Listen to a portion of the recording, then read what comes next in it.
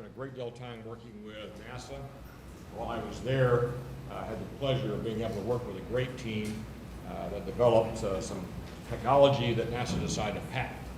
So I spent hundreds of hours working with IP attorneys preparing what I think still holds the record among software patents in the nation for the number of claims that were approved. So I have that little background tidbit to give you. I came here to Mizzou a bit over a year ago. Started this role February 1 of 2014. And one reason I came to this university is when I was looking at the place from the outside back in the fall of 2013, I saw some extraordinary collaborations going on here. Collaborations that cross boundaries normally are pretty high barriers to people working together. Especially I saw a lot of work in the life sciences here, connected engineering.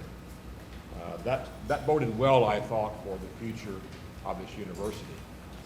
I came here last year, began to talk to people, and also met a guy named Hank Foley, you'll see today at lunch. Hank currently is our university's Vice Chancellor for Research and Graduate Studies.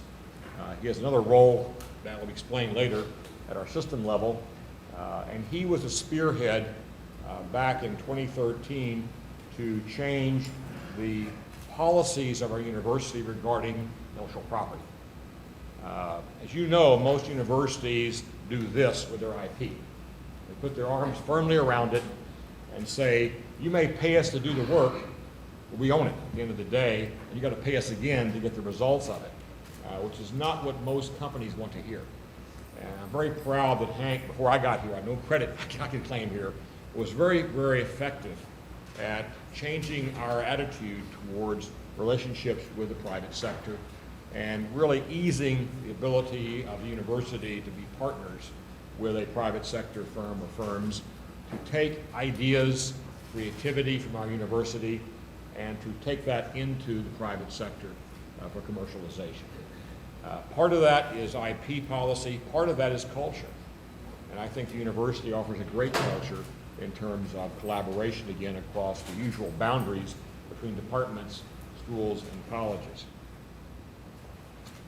This symposium is bringing together some very interesting people. My last job, I was president of Texas A&M University, and I had the, I can't say pleasure, I had the experience of buying a law school. That was a challenge, and I spent about 2 years doing that and was criticized very heavily because everybody said, quote, too many lawyers, unquote. And I've looked carefully at the data out there, such as it is, and realized that generalization isn't true. There are certainly regions of the country and certainly areas of the practice of law where there is saturation to some extent and jobs are hard to achieve. But I found one shining light everywhere I looked in terms of careers in the law, and that was IP law. I come to Mizzou last year. I began to visit our alums, particularly in Kansas City and St. Louis, and we have a lot of MU law alums there, many of whom are involved with IP law, and they were hungry for graduates, which confirmed what I'd found out back in Texas as well. And so I went to this man right here, probably my first month, maybe, Gary. It was really early in my tenure.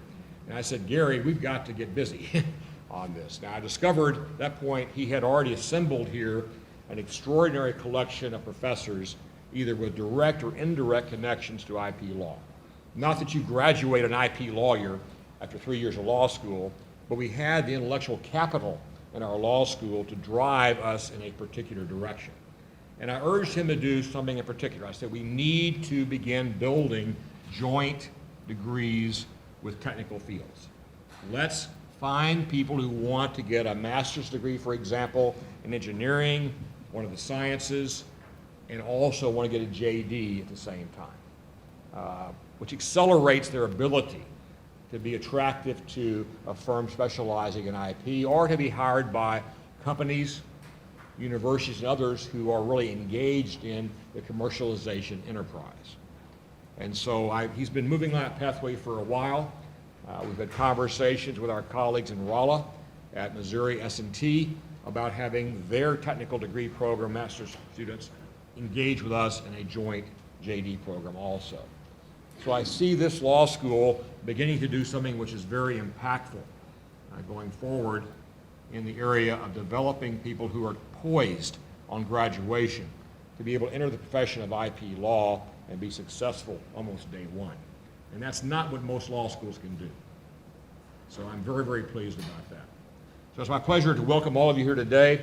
I have the distinct honor of introducing the Dean of our law school, Gary Myers.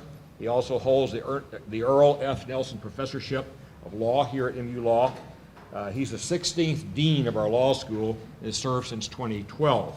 Prior to coming here, he was at Ole Miss, the law school there.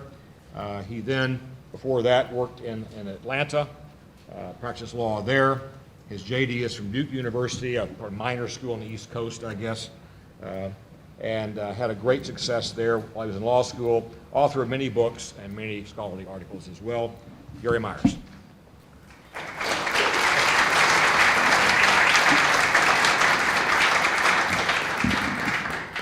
Thank you, Chancellor Lofton. I appreciate your comments, and in this instance, you got the law school for free, so I hope I hope you recognize the bargain. I want to welcome all of you today to today's symposium. This is the inaugural event for our new Center for Intellectual Property and Entrepreneurship. It's a center that I hope, as the years go on, will prove to establish the University of Missouri School of Law as a center of excellence in this important and growing field, as the Chancellor has mentioned. This is an area of law that's interesting, exciting, and dynamic. And I hope that today's event will share some of the excitement with the campus community, with lawyers, and with students and others who might have an interest in intellectual property as well as entrepreneurship. These two areas are very closely linked, as I think you'll see in the presentations going forward. I want to tell you a little bit about the direction we're going. This conference will cover all the major areas of intellectual property. Our first main session will focus on trademark and branding. These are important issues in the university setting related to topics such as the trademarks held by the university itself, domain names, and other issues. We'll then turn to copyright law. And I think of copyright law as something that's really of importance and interest to just about everyone in the university community, because we are all users of copyright information, and most of us are also producers of copyrighted material. And so both perspectives are important, and as you'll see from the panel, both topics will be of relevance and importance, and we have 4 speakers who will address those topics. Then at lunch, we have a number of speakers, including our keynote, Dennis Crouch, who is nationally known in the area of patent law. Very excited about that presentation. For the afternoon, we will turn to patent law, a very critical area of intellectual property generally, and an area that's of great importance to the university as it relates to STEM and other research and productivity that can be protected under the United States patent law. Finally, our last substantive session will focus on entrepreneurship, and will address the interconnection between the innovation activities that are protected by intellectual property and the entrepreneurship activities that can be produced as a result of commercializing inventions, copyrighted material, brands, and trademarks. And so that will, I think, serve as a nice substantive conclusion to our day's events. Afterwards, we'll have a reception, a chance for people to meet and gather and talk about some of the issues that we addressed in the course of the day. In addition, if you registered in advance for the luncheon, there will be boxed lunches available. I encourage you to get those from outside and bring them back in for our lunchtime sessions. So I'm very excited about this program. Before we get started, I want to thank 3 people, at least 2 of whom I know are in the room. I'd like to thank Dennis Crouch and Jim Levin. First of all, if the 2 of you would stand and be recognized.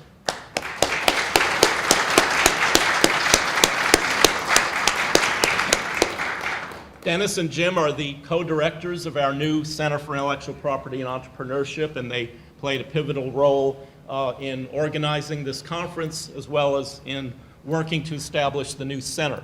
I also want to thank Laura Coleman. Laura, I don't think is here. Laura, are you here? No. I want to thank Laura Coleman, who helped with organizing this event as well, and appreciate everyone coming. My last role at this moment is to introduce the moderator for our first panel, and that would be Jim Levin. Jim is a graduate of Macalester College and Northeastern University School of Law. He is involved both in our Center for Dispute Resolution and our Center for Intellectual Property and Entrepreneurship. So he bridges the two areas in which this university's law school is maintaining a focus and an area of emphasis. So I'm very pleased to introduce Jim, who will introduce the panel that will lead things off. Thank you very much.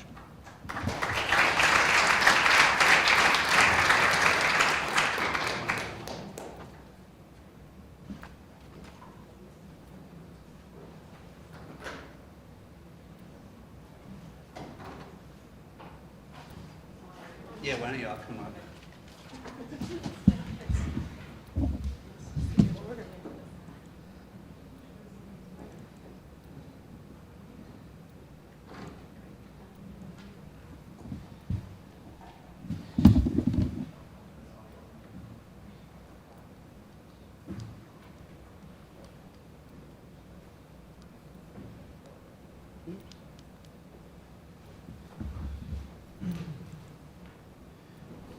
I think this works. If not, I'll stand or you can stand up here if you want. There's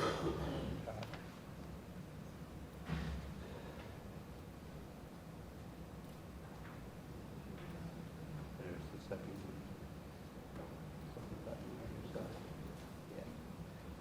one. Get all the technical glitches out. You all set? Okay, I want to welcome everyone here today. Il-Young Lee, Professor Lee, sends his regards. He was called out of town a few days ago, and he was going to be on this panel and moderate, but he does send his regards, but I'm more than happy to fill into his place. Our first panel today, as Dean Myers says, is going to focus on trademarks, and we have it divided into three different areas. Our first speaker, Lindsay Cohn, and I'll give a more fuller introduction in a minute, will speak kind of a general trademarks. Then we have Ellen DeGraffenried, who is with the university. We'll talk more specifically about the university's trademarks and so forth. And then our last speaker, Marianne Lynn, will speak about domain names and so forth. And we'll go for about 45 minutes. We'll try to save some time for questions. So if you do have questions, just jot them down and we'll try to get to you. But first I'd like to introduce the speakers. Lindsay Cohn is a proud Mizzou alum. She graduated from the law school, Order of the Coif, which is among the highest honors, or not the highest honor, in 2001. She earned her Bachelor's of Science in Business Administration with emphasis in marketing in 1998. Lindsay focuses her practice on trademark law, including all aspects of development and protection of trademarks, service marks, and trade dress. She counsels clients on the selection, use, and registration of trademarks around the world. She represents clients in inter partes proceedings before the Trademark Trial and Appeal Board and the U.S. Patent and Trademark Office. She regularly works with counsel outside of the U.S. for trademark searches, registrations, post-registration, due diligence, and international inter partes proceedings. She devotes most of her efforts to the prosecution, licensing, and enforcement of trademarks. Lindsay's the past chair of Patent, Trademark, and Copyright section of the Missouri Bar Association. She's active in the International Trademark Association and is an adjunct professor at WashU in St. Louis. She's counsel, and in the program it says of counsel, but she's of counsel. We apologize for that. At the global law firm of Brian Cave, and she will be celebrating her 10th work anniversary with the firm this summer. Ellen DeGraffenried is Vice Chancellor for Marketing and Communications at the university, where she's responsible for building and enhancing the university's brand across key audiences through a comprehensive strategic marketing and communication program. Ellen was previously Senior Vice President for Communications at Brandeis University, overseeing branding and marketing, media relations, university publications, websites, and such at Brandeis. She spent the majority of her career in higher education and academic medicine, serving as Director of Communications and Marketing at the University of North Carolina, at the North Carolina Lineberger Comprehensive Cancer Center. She oversaw public relations for a $230 million research enterprise, led an integrated communication program engaging donors, supporters, and cancer advocates, and led physicians, consumer marketing of the clinical services at the UNC Cancer Center. She previously was Director of Marketing and Communications at University of Louisville Health Center. Her team has won numerous awards. She earned her BA in history from Indiana, where she was elected Phi Beta Kappa. She received an MA in Russian history from University of North Carolina in Chapel Hill, and an MBA from the University of North Carolina Keenan-Flagler Business School. And then our third guest, our third speaker, is someone who works closely with Il-Young Lee, Professor Lee. She's a student here. She was tops and did #1 in her class in trademarks. She's a graduate from her name is Marianne Lynn. She's a graduate from Truman State University. She's currently a dual degree student pursuing both a Juris Doctor and a Master's in Plant Science. She is the note and comment editor for JESSL, that's the Journal for Environmental and Sustainable Living here at the law school, and published an article in the last issue, and is well versed in trademark law. So with that, I want to introduce our first speaker, Lindsay Cohn.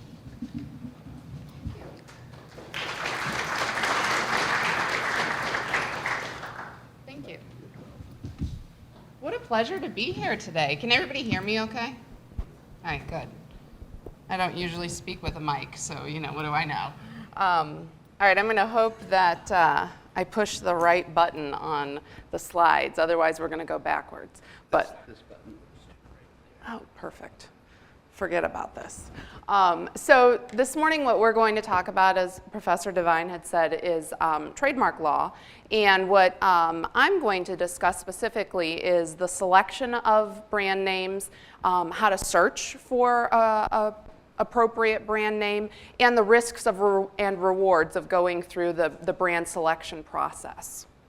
So from the outset, I think it's important to know what are trademarks, what are service marks, and they're statutorily defined, but basically the definition of a trademark is a word, a name, a symbol, or device that's used to identify or distinguish specific goods from those that are manufactured by others and that indicate the source of those goods. So kind of in layman's terms, a trademark is essentially a brand that distinguishes the products from one company from another and that identifies the source of those goods. So an example of a trademark would be one that probably everyone in Columbia and anyone who's gone to Mizzou would be familiar with, and that's Buck's Ice Cream, the official ice cream of Missouri Tigers.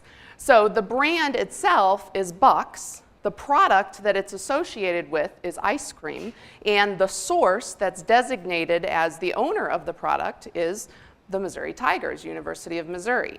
So that kind of gives an overall explanation what's a trademark. And then what is a service mark? Essentially, a service mark is the same as a trademark. It's just that it designates services. So for example, if you are providing research and development services or consulting services, engineering services, software as a service, anything that's not a tangible item but a service that you as an individual or a corporate entity would be providing would be designated as a service mark. So to give you a few other examples of trademarks and service marks, these are a couple of brands that I have the opportunity to work with at Bryan Cave. So as trademarks, we've got Panavision that's designated on cameras, or some of your grocery products, Full Circle and Top Care, Laura Mercier makeup. You see that these are all brands that are tied to a specific product. Service marks would be something like Neiman Marcus for retail services, or Bergdorf Goodman, hotel services from the Drury Inn, or Becker Educational for CPA exam preparation services. And what I also wanted to emphasize is that trademarks and service marks don't necessarily have to be associated with a money-making entity or a for-profit entity. So some of the non-for-profit groups that I have the opportunity to work with are X Prize for Innovation and Technology contests, or Altrusa, that's a philanthropic international organization that's definitely nonprofit in services, or the Missouri Botanical Garden that's located in St. Louis, Missouri. So that's kind of a basic background of what trademarks and service marks are, but what we want to emphasize today is what do they protect? And basically there's two different sides to what trademarks and service marks protect. Essentially they protect consumers and they protect businesses. So from a consumer perspective, trademarks are there to protect consumers from being misled or confused, because the public has an expectation of certain quality associated with a brand and goodwill, that when we purchase one specific brand, we know that that's going to perform in the way that we're used to because we've purchased it before, or other people have told us about it. We seek recommendations, and we know the consistency of that brand. But also, the brand names facilitate our purchasing decision. Sometimes somebody tells us, oh, Apple has coming up with this new watch, I've got to have it. It facilitates our purchasing because we know it comes from Apple. So that's the consumer perspective. From a business perspective, brands are there to protect the owner of the mark from unfair competition, so that the owner of the mark has the exclusive rights to use that mark and others shouldn't unfairly compete against them. But likewise, trademarks protect and allow a business to perform and protect the goodwill that they've established and built up in that brand. And then also, from the purchasing side, a trademark provides a vehicle for advertising, like the Gary Pinkel smart car that's in the homecoming parade, a vehicle for advertising so that consumers know and recognize the source of the goods. So trademarks, there are varying levels of brand protection and strength. And at the top of the spectrum, the kind of mark that would be the highest protectability and the easiest to enforce, it's what's called a fanciful mark. An example of a fanciful mark, something that's entirely created and came out of the creativity of the brand production group, would be Xerox, a word that has no other meaning than to serve as a brand name. So those are the strongest because they're the most unique, and no one else has that name except to designate these products or services. Moving down in the spectrum of distinctiveness would be an arbitrary mark. And this is when you take a term that has meaning in the English language, but you designate it for something that's totally unrelated to it. So an example there would be apple. We know it as a fruit, but designating it for technology products makes it an arbitrary designation. So those are likewise strong brand names. Then you kind of get into the middle spectrum where the brands are a little bit more difficult to protect, and that is a suggestive term, a mark that gives you some suggestion about the characteristics of the product or the ingredients of the product, but doesn't extremely describe those characteristics. So an example would be Tide, used as laundry detergent, and it kind of suggests the washing of the water, the coming in and cleansing, but it doesn't actually describe this is laundry detergent. So underneath that dotted line here is where it gets really wishy-washy, and that's if a brand name is what's considered merely descriptive. It's very difficult to protect a brand that's merely descriptive. First of all, the trademark statute says it's not protectable from the outset, but you can protect it if you've acquired distinctiveness and build up notoriety in it. So some examples of a merely descriptive mark would be photographer.com. Now, looking at the brand, you might think, what could this be? Well, if you were thinking it has to do with a photography referral service, you'd be right on. So what you can see is it's merely descriptive of what the service is that they're providing. So the Trademark Office didn't allow this to be registered as a brand because it's merely descriptive. But a brand that you're probably all familiar with would be Best Buy, that is merely descriptive to say we provide the lowest cost, the best buys that are out there. But because they've built up notoriety and used it substantially exclusively, it becomes an exclusive trademark. And the lowest on the spectrum is what's called a generic term, and that is if you're selling tires and you call them tires, you don't get the exclusive right to call it something that's generic. So when you're selecting marks, it seems like a lot to analyze, but there's really value in protecting a strong mark. And that is you have broader protection. Consumers will recognize the notoriety of the brand and the goodwill associated with it. You have an easier time at registering the mark, and there's less likelihood of disputes or allegations of infringement when you select something that's truly, truly unique.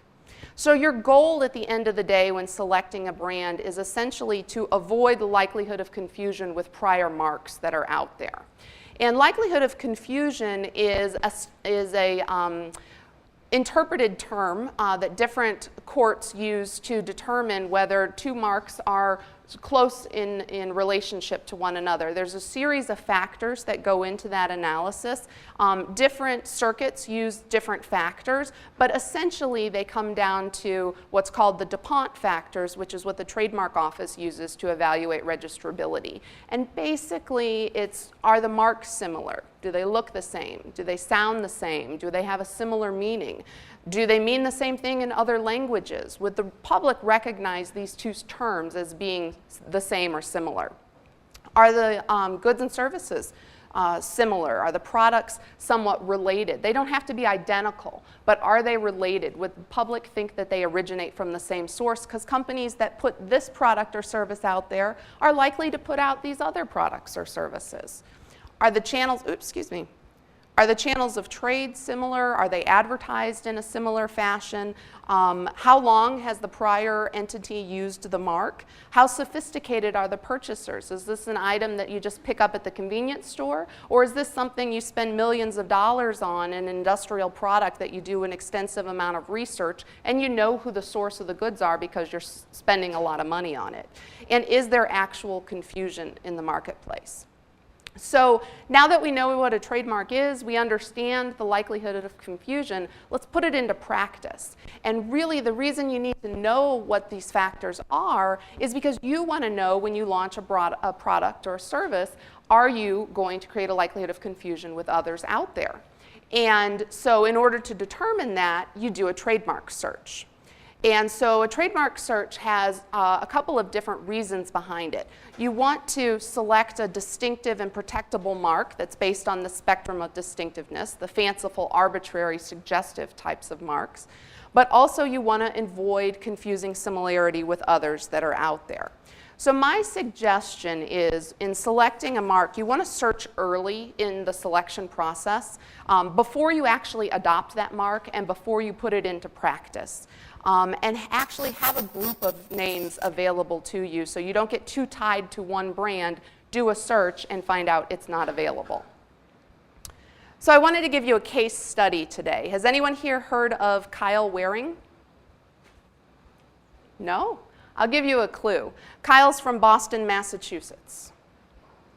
Over this winter, it has snowed more than 100 inches in Boston, Massachusetts, and Kyle is quite the entrepreneur.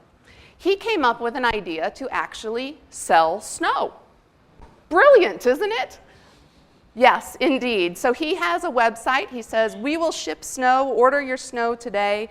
For $89, you can have 6 pounds of snow. He'll ship it anywhere. And if you want more, you can spend $199. And Kyle came up with the name for his business, shipsnowyo.com. So if Kyle had come to me, we would have talked about all of these different issues with distinctiveness and if that's a strong brand from the outset. On that level, you probably think it's somewhat descriptive, telling the public you ship snow. But these are some of the issues that we would have discussed had Kyle come to me, and that is, why did you select the mark in the first place? Does it have certain meaning? Are you already using the mark, or is this something we're going to have an intent to use? Who are the target consumers? How will the products be sold?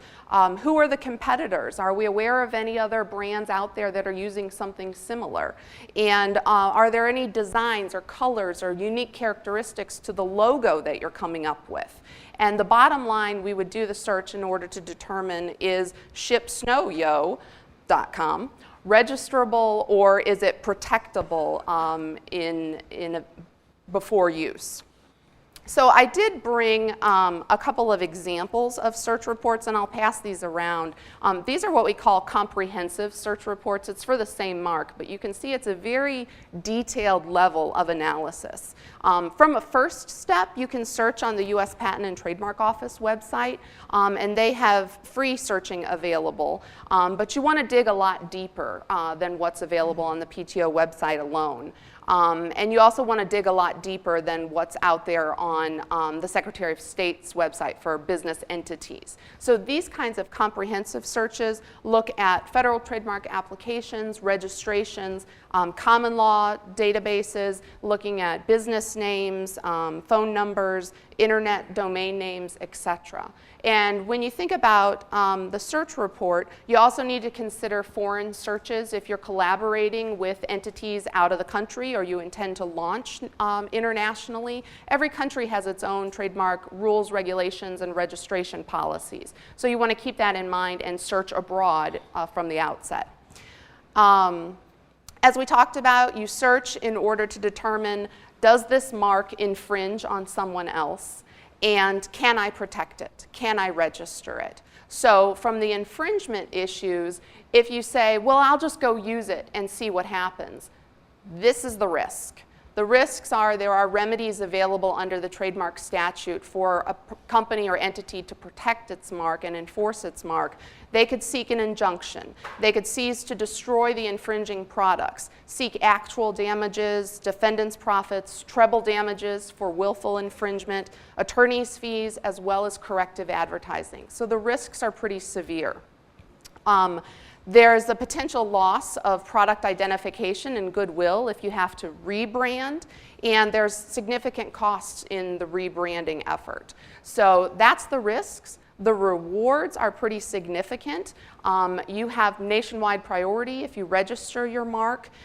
You will have the exclusive right to use that mark against others. You can seek those statutory damages, and your mark can become incontestable. So the rewards are quite significant, but more importantly, having a strong mark opens the door to licensing opportunities. And I think that's an appropriate segue. And I will pass these around so that you guys have an opportunity. I'm tied. Thank you. Thank you very much. Thank you.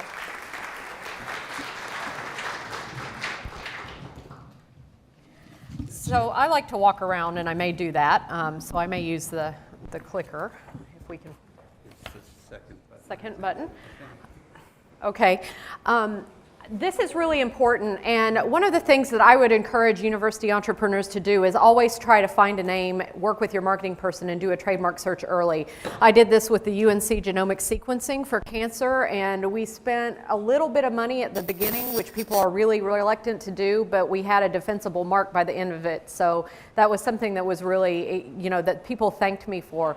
In academia, we tend to start calling things a name, and then we keep calling it that name, and we've never thought about whether it's good for our target audience. And I'll tell you, the UNC sequencing project that's called UNSEQ, UNCSEQ, originally the principal investigators had an acronym that was DRASTIC.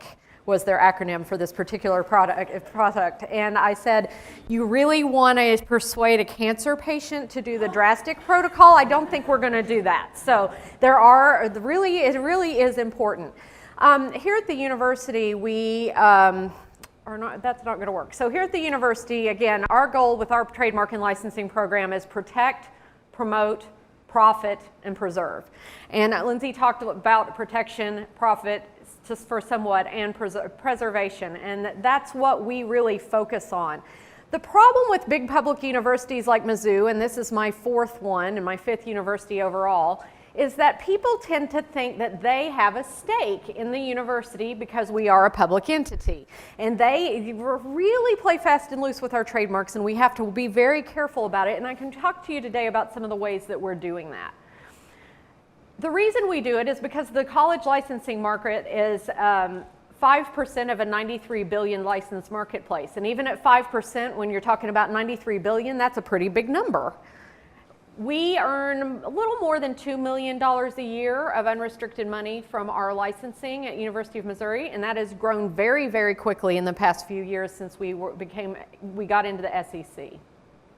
Sorry, okay, 25% of a 93 billion market. Sorry, collegiate licensing company can't do their own slides.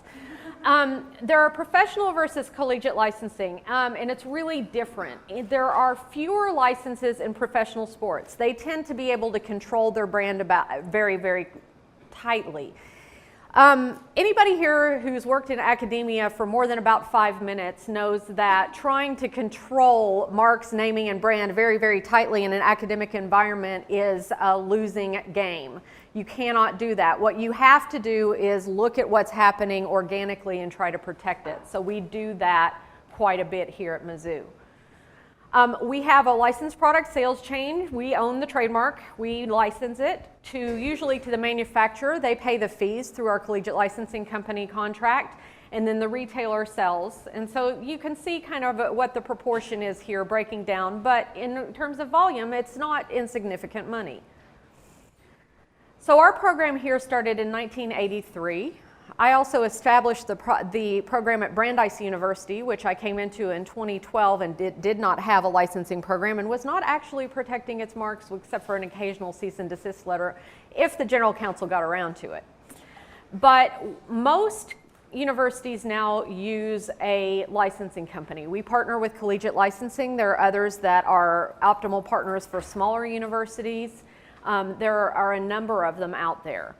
They do our legal, marketing, enforcement to some extent, paperwork, audit, and corporate responsibility audits, which of course in a college setting are very, very important.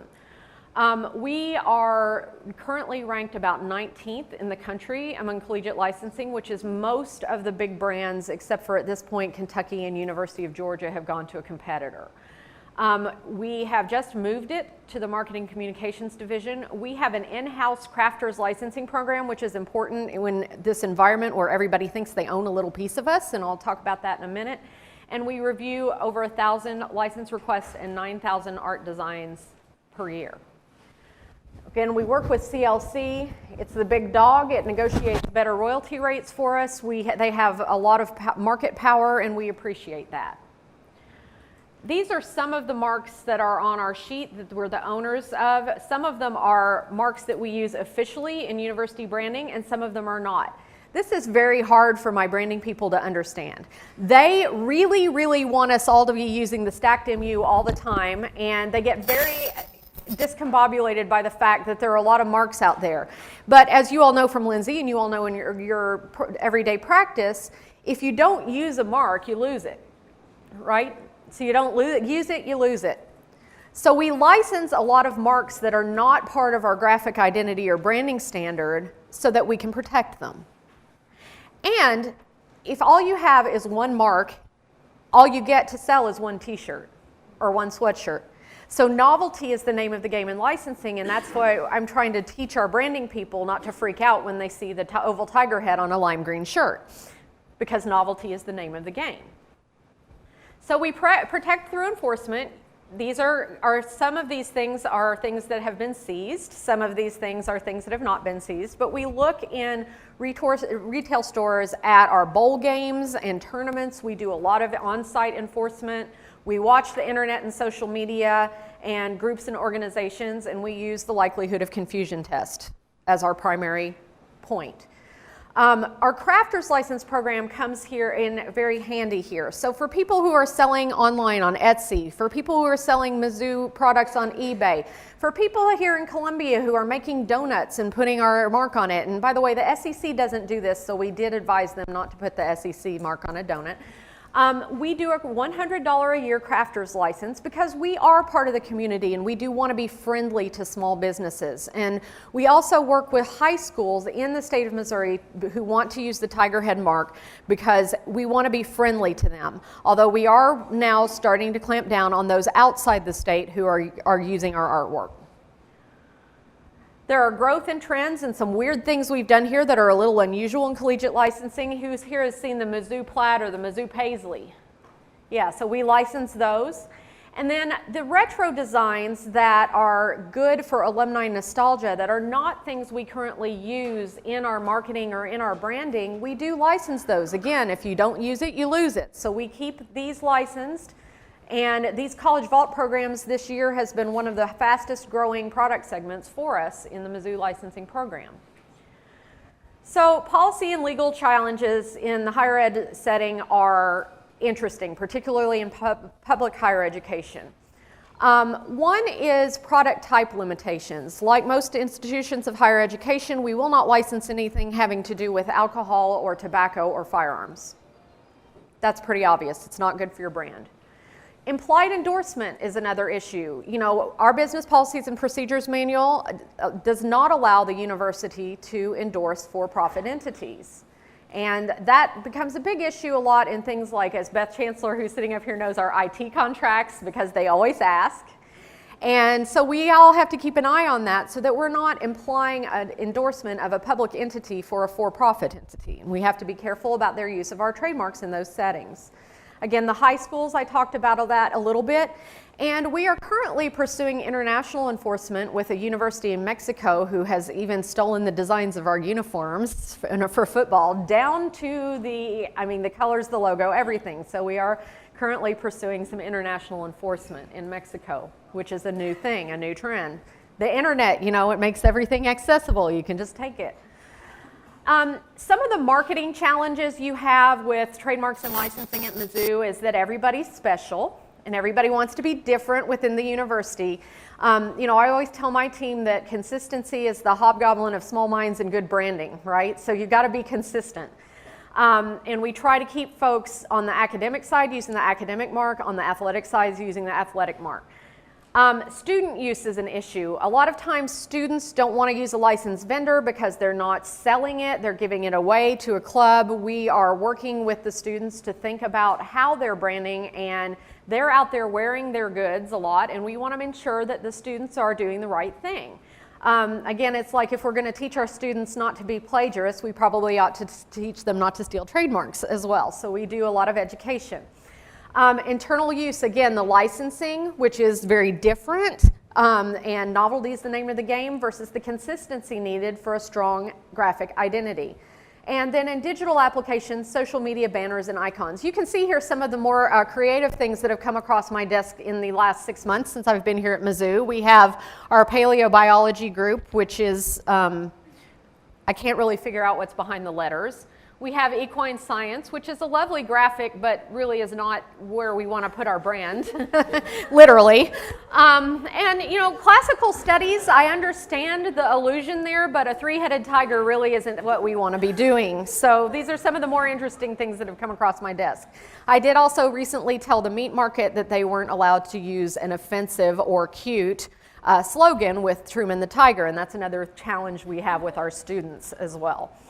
So that's really the overview of how we think about marketing and trademarks, marketing, branding, and trademarks at a university in higher education.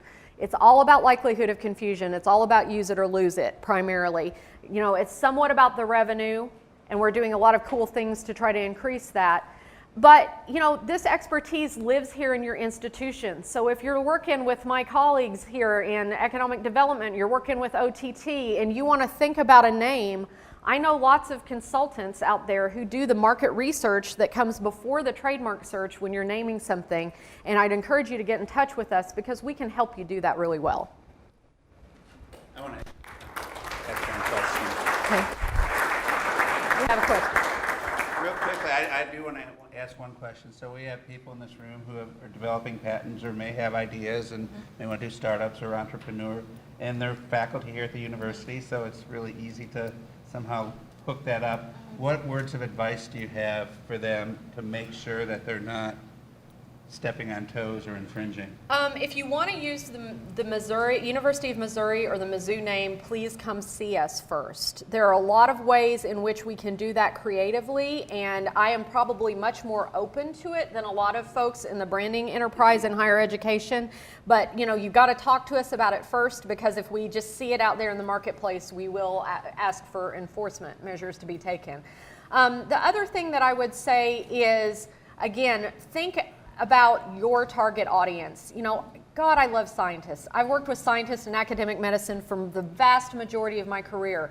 But again, the drastic protocol wasn't going to be something that cancer patients were going to sign up for willingly. And, you know, we have goodwill with our patients for UNC Healthcare. So UNC SEQ for UNC Sequencing was a much more user-friendly name for that particular technology that we were launching. And so I would just encourage you to work with us, and we can help you find resources, and we know people who can do it, who have worked with universities and worked with entrepreneurs before, who can help you find the right name and do it early, because we name things and we keep calling them those things, and those names stick. If you think you need a name for something, I had somebody discover a new cell. They came to me for help naming the cell. If you think you've got something to name, come to us early, because we can help you do that. Great, thank you. And our third speaker, switching a little bit to domain names.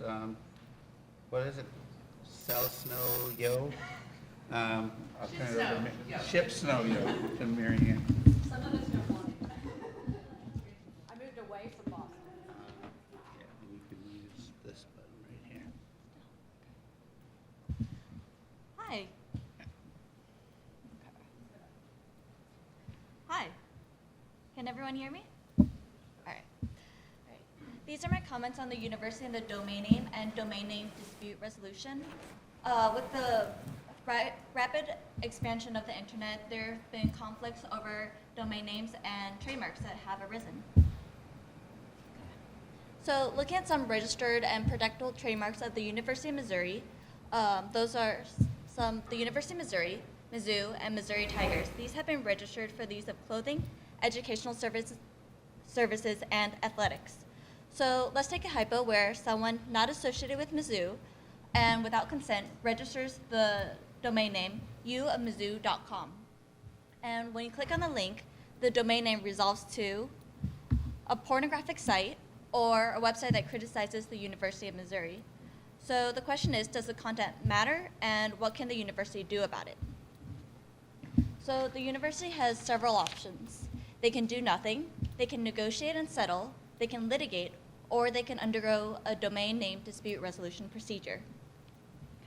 I'll be focusing on the domain name dispute resolution. So ICANN, the Internet Corporation for Assigned Names and Numbers, is an internationally organized nonprofit organization that basically manages the internet. They implemented the Uniform Domain Name Dispute Resolution Policy, the UDRP, in 1999 to help resolve conflicts between domain names and trademarks. If you've ever registered a domain name, then you've agreed to the UDRP since it's incorporated into every registration agreement.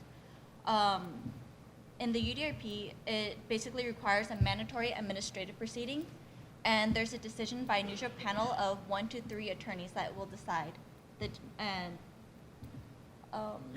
ICANN doesn't actually decide or administer the disputes. Instead, there's organizations that do so instead. Some of the administrating organizations are the National Arbitration Forum, the World Intellectual Property Forum Organization, otherwise known as WIPO, and several others located all over the world. The UDRP is designed to address cyber squatting. It's a streamlined, efficient, inexpensive method to resolve dispute. It's cheap because there's actually no discovery, no hearings, and rarely any conferences. Instead, the disputes are usually resolved solely on party submissions. And the panels apply general principles of law, which is especially useful when the parties are in different jurisdictions and or countries. Okay. Going back to the hypo, John Smith, as a person who registered the domain name, would be the respondent, whereas the curators of the University of Missouri would be the complainant. Okay. In the mandatory administrative proceeding under the UDRP paragraph 4A, there has to be 3 elements shown: that the challenged domain name is identical or confusingly similar to a trademark or service mark in which the complainant has rights, and the respondent has no rights or legitimate interest in respect of the domain name, and the domain name has been registered and is being used in bad faith. Okay. So all three elements have to actually be shown for the domain name to be either transferred or canceled. But if any of the three elements aren't shown, then the respondent gets to keep the domain name. If either of the parties aren't happy about the panel's decision, then they have the opportunity to go to court and commence action in a court of competent jurisdiction within 10 days. If they do so, then ICANN won't actually implement the panel decision. So since the panel decision isn't necessarily binding, since the parties are free to go to court, then why bother going through the UDRP? Well, many of the cyber squatters don't actually participate in the proceedings. Instead, they default. Furthermore, the disputed domain names are usually transferred in about 80% of the cases filed, and many of the respondents don't actually challenge the panel decisions in court.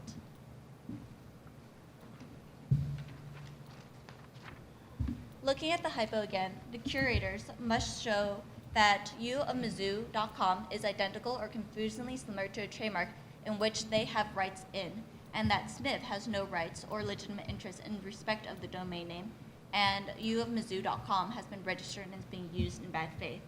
So applying the examples from earlier of the pornographic site or the criticism site, a pornographic site is usually seen as bad faith and meets the third element, whereas the criticism site is a little more difficult. There's actually a split. So the United States has a robust free speech tradition. So when the panelists are from the United States or the parties are from the United States, it's more likely that a non-commercial criticism site will be seen as a legitimate interest. Whereas if they're not from the US, then it might not be seen as a legitimate interest.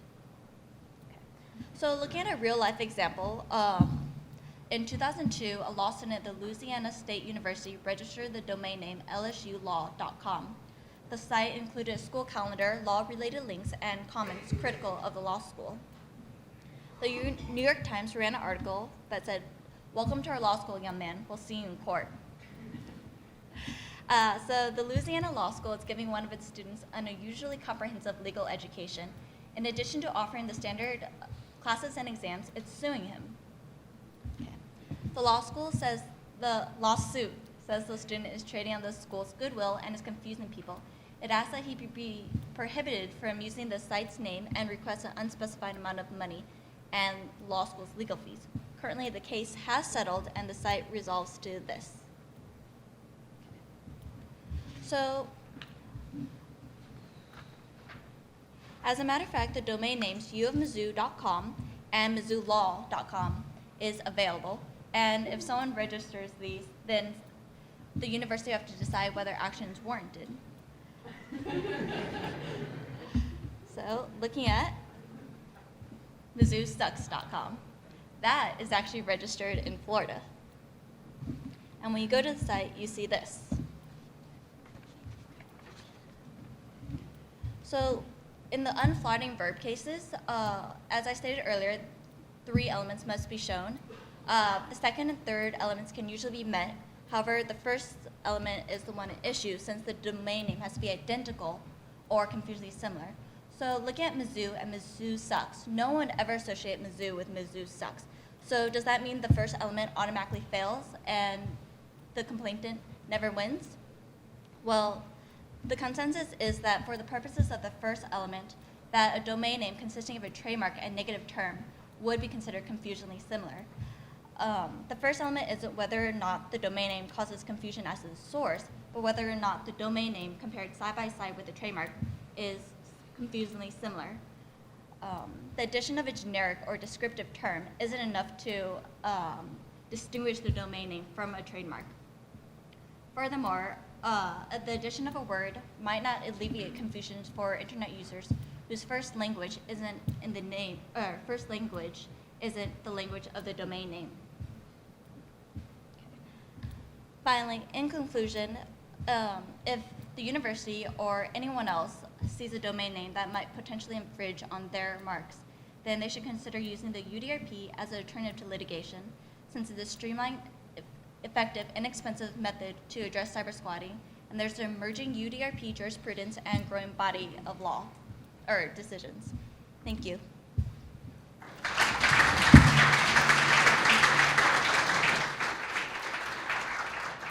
Well, the time of our session is up, but I'm going to use my prerogative as moderator to have us stay up here for a few more minutes and see if there are any questions for any of our panelists.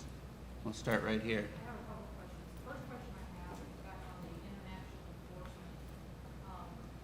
Can anyone speak to, I know it's probably varies by country, but in general, what is that process like? Is it more protracted than domestic, you know? Well, it is generally because there's a lot of translation steps in there. So in general, it is going to take longer. We will generally retain outside counsel to do that. I think I'm on here, so we'll generally CLC will retain outside counsel to do that on our behalf. There are some additional costs associated with it, but in the grand scheme of the revenues that we gain from the trademarks and the cost to register them internationally, the ROI is on the balance of registering them internationally. So I assume that the dispute in Mexico is not settled yet. No, it has not been settled, but we are registering the trademark in Mexico. We are moving, because there it isn't registered, and we're moving forward. We did the search and found that it is eligible for registration, so. And that's something I will highlight on. Different countries have different rules on trademark registration and enforcement. And in several countries, like Mexico, trademark rights are based on who files first, not necessarily who has rights to the mark like we would think of in the US based on their use in commerce. So in a lot of Latin American countries and in a lot of Asian countries, trademark rights are based on who files first. So if you have an interest in pursuing business there, it is to your best benefit to file as soon as possible. Do a search first. You can coordinate with US counsel who coordinates with foreign counsel. Do a search first. If it appears to be available, file right away. You have to designate the goods and services you're going to use with. But what you find a lot is, just like on the domain side, the cyber squatters, you find trademark squatters who will file other companies' brands, happens all the time. And then we find them and have to pursue enforcement. So can I have another question then on the domain name? If I'm getting into stuff you're going to talk about, just tell me to wait. Obviously, while there's a site like Mizzou Sucks Up or a site with a Mizzou name in it that's going to a porn site or something like that, time is ticking away. What is our normal first reaction as a university to do a cease and desist order first? Is that generally our first? Yes. And then let it go through the process, and how successful are those requests? Yeah, generally before we move to the uniform dispute resolution process, we will do a C&D and we will try to negotiate if there's a squatter, if there's somebody like that. Generally, it is successful. There's one instance that we're negotiating right now that I can't really talk about, where somebody is definitely infringing, but we're in the middle of negotiation. We do try to be pretty friendly with those negotiations, and we'll ask them to assign the rights back to the university, but in general, we do try to cease and desist letter first and then negotiation. Pretty successful. They have been. And I'll pop in on that. On the domain name issue, as Miriam had mentioned, the content of the site matters. And so the risk of sending a cease and desist before you actually initiate a UDRP or a WIPO action is that they may change the content. And so a lot of times what you find is these kind of sites are just search sites. They don't have any content on them, and as soon as they get a letter or somebody clues them off, then they change the site. We're just talking about something that's descriptive, and so we have appropriate use of it, and it's not brand use, and et cetera. Yeah. So that's the risk associated, but because the content changes so regularly, when you become aware of something, you need to take action ASAP, because you could start prepping a dispute, and by the next day when you go to file it, they've already changed content. So, yeah, there are a couple of different enforcement actions I've been involved in. One at Brandeis, they were using the university's seal for a non-registered, non-accredited for-profit university. So, of course, our C&D letter went with a whole bunch of screenshots of their website, and that was successfully resolved. One more?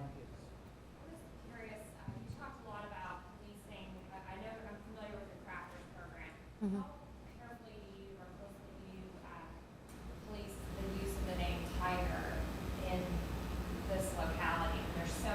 Well, the issue with tiger is that tigers by itself is not really protectable. And so it's Missouri tigers or Mizzou tigers that is protectable. And so we do police the latter pretty carefully, but the former tigers used generically is really not something that we can protect. So Would tiger then, with the colors, be a little bit? not necessarily with the colors, but if it's close to a registered mark. You know, we have some high schools, for example, who have taken the registered oval tiger head athletics mark and just slightly varied it. And, you know, it's, again, the likelihood of confusion standard applies. And if it's at a quick glance or a first glance looks almost identical or identical, then it is enforceable. And we do ask folks to cease and desist.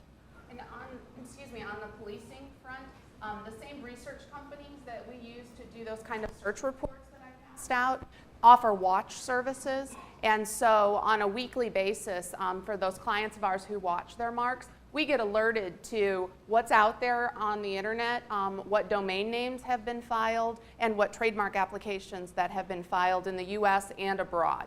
So that's how your trademark counsel is watching, monitoring, and keeping you in the loop as to what's out there and what you want to enforce against. If you file something, we will find you. And that's what CLC and these other companies do for universities, because they have good processes, they have market power, they have a lot of people, they have a deep expertise. Okay, I want to again thank our panel. We'll give them a hand in a second. We're running just a few minutes late, so why don't we take like a 5 to 10 minute break at the most and try to be back here at 25 to.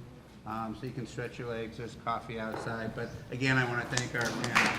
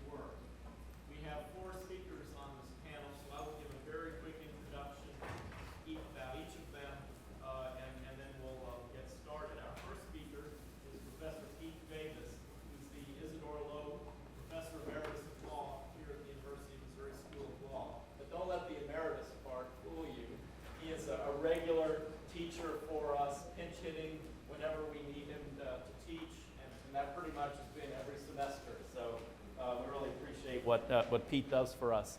He's a graduate of Haverford College and the University of Wisconsin School of Law, where he got both an LLB and an SJD.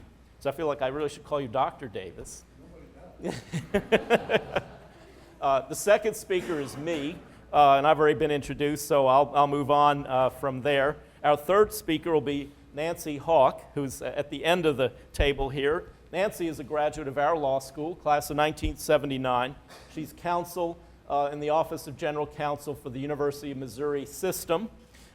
She received both her undergraduate and law degrees here at the University of Missouri, practiced with the AG's office before joining the General Counsel's office, where she focuses on a variety of federal law issues, including copyright. Our final speaker, who's in the middle at the table, is Catherine Early. She is Director and Senior Corporate Counsel at LexisNexis Publishing in Dayton, Ohio. She went to George Washington University for her undergrad and received a JD and an MBA from Ohio State University. She was a litigator before joining LexisNexis, and she's also been an adjunct professor at Wright State University in Ohio. And so, without any further ado, I introduce Pete Davis. Thank you. Morning. I've been teaching IP at this university since I introduced the topic to the curriculum in 1980. And so I'm going to talk a little bit about one of the areas, a piece of copyright law. You may recall that the Missouri State Court of Appeals decided a case dealing with the ownership of faculty syllabi in August. So I'm going to talk about that, and I'm also going to talk about faculty lectures, the ones that are not written down but are spoken, and whether the faculty member has a copyright in that type of oral work. And I'm going to talk about that first because I wrote it up first. As background, a statutory copyright is available under the Federal Copyright Act if it is a work in a fixed medium of expression. We're talking about books, manuscripts, paintings, sculptures, maps, sound recordings, recorded broadcasts, and the like. They're all fixed. They are tangible. You can pick them up. Well, I guess in a recorded broadcast, you can pick up the recording. We have not required a statutory notice, like I put at the bottom of my page, since 1989. So notice is not a prerequisite. That means that as soon as the work is fixed, it's automatically protected by copyright. The duration these days, as a result of the help of Walt Disney, is the life of the author plus 70 years. But, and that would protect articles written by faculty members or other people. It would protect books and the like, but we're talking about lectures. And those are not fixed. They are spoken, or to use the technical language, they are uttered. And that is not protected by federal law, and that leaves the common law. So the question is there any common law copyright in oral remarks? There are maybe a little bit of common law copyright still remaining, because the federal act says that works that are not covered by the federal act can be covered by the common law or by state law. So that's what we're going to look at. And the case you look at, this is what all the commentators tell us, is the State of Hemingway versus Random House. This was a case decided in 1968 where Hemingway's biographer conducted extensive interviews with Hemingway, and Hemingway liked to talk a lot, and he had a lot to say, and the biographer took notes, and then later in his biography, after Hemingway died, he quoted Hemingway's remarks. And his estate, I assume that means his daughter probably, or perhaps his wife, took umbrage at doing this without paying royalties and sued. And the issue then was there anything to protect? And the court concluded that the Federal Act doesn't protect conversations because the work had to be in a fixed medium of expression. That was true under the 1909 Act. It's still true under the 76 Act. But that what Hemingway said, because he was an eloquent speaker, these remarks could be thought of as literary creations. That's what the estate argued. And the court says, well, maybe, but a person who hears his conversation has to know what it is that Hemingway is purporting to protect. So the remarks that are protectable have to be somehow delineated. And Hemingway was just babbling on, and he didn't delineate anything. So Hemingway stands for the proposition that oral works, oral conversations that is delineated might be protectable, but it's not a holding. Well, is there anything else? Well, Reverend Jerry Falwell had conversations with a journalist, and the journalist ended up writing down some of those remarks, and they ended up in an article in Penthouse magazine. And as you might guess, Reverend Falwell was not pleased about where these remarks ended up, and so he sued, arguing that his copyright had been infringed, and Penthouse went down the same road that Hemingway went down and said, well, Falwell didn't indicate what he was trying to protect and what he didn't. Interesting, they didn't cite the Hemingway case, which is earlier, but anyway, it stands for the same proposition. Now, that tells us then that we have no case that expressly holds that oral remarks are protectable, but that if they are protectable, they have to be delineated. And the intellectual property commentators, you look at all the case books, you look at all the horn books, you look at all the treatises, they all say, oh yeah, Hemingway's suggestion that oral works are protectable, if delineated, is probably good law. But you see the word probably because no court has expressly held that.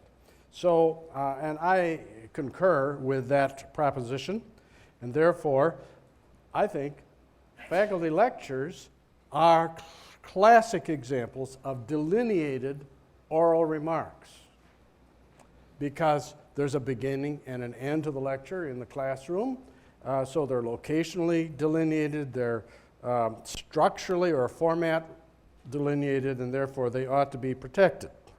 But you see, I say ought, because no court has expressly held. There are a couple of other cases we could look at, but I think the most interesting thing that has happened is that California has enacted legislation that protects any original work of authorship that's not fixed in a tangible medium of expression. So the lectures would be protected in California. And the Congress has gone down the same road with respect to extemporaneous music. And that stuff can't be reproduced by other people without permission.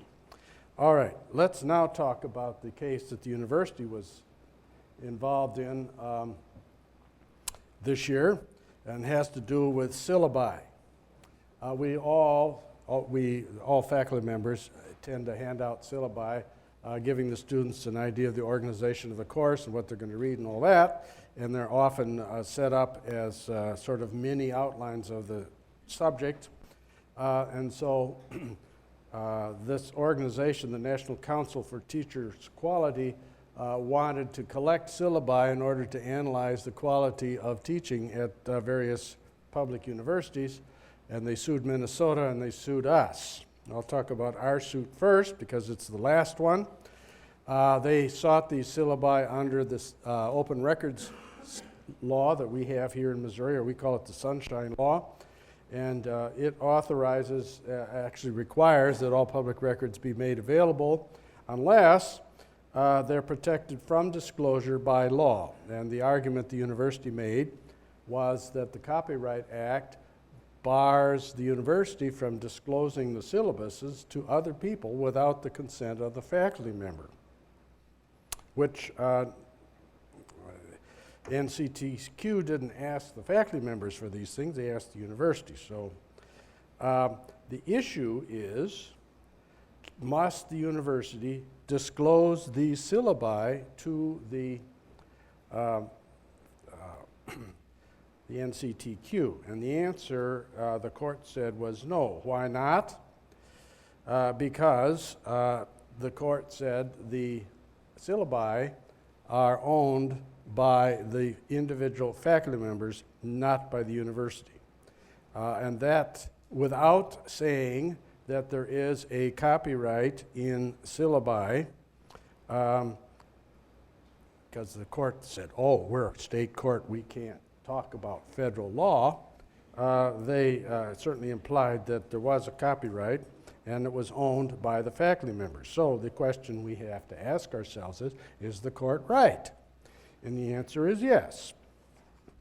And you get the answer from the work for hire rules that are built into the Copyright Act. There are two kinds of situations where the work for hire rules apply. The first is where an employee of somebody prepares the work as part of his duties as an employee. And so we'll have to look and see, is a university professor an employee? Well, of course, strictly speaking, the answer is yes. I mean, where's the salary come from? They withhold taxes, they do all that kind of stuff. The university professor is not an independent contractor, but we use the typical common law factors for determining who's an employee to determine whether the person is an employee for purposes of the work for hire rules. And we could say, you know, if you're working for Extension preparing brochures, or you're working for university media and you're preparing advertisements and the like, yeah, sure, that's all an employee situation. But that means that the work is being supervised closely by the employer, and that is not what happens in the academic context. Nobody tells me what I am to say in my courses, what I'm to put on my syllabus. All I am told is teach intellectual property or teach copyrights. Well, that's hardly close supervision. So that first category doesn't work. Second category are specially commissioned works, like an orchestra commissions a new work to be played at some special concert. Well, there are only 7 categories of specially commissioned work where the work for hire rule will apply, and that the person commissioning the work gets the copyright. And you see the list there. Do you see anything that looks like university teaching? Answer, no. Therefore, and actually specially commissioned music doesn't fall within the 7 categories. You notice movies are in here. That's probably the result of the influence of the movie industry in Congress. But anyway, so university syllabi aren't of that character either. That's the list of common law factors that you look at. And so the conclusion has to be that the work for hire rules don't apply to university faculty members, because university faculty members prepare the work, the syllabi themselves. It's an aspect of academic freedom, actually, and academic tradition. And there are a couple of cases that agree that university teachers are not employees or subject to the work for hire rules, even though the Copyright Act, when it was amended in 1976, eliminated the express exemption of teachers from work for hire that existed in the 1909 Act. So, the conclusion we have to reach is the work for hire rules decree, if you will, that that faculty prepared syllabi are owned by the faculty member, not by the university. Now, the next question, by the way, University of Minnesota was sued by NCTQ as well, and they reached a different result, but it had to do with the fair use doctrine, which we'll look at in just right now. Is it fair use for the university to copy the syllabi without the consent of the faculty members? Because the Copyright Act provides for fair use. It is defined as a privilege in others to use the copyrighted material in a reasonable manner without the consent of the copyright owner. And the purposes that are listed in the Act, though that's not an inclusive list, it's an exclusive list. There could be others. I have had some trouble finding other purposes besides these 5: criticism, comment, news reporting, teaching, and scholarship or research.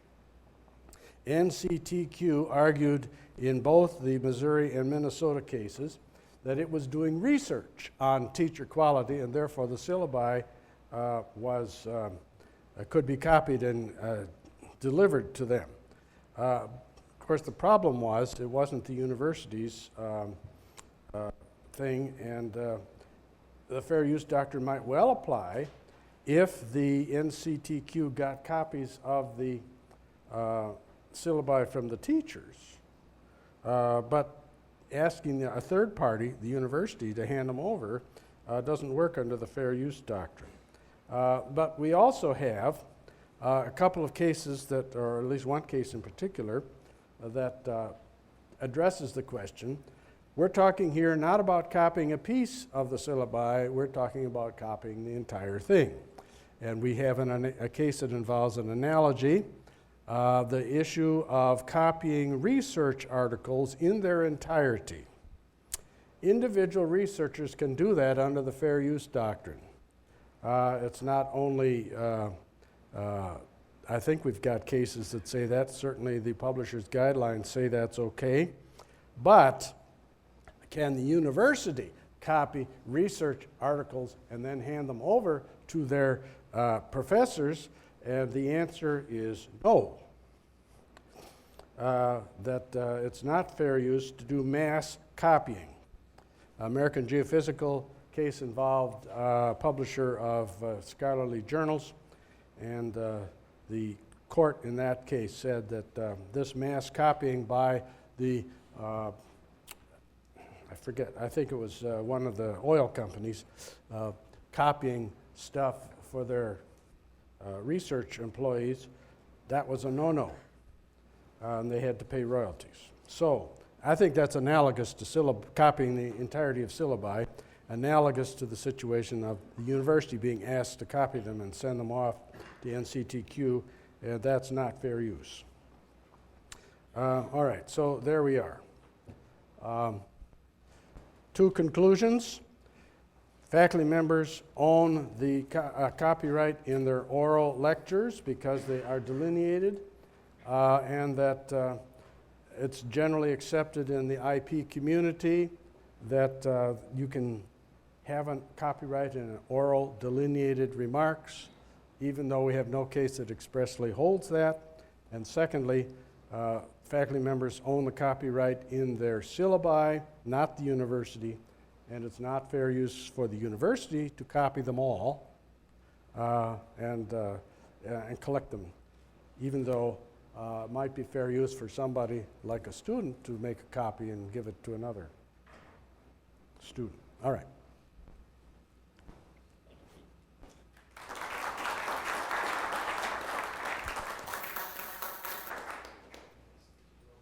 Talk to you a little bit about some of the issues that arise by way of limitations and defenses in the area of copyright law. And where I'll begin is with what I call my top 10 list, which hopefully is about to go up.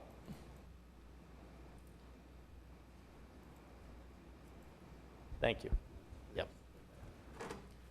So this is my top 10 list of copyright myths, and essentially I think of these as pieces of information that often float out there about copyright law that are either not true or not completely accurate.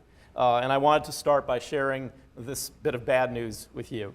For starters, giving proper credit is sufficient to avoid copyright infringement. A lot of people incorporate rules of plagiarism, which essentially say, if you quote somebody, you have to attribute, that's academic honesty, that somehow is also a rule in copyright law. So imagine if I copy wholesale some sort of creative work, and then I say at the end, I've copied this from this source, and this is the author. Well, that does not serve as a defense in copyright law for my reproduction of that work. So even though that rule is a good one for purposes of academic honesty, it isn't a good rule in copyright. A second myth is that if something's emailed, posted, or otherwise available on the internet, it's therefore in the public domain and can be copied without charge or other permission. And the challenge here is that it is true that it's easy to copy things off the internet. People do this all the time. But that doesn't mean that there's not a copyright violation that occurs. You don't waive your right to a copyright by virtue of having material on the internet.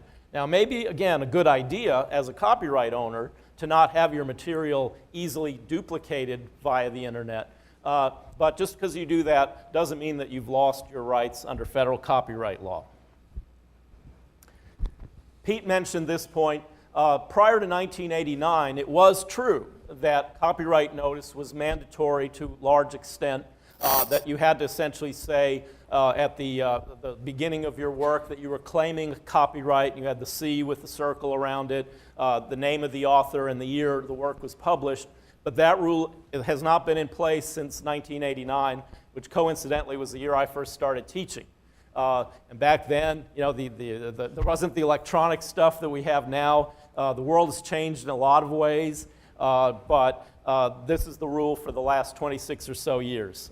You don't need a copyright notice.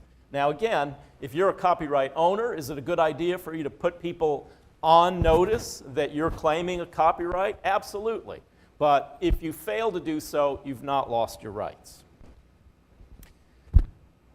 A fourth point, many people are aware that there is a copyright registration system. The U.S. Copyright Office registers and records copyrights and transfers of copyrights. And there certainly at times is a need to go and register, in particular, in general, before you file suit in federal court. You do have to register your copyright. But it is not necessary to have a registration in order to have copyright protection. As Pete mentioned, as soon as that work is in some tangible form, it's written down, it's recorded, it's stored on the hard drive, it is protected under federal copyright law. A fifth point, and I said I was the bearer of some bad news. I think there's sometimes the assumption that if you're engaged in classroom teaching, you can just photocopy whatever you want and duplicate whatever you want electronically and just get it out there and that you never have to worry about copyright. And unfortunately, that's not the case, as we'll see in a few moments. A similar point, it's often said that as long as the use is nonprofit, somehow there won't be a copyright issue. Again, there's no absolute blanket rule that says that. There are some very specific things that certain nonprofit organizations can do, but this blanket rule is another example of something that you wouldn't want to rely on. Point 7 is one that I often hear. I bought this work, therefore I can do whatever I want with it. And so the idea here is, for example, if I buy a music download or a music CD, those who still buy CDs, I can then play that music in my large public venue. Well, as a matter of fact, you probably can't do that, at least unless you have a specific exemption. That would violate the public performance right under copyright law. So even though you may well own that, and you can listen to it in the privacy of your home or in your car or in your office or in certain exempt settings, you don't have a blanket right to make use of it in any way you chose, even though you did purchase that work. Point 8, I added something. I took a John Grisham novel and I wrote a new conclusion to it. And I think it's better than John's work. Well, John's publisher isn't going to be very pleased with that. And even though I might have added a final chapter with what I think is a better ending, that still can be an infringement of the copyright in that book. Now, I said this is generally bad news. You know, it is also true, or what I should say is, you know, it's often said that getting permission under copyright is something that can't be done. The internet has made this a lot easier to do. It may not be something, and I understand this, that you want to do, but many of the uses that you might want to make of a work are now things that can be licensed, the permissions can be had. You can identify copyright owners a lot more easily. You can find various organizations that help clear those rights. And lastly, and this is one I hear quite a bit, people often say, well, no one's really policing this stuff anyway. I'm not going to get caught doing whatever infringing act I might carry out. And this reminds me of Ellen de Graffenried's discussion.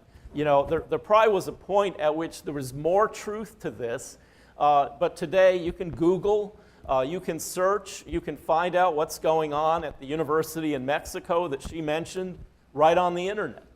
And there are many enforcers and owners of copyrights who engage in this kind of daily, weekly, regular monitoring to assess whether there's a copyright infringement taking place.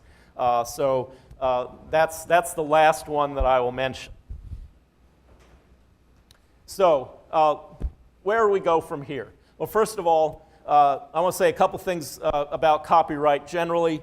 It's a constitutionally based set of law. It's right there in Article 1, Section 8, Clause 8 of the U.S. Constitution that authorizes the enactment of copyright laws.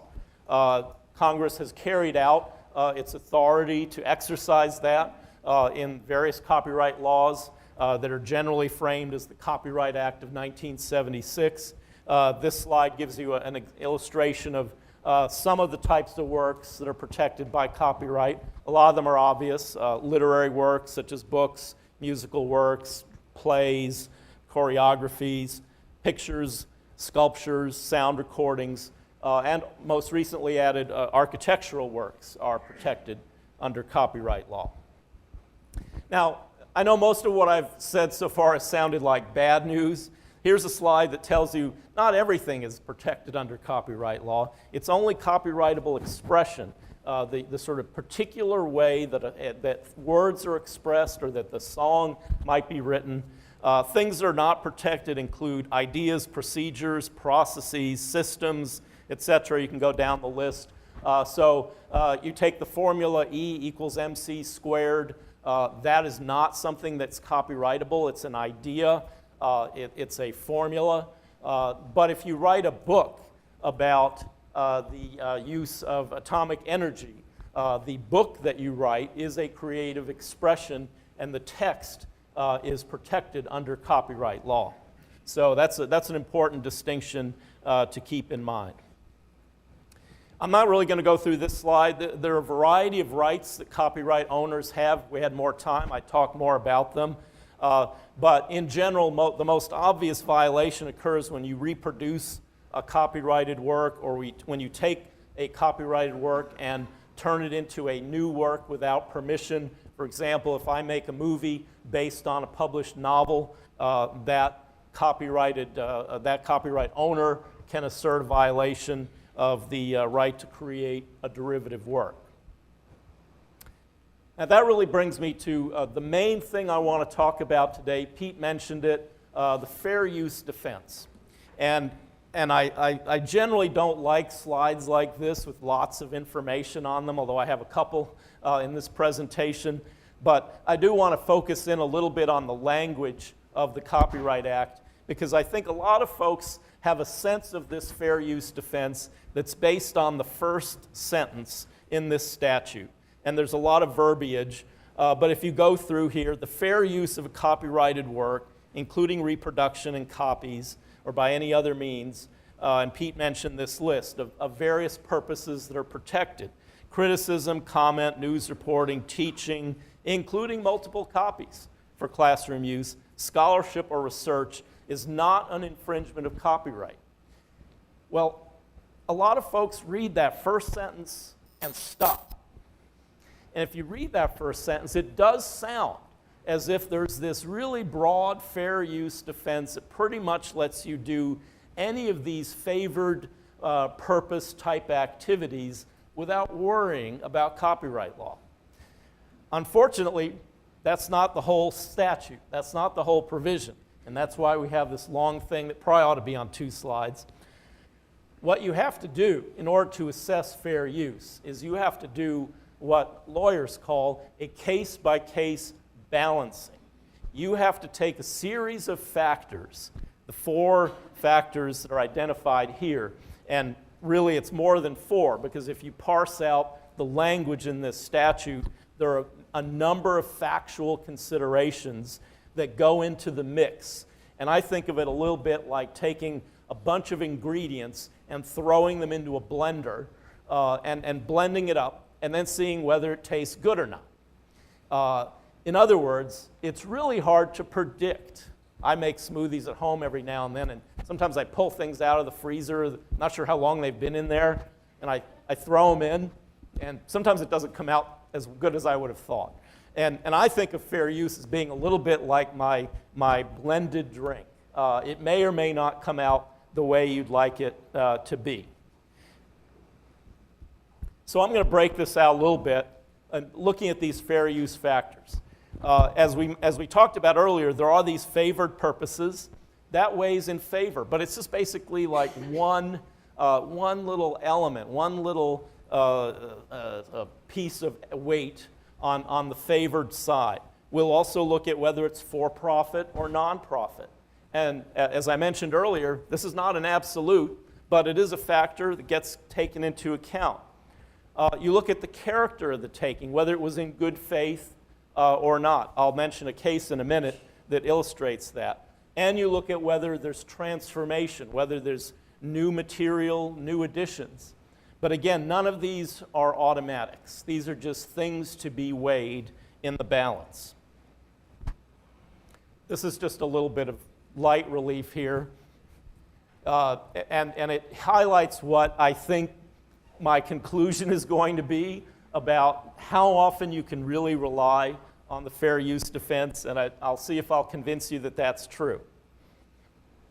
The second factor, you also look at the nature of the copyrighted work. Is it published or is it unpublished? There's more use allowed if it's published.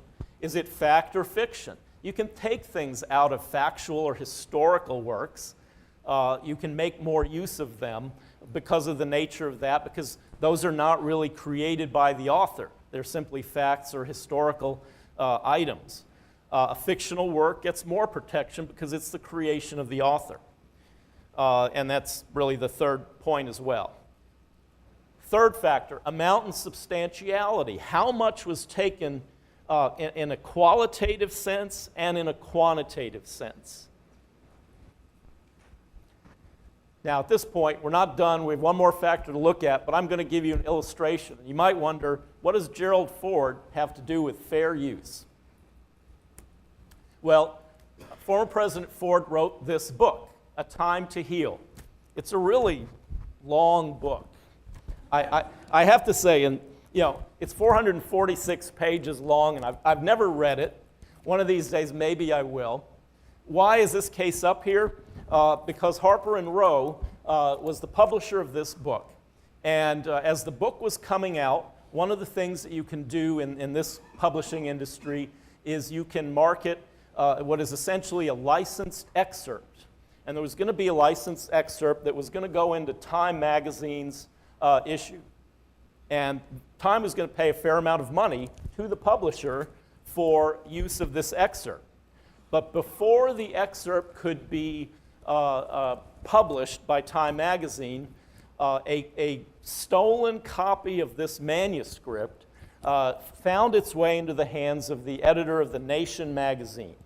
That editor grabbed the manuscript, flipped through it, looked for what he thought were the highlights of the book, and he quoted about 300 words. And let me say that again. 300 words out of this 400-plus page book. And he published that in his magazine, in Nation magazine.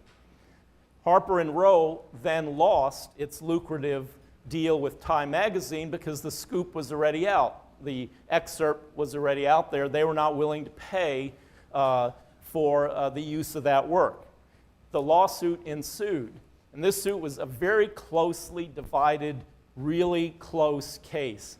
But the United States Supreme Court ruled that that 400-page excerpt was not a fair use in this instance. Now think about this for a moment. This is well, at this point it was not a published work, which is important, but it was a factual or historical work by a public figure, former president. It was published by The Nation magazine, which is a news reporting outlet. Remember the discussion we've had. You would think, well, that sounds like something that might be a fair use. Why was it not? Well, number one, it was a stolen manuscript, and the court said that that shows bad faith, and that weighed against the use. It was an unpublished work at that point in time. That weighed against fair use. Even though it was only 300 or 400 words, the court said that the heart of the work was taken qualitatively, the key passages. You might guess in this 440-page book, the editor flipped through looking for, among other things, President Ford's discussion of his pardon of former President Nixon. And that was one of the things that the court said was the heart of the book. And that's what was quoted. And lastly, there was an effect on the potential market. And that was that the Time magazine contract was lost by virtue of this infringement. And so the court concluded that this use by a news reporting entity was not a fair use. And to me, that's the biggest illustration of how unpredictable fair use is. And just to give you an idea, the lower court, the trial court, said it was a fair use. The Second Circuit was split 2-1, and the Supreme Court also split. I think it was 6-3 or 7-2. So even among the judges and justices who heard the case, there was a disagreement, which shows you just how unpredictable fair use can be. My bottom line point is that it's very hard to assess the outcome of fair use analysis. It's very costly to litigate. And so one thing you want to think about is whether there's a better alternative unless you're very confident that your use qualifies as a fair use. So I'm going to stop there, and thank you very much.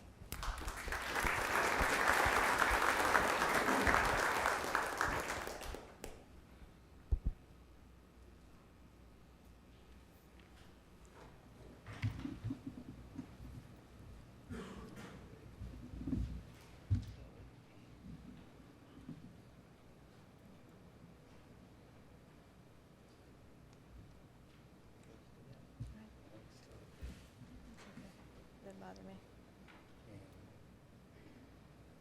You can go ahead. Okay. As the Dean mentioned, my name's Nancy Hawk. I'm at the university's General Counsel's office and have been there for 30 years. Just to give you a brief overview, that office handles the legal representation for all 4 campuses and the business operations of the university. A part of the university I knew absolutely nothing about as a student, but come to become acquainted with it over the last 30 years. And I'm glad that I have received an invitation to come talk here because I do know a little bit about the IP practice at the General Counsel's office, and I can tell you that it's a tilt-a-whirl carnival ride. It's a fun ride with occasional bouts of queasiness. And the reason is that it's very fast-moving. We are in a very rich IP environment. The law is changing constantly, and so it makes for a very fast-paced and interesting area to practice in. So let me just give you some glimpses of some of the issues that come up in our office from time to time. As I mentioned, it's a rich IP environment, so we're dealing with visual arts, we're dealing with music, we're dealing with written content, software, and starting with the area of visual arts, we actually get quite a lot of questions that come up about use of fine art in electronic publications. We all know that art adds a lot to websites and audiovisual works. Some of our faculty like to use it in a lot of different ways. And of course, the analysis of the permissibility of that varies based upon all the facts.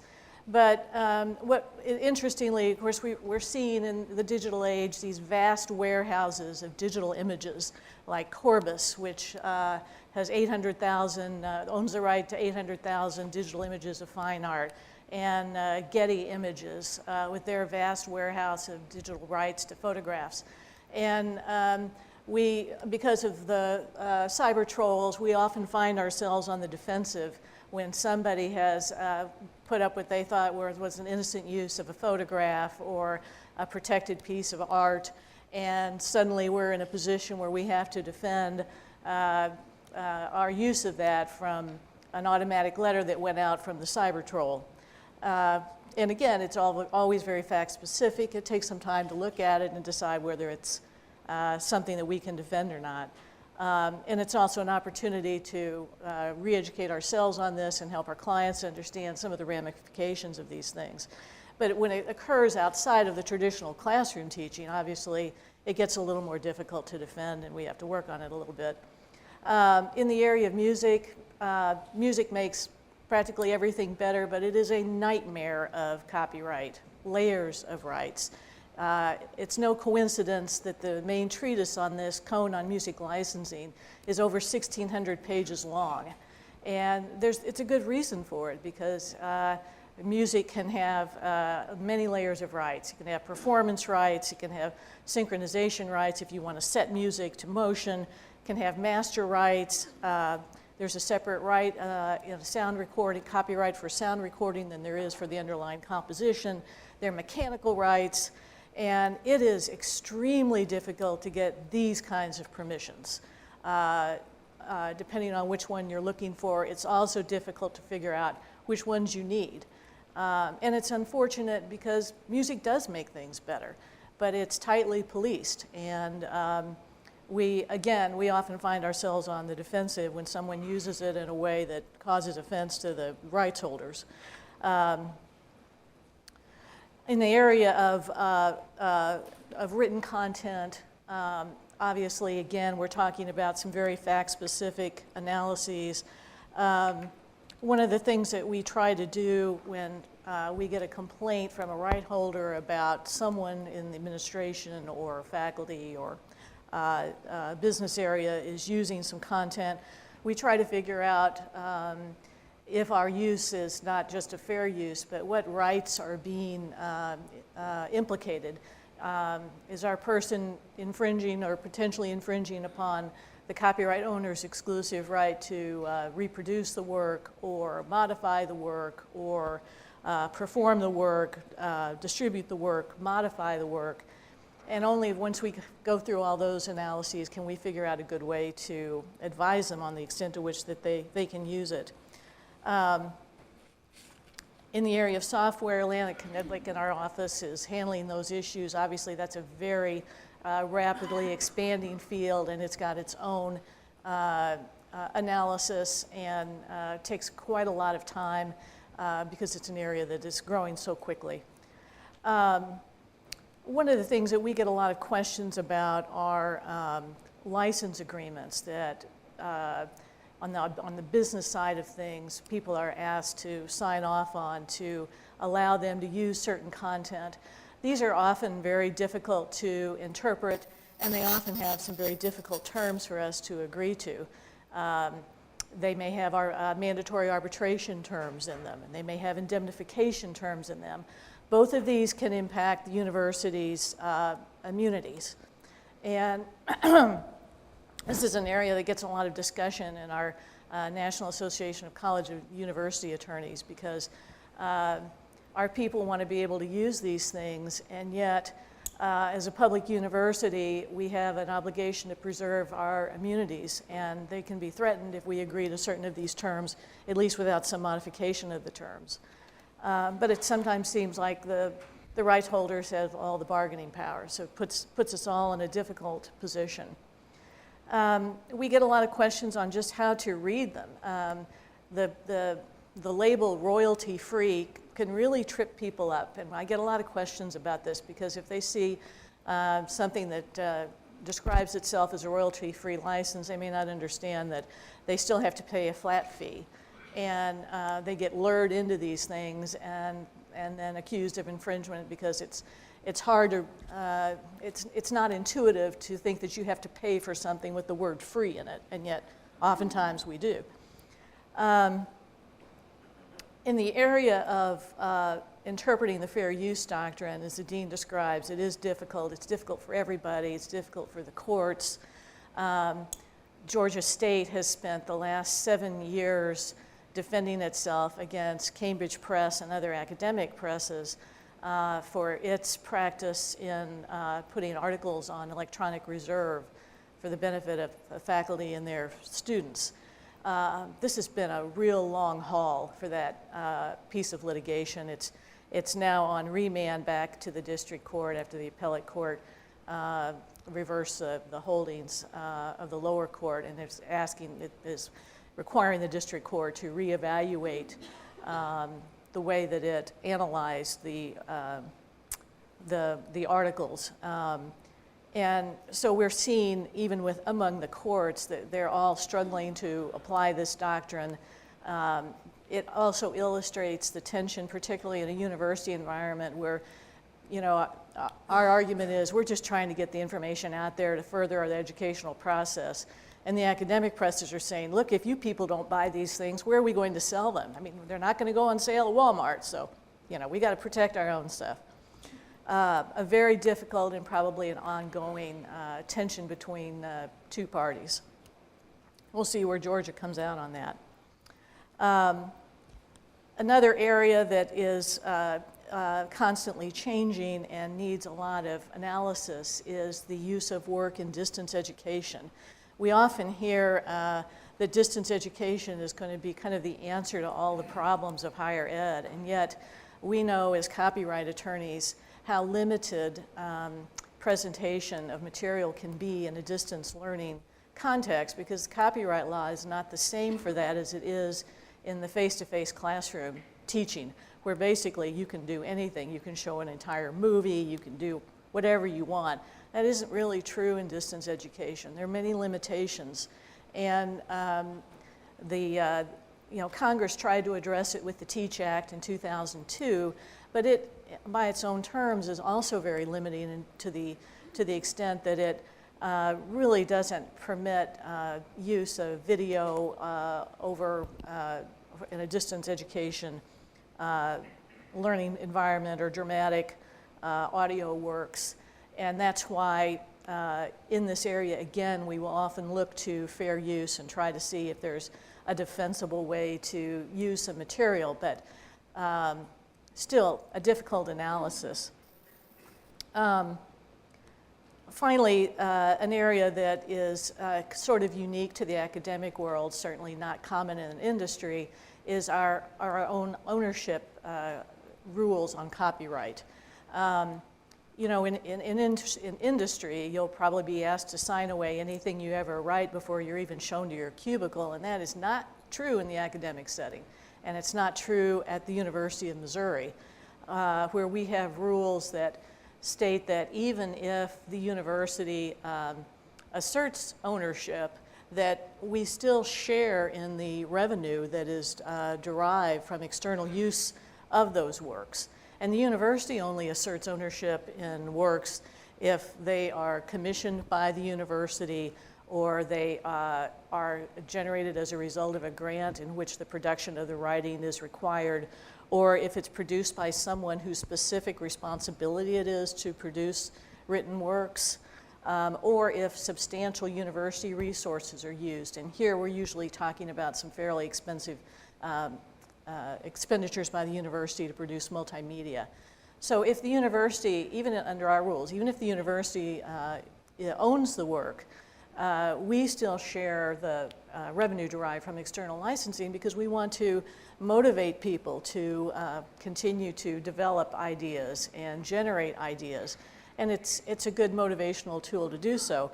However, it isn't neat and it isn't tidy, and it can cause when we get into multi-author projects, it can cause quite a lot of discussion. about what percentage belongs to what contributor. That's kind of the good and bad of our system, but yet it seems to be one that is not uncommon in the academic setting, but certainly sets us apart from the industry setting. So that's just a quick overview. I haven't hit all of the IP areas that we deal with, but because we are an active business as well as an academic setting, we do find ourselves in lots of different IP areas. I still find it a very gratifying area to practice in because our clients are intelligent, hardworking, and with us collaboratively, we're all trying to learn how to apply copyright law to the very best we can to help the university. Thanks everybody for your attention today.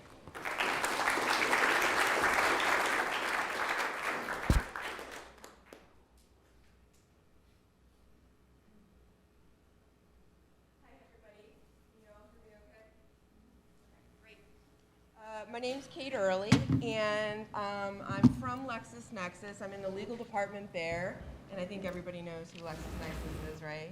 Big legal publisher, do the online services, but we also have a very large publishing house that has a lot of brands, like Matthew Bender and a whole bunch of others. We're owned by Reed Elsevier, and Reed Elsevier also has Elsevier, so if you've been in the medical space, Elsevier does a lot of science and technology, medical journals, and academic journals as well. So we have a very rich publishing background, and I'm excited to be here with you today. I've also been a professor. I've taught business law to business students at our local university, so I have experience on the academic side as well for copyright. And copyright happens to be one of what I call my bubblegum spaces. It's just like so neat when you get one of those spaces of law. You're like, I want to know more. I want to know more. Where's the edge? And you actually start reading about these academic things that you use in your life for fun. You know, on the edge, right? So that's my bubblegum space. So happy to be here with you today. I think since I'm last on the panel, I'm adding a little bit of cleanup. I wanted to give you the publisher aspect of something, so it might be sort of like the chicken nuggets of speeches here today, but so bear with me a little bit there. I have to give the first disclaimer, and that disclaimer is, of course, all of the opinions are my own and not those of the company I work for necessarily, right? So there you go, I can check that box, I can go home and say I did that. All right? So a few things that I thought of that I wanted to make sure that I talked about today was that there are really three perspectives here, right? There's the author's perspective. If I write something, sometimes I feel like I own it, even though I've assigned the copyright to the publisher. There's the publisher's perspective, who has the copyright in most cases, owns the copyright.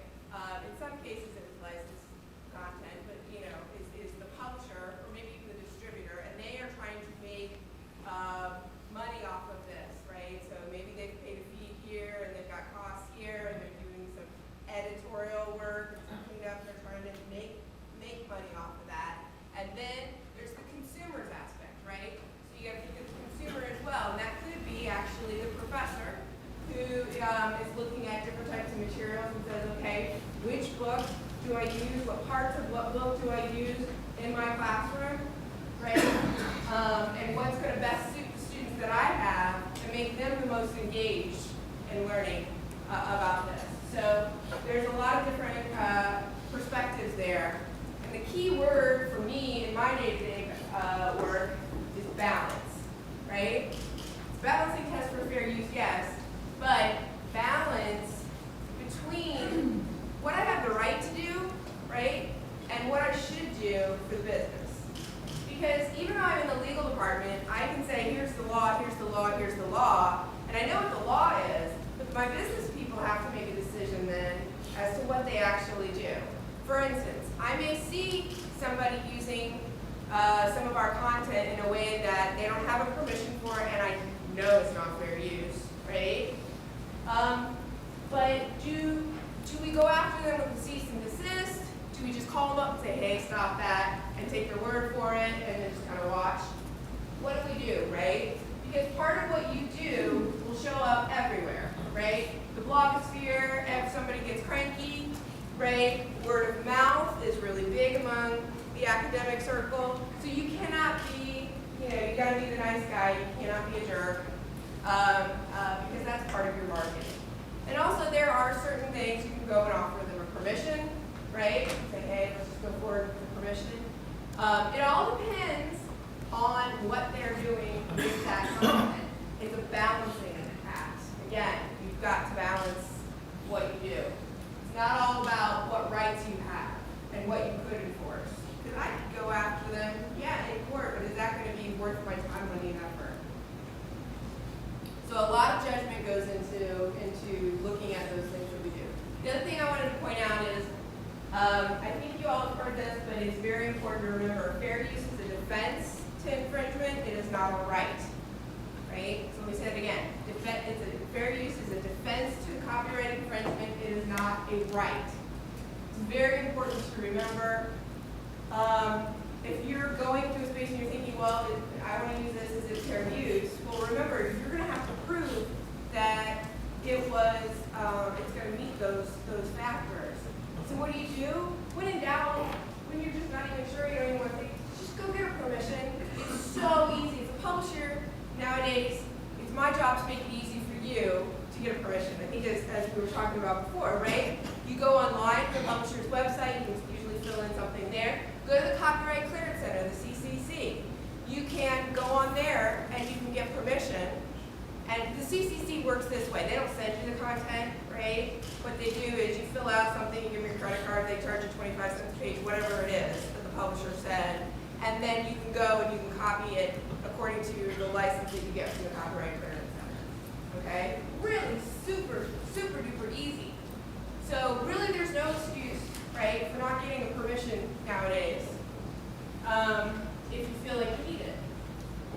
And then you don't have to worry. You don't have to worry at all. Permissions also are nice revenue for publishers if they charge for permissions. Some publishers don't even charge. Some publishers just like to have you get that permission, even when it's questionably fair use. They want to give you that permission because they want to talk to you about their other publications that they have in the adjacent spaces, right? That you could market, right? So and for you, on the other side as a consumer, that would be something good for you to know. If there's another treatise that's actually better for me, I want to hear about that, right? One of the things that always hit me as a professor that I always thought about was, oh my goodness, this just came out, this is a new topic, I want to talk all about the BP spill, whatever it was, in my business law class, right? So I found this article, oh, I want to talk about this tonight, right? Well, depending on how much of the article I used, it was the last minute, so I wasn't going to be able to go to the publisher and get that academic permission or whatever it is that I want to use. Okay, maybe I use it that time, but if I'm going to use it every time I teach that class from there on out because I'm putting it in my syllabus, I'm going to the professor or going to the publisher after that. Okay, and that's part of the way the system has sort of evolved as far as helping us decide what is fair use in an academic setting.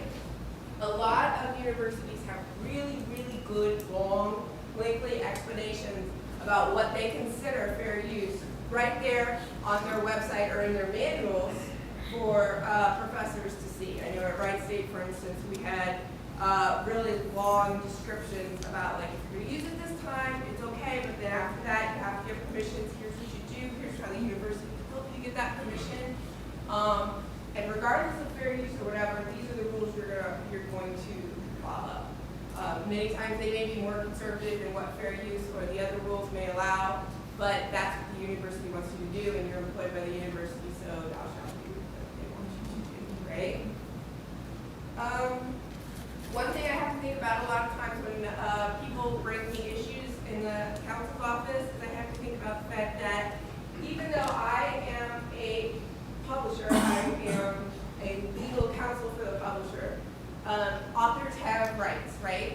Authors, even if I am owning the copyright as a publisher, that author gets royalties. So am I going to enforce, in this particular instance, for that particular instance against somebody who may or may not be infringing, right?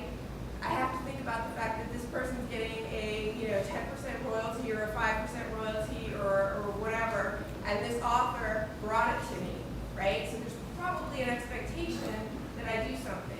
I'm probably going to want to go back and report to that author how I handled that. So all of these things kind of goes back into that sort of idea of the balancing test that I was talking about. Let's see what else. Just a little bit on the preventative measures. As we talked about before, I think in Trademark, there are these companies that you can go out and you can hire as a publisher of content to go out and police, or an author, to go out and police your content and make sure to see if anybody's infringing. The other way to do it, besides in your company, do the same thing, right, is to be reactionary. And it's just a matter of how much risk you want to accept in that space. The flip side of sort of like going and seeing who's infringing, right, is trying to prevent infringement in the first place through digital rights management and licensing, right? So on digital rights management, I don't know if everybody's familiar with ebooks, right? So at Lexis we have lots of ebooks. They're everywhere, right? They're on our website. You can buy them. You can get them through Amazon. Everywhere. They have different DRM depending on what kind of, whether they're through a distributor, like Amazon has their own DRM on stuff, right? If they're on our site, we have different DRM. So DRM comes in different ways, right? It can be the Adobe DRM, the programmatic Adobe DRM. It can be the social DRM, where it stamps, your email address at the top, in the footer, or the header of your pub. So if you went and put that on DocStock, then we could find you theoretically, right? Or it could have no DRM. There's a lot of publishers that are going to no DRM. I think you might have seen some of that if you're buying some things on Amazon. Will say this publication has no DRM for the publisher, right?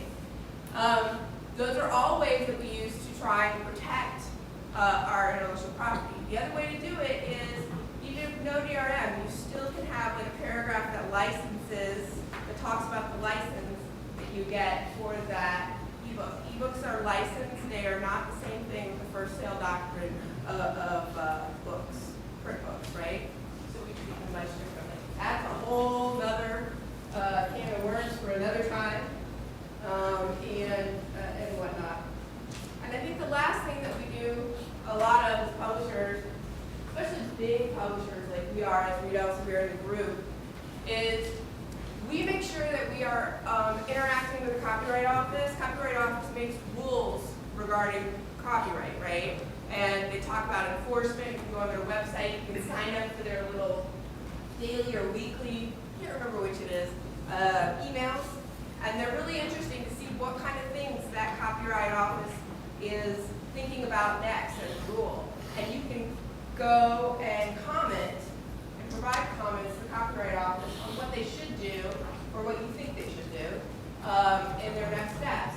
And so we do a lot of that to make sure that our input is heard, whether it's directly through us to the Copyright Office and some of those comments, or if it's through one of the publishers' organizations that then comments to those. So that way we can have an effect on what the next rules will be. Because while the Copyright Office was in 1970s, or the Copyright Act, the last one, major one, was 1976, there have been iterations, little smaller amendments, if you will, I guess, in between, right? And they're talking already about the next new one, 1919, 1976, and now we're talking about the next new one. So it's interesting to see what's going to happen. And we want to be able to have our voice as one of the three stakeholders represented in that.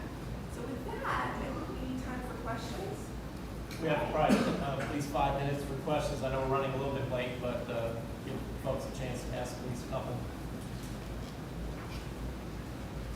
Yes, just a quick question, Professor Davis, and help me to understand. You had said something about that oral speech can be copyright protected if it is delineated. Yes. Can you, and help me understand what it means to be delineated. And Well, then- no court has really, what the courts have said, and it's all dictum so far, is that the part of the oral speech that you want to be protected has to be somehow identified from the ordinary course of conversation.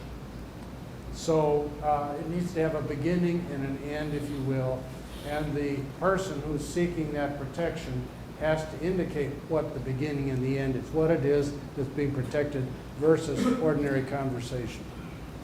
And does that oral speech does it have to be subsequently recorded? No. And fixed? It doesn't? No, it does not, so far. Who knows what the courts will say, because they haven't actually recognized this form of protection yet. Just everybody assumes they will.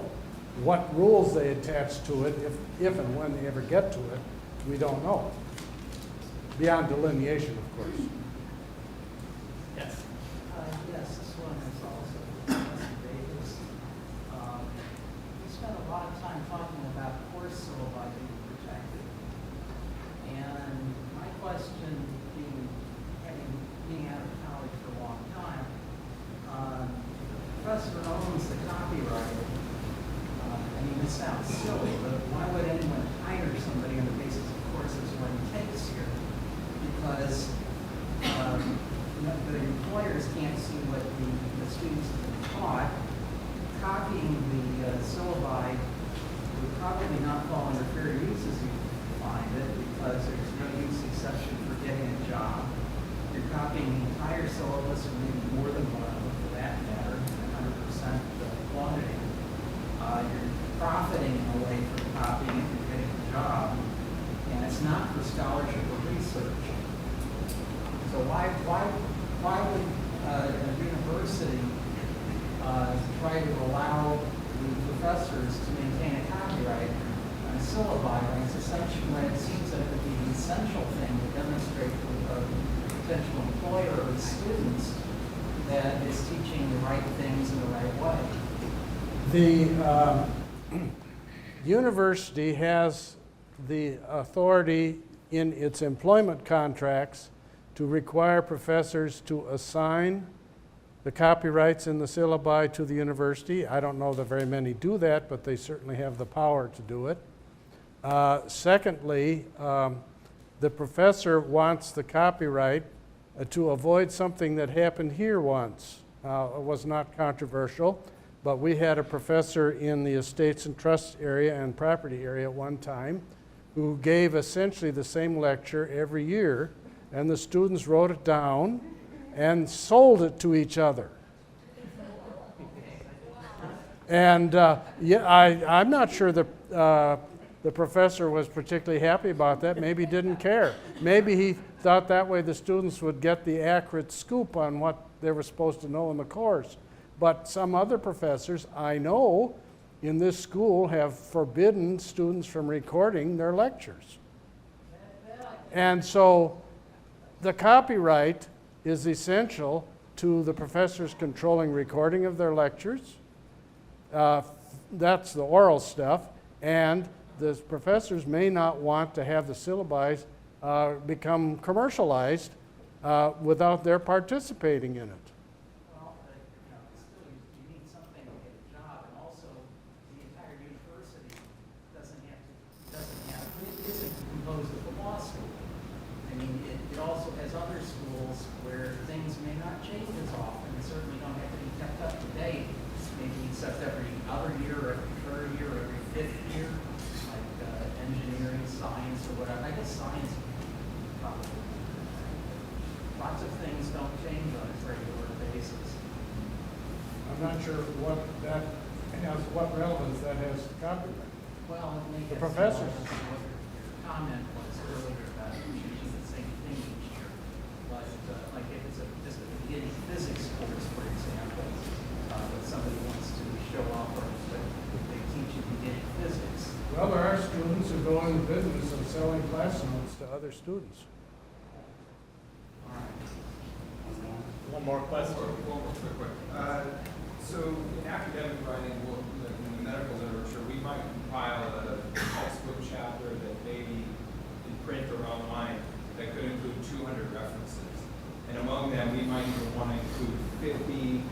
modify graphs or explanations of data that exist from other papers. And it's traditional that you get permission from all of those authors. Based on the fair use, wouldn't that be covered in fair use, especially with regard to the fact that we are specifically commenting, teaching, and researching on that particular piece of information within all of the context of the same work? So some of those practices do vary by field and industry, and I think what you have there is essentially avoiding the whole analysis of fair use by getting those permissions, which I think is a good approach, particularly where a fair amount of material or an entire graph or chart is being reproduced. But in general, if you're doing scholarly work and you're quoting from prior pieces and you're limiting the amount you're taking, that's generally the kind of thing that can qualify under the fair use defense, and in a lot of fields that can be done and is done without the permissions. But it's that challenge that the more you take, the more of an issue you might have, and particularly if in order to comment on that work, you really have to capture a good bit of it. That's where the permission is a very good idea. And do you want to pay for the litigation to find out whether you were right or wrong on fair use? You don't. Right. You don't. Every journal is going to be different too, because some journals are done completely free and not for profit, so that changes your analysis a little bit and your factors and your balancing. But most have some sort of economic component to them. Whether even open access journals sometimes have some sort of economic component to them. So you have to. Yeah, exactly. You don't want to go into that whole process of litigating. Charts are particularly problematic sometimes in that analysis, in that they can be argued to have taken away the value for someone then wanting to buy that work. And that's a big part of fair use as well, is how much of it are you using is not just people ask me this all the time. They say, Kate, how much can I quote in the book or take? How much can my author take, right, and put in the book? Is it 50 words? Is it 10 words? Is it 10%? The Georgia State case, a lot of people, let's be honest, they freaked out because when they saw the lower court's opinion, they were like, great, oh my gosh, they've done a clear, bright line test now on how much some people can take, and what does this mean for us, right? And so when that was overturned, now we gotta go. People are not as concerned about that because they're thinking that will be taken into account. The reaction that a lot of people in the blogosphere and in the legal community had will be taken into account on the remand. But we'll see, right? But there is no how much can you take. But one of the things we always tell people to think about is how much of that other work are you preventing people? Are you taking such that someone might not need to buy that other work, right? And just one final point on that Georgia State case. If the lower court had been followed on the appeal, it would have made everyone's life simpler because it said you can copy 10% or one chapter out of a book. But the court on appeal said, no, that's the wrong approach. It's too mechanical. And that's very consistent with really all the Supreme Court cases that say it's case-by-case balancing. And that's what leads to the litigation, and that's why it's hard to rely on. All right, we're going to take a break right here, and please get lunch, and we'll come back for the keynote. So it's logistics. We have a bunch of box lunches outside that you can bring back here and eat. We're going to take about 15 minutes. We're running a little bit behind, but let's give you 15 minutes. So you can do bathroom breaks, get your lunches, phone calls, whatever. If you didn't RSVP, why don't you wait about 10 or 15 minutes, and if there are leftover lunches, and I think there will be, you can take them. But for the people, I want the people who initially RSVP'd to go first. Thank you.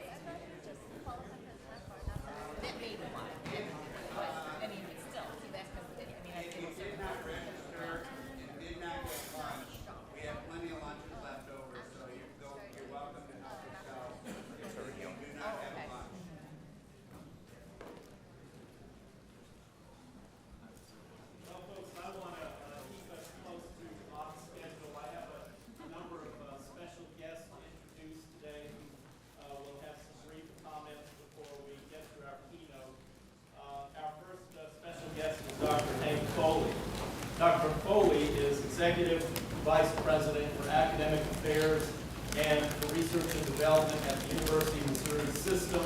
That's our core campus system. He's also Senior Vice Chancellor for Research and Graduate Studies here at the University of Missouri campus here in Columbia. Dr. Foley is a chemist by training. He received his undergraduate degree from Providence College, his master's from Purdue, and his PhD from Penn State.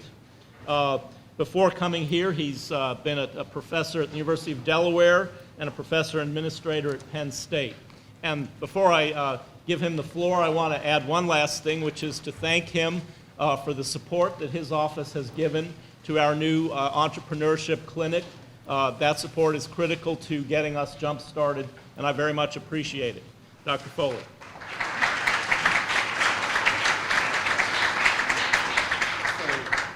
Dean Myers, thanks very much for having me here today. I'd like to thank Professor Crouch and also Professor Levin. This is wonderful. I couldn't be more delighted by the fact that we are now going to have a center in entrepreneurial and IP law. I think it's just fantastic. This is about as close as I've ever gotten to being a law professor, and probably closer than I'll ever get again.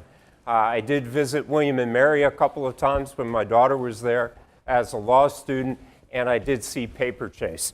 But that's about it. And so I know a little bit about this, though, right? And that is the Socratic method. And so what I wanted to ask you is, why do you think a vice chancellor for research would even be happy about having a new center like this on campus? Could someone pick that up for me? Yes, sir. Because you're incredibly enlightened. Good. Could I have your name after class, please? You strike me as a student with enormous potential.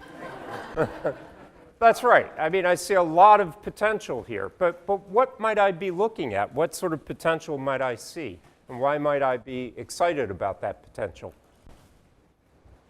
You look like a bright student right there. You young fellow. How about you? The guy behind you. Yeah. Well, I think one of the benefits is the fact that there's a lot of entrepreneurial companies, faculty, students, and others that this is IP, and this can be a wonderful resource, plus a great experience for our students. Exactly. I mean, I think that's right on target. Now, I realize if I were truly Socratic, I wouldn't affirm that way. I'd just continue to ask questions. But I only have a few minutes here, and I know I will tax the patience of everyone here if I continue on along this tack. But I do want to say how thrilled I am, and yes, we did put resources into this, and we hope to put more resources into it as it continues to grow. I think it's a really terrific investment for the university. Part of our plan is, in fact, to grow our own entrepreneurs here in the Columbia area and around the state, to grow our own entrepreneurial community, people who know how to do this, people who will be serial entrepreneurs, and we've put funding into that as well. So we have our first class of entrepreneurs, scholars, and interns that's just been selected, and they hopefully will perpetuate themselves and create a community. If a few of them stay here every year, then in fact, after 5 or 10 years, we'll have a no-kidding community of serial entrepreneurs, which I think is exciting. This can only make that even easier, make it even better. And having the likes of Dennis Crouch and James Levin and some of the other people who are here, who've been brought here to work in this area, I think is exciting. I think it's also tremendously exciting for the law school. I mean, I was thrilled to see the latest rankings of the law school in U.S. News and World Report. And you know, rankings, as we know, particularly with law schools, could be a little dangerous. Business schools even more so. That's been in the news recently. That was a little bit of a joke, but no one got it. Maybe that's a good thing. But basically, we always refer to rankings when we like what they say. And I like what this ranking had to say about us. And I hope that working with your new dean and with this center, that we can really begin to put ourselves at the forefront of this field and to be recognized nationally, indeed internationally, in this area. And I think that's a wonderful way for us to climb forward. I'm excited about working with the law school on creating PhD JD programs, MS JD programs, where people like Dennis, who I think was an undergraduate engineer, became a JD. I think that's terrific. Where's Lana Nedlick? I think Lana's here somewhere. Lana is a chemical engineer by training with her JD. And who knows, if I keep doing as poorly as I'm doing as Vice Chancellor of Research in 2 years, I may be coming back here for a JD as well. So with all that in mind, I'd just like to say welcome, thank you, and carry on with all this great stuff. Take care.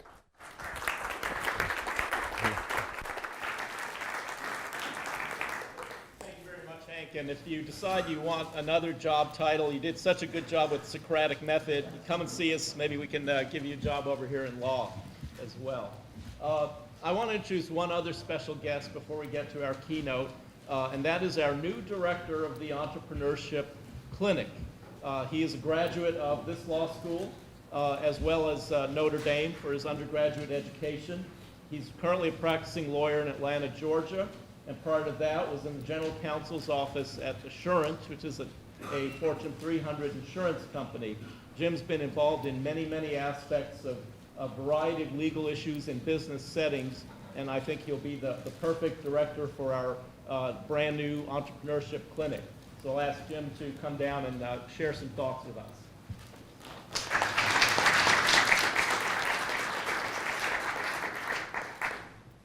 Thank you, Dean Myers. The origins of my interest in the Entrepreneurship Clinic derive from me reading one of Gary's emails to alumni. And I have since sent another email to him after that. Recently, when he introduced me as the director, I sent an email saying, I have now read at least 2 of your emails to alums, and both were particularly relevant. When he first broached the idea to the alumni and to the campus community as a public announcement through his message, my thoughts were, 1, phenomenal, amazing, perfect, and 2, great, let's catch up with some of the schools that are already doing it, including my undergrad alma mater. Notre Dame has been doing it for years, and as I started thinking about the different things that the person who might do this job could bring to bear, the description that was put out probably had some limitations on what you could really get. And the more and more I thought about it, the more this was a nice fit for me with 22 years of experience in a breadth of legal practice areas. I spent the last 10 years of which were dealing with new product innovators, and both in private practice and in-house. And I will tell you, there is nothing more enjoyable than working with innovators. I've done a lot of great things, tried cases, had exciting wins, had big deals done, mergers, all kinds of crazy, neat stuff. Nothing better than taking a dreamer and making their dreams come true. It's invigorating, and it's something that to be able to share that experience with students while they're students is something that we need to be doing. We need to make sure it's successful. And this is an opportunity well beyond just thinking about, okay, let's have students work on some things. This is an opportunity that goes to the law school expanding well beyond our walls. It gives opportunity for collaboration with alums that are practicing in transactional areas, intellectual property. It allows us to approach other campus leaders and innovators. It allows us to forge collaborations and synergies with the business school that don't exist. Notre Dame's done that quite a bit. So some of the things I've done immediately, even though I'm not paid yet and won't be starting until April, some of the things that I've been doing, I've established relationships with my counterpart at Notre Dame, who is now a good friend of mine, and she has offered up every bit of assistance she can. Same with the DREAM program, where I'd love for this to get to within a couple of years, which is Penn Law, University of Pennsylvania. They have a phenomenal program, and they put a lot of students through it, and it's in collaboration with a lot of campus interests, and there are a lot of models out there. So part of our goal is to catch up with some of those programs, but also to get ahead of the other programs that haven't, set foot. And to the point of rankings and other things, there are things that go into rankings that none of us really think about, which includes placement of students. And these opportunities are critical to placing students. And some of us who have done it, I did a criminal prosecution clinic. I learned so much from doing it. I love doing it. It was exciting, it was real, it had consequences to it. This is the same type of thing. And I look forward to sharing that experience with students. And one thing I will leave you with, because I want to get on with the keynote, one thing I will leave you with is this is a great opportunity for us to enjoy support and interaction with alums and practitioners with expertise and various economic development entities. So please be a part of it. Please share your ideas. I'm an open book. I describe myself as someone with unmolded clay, and I now create ceramics. And fortunately, I have both a figurative and literal experience with that. So both in practice, and I took ceramics at Notre Dame. We had an art requirement. But I'm glad to be here. It's great coming back as an alum and being able to contribute. Even better to be able to use stuff that I consider as easy as breathing, share that with students, and give them an opportunity to go and promote themselves and be a cornerstone for this clinic foundation going forward. So thank you very much. Appreciate it.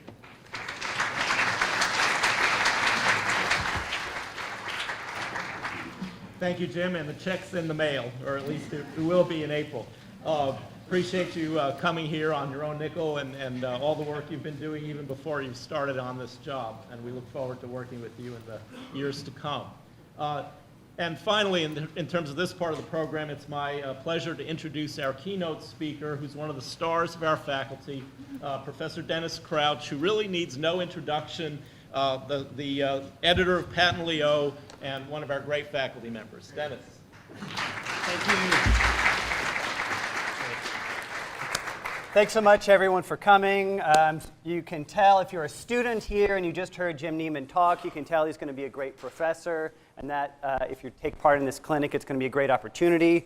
If you're somebody who has some new venture, you know that Jim is going to be a great person to work with, and you might come forward as we start our clinic this fall. If you're here in the audience and you're an intellectual property or entrepreneurship-focused lawyer, Jim is also going to need your help, because although he is an expert, he's not an expert on every single topic that's going to arise. And so to the extent you're interested in helping out with this new venture, contact Jim, contact me, contact Dean Myers. And we very much want to make this a collaborative process, both within the university community, as well as extending out to the state of Missouri. And to the extent we go beyond that, we're perfectly happy.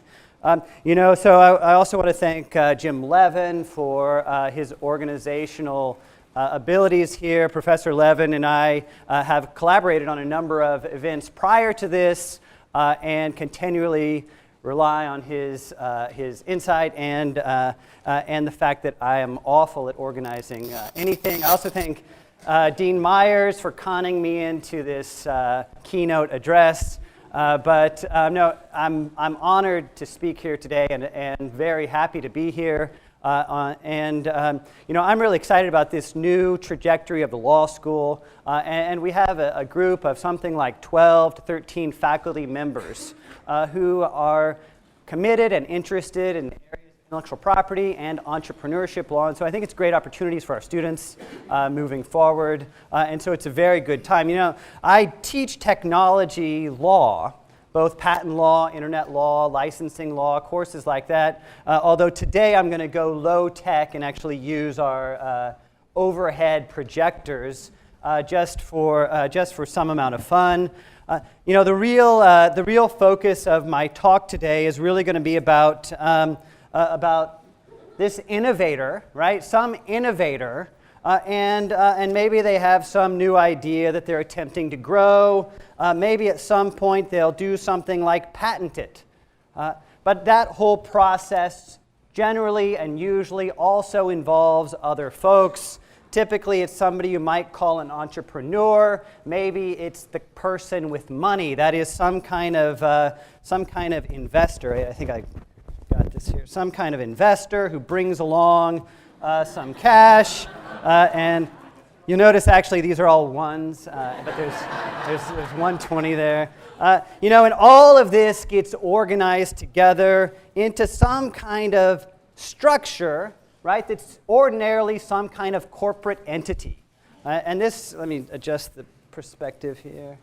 This corporate entity, right, this corporate entity is this new venture that really defines the relationship between the parties and and these valuable resources that they've developed, maybe in terms of patent rights or other types of contract rights as well. That's really the focus here, and in many ways, that's the focus of our new center. Before really going there, though, right, I want to talk about right, a little bit about just our patent system in general and where it came from and perhaps where it's going, and then we'll come back. So Dean Myers in his talk talked a little bit about the U.S. Constitution. When he teaches copyright law, he talks about what's called the Copyright Clause. And when I teach patent law, I have the same clause, but I call it the Patent Clause.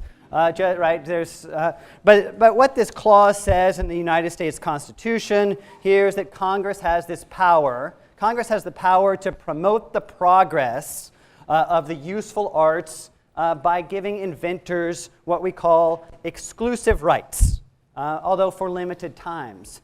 There's a few interesting aspects of this, of these exclusive rights. One of them is that this is the only place in the Constitution where we're really giving Congress power and we're explaining why they're giving power. We're giving exclusive rights for a purpose, that is to promote the progress in what in 1788 they called the useful arts. Here I've got some carrots, right? Really these are, right, this is thought of as a carrot, an incentive system. Now my kids said I should use candy because nobody really cares about carrots anymore.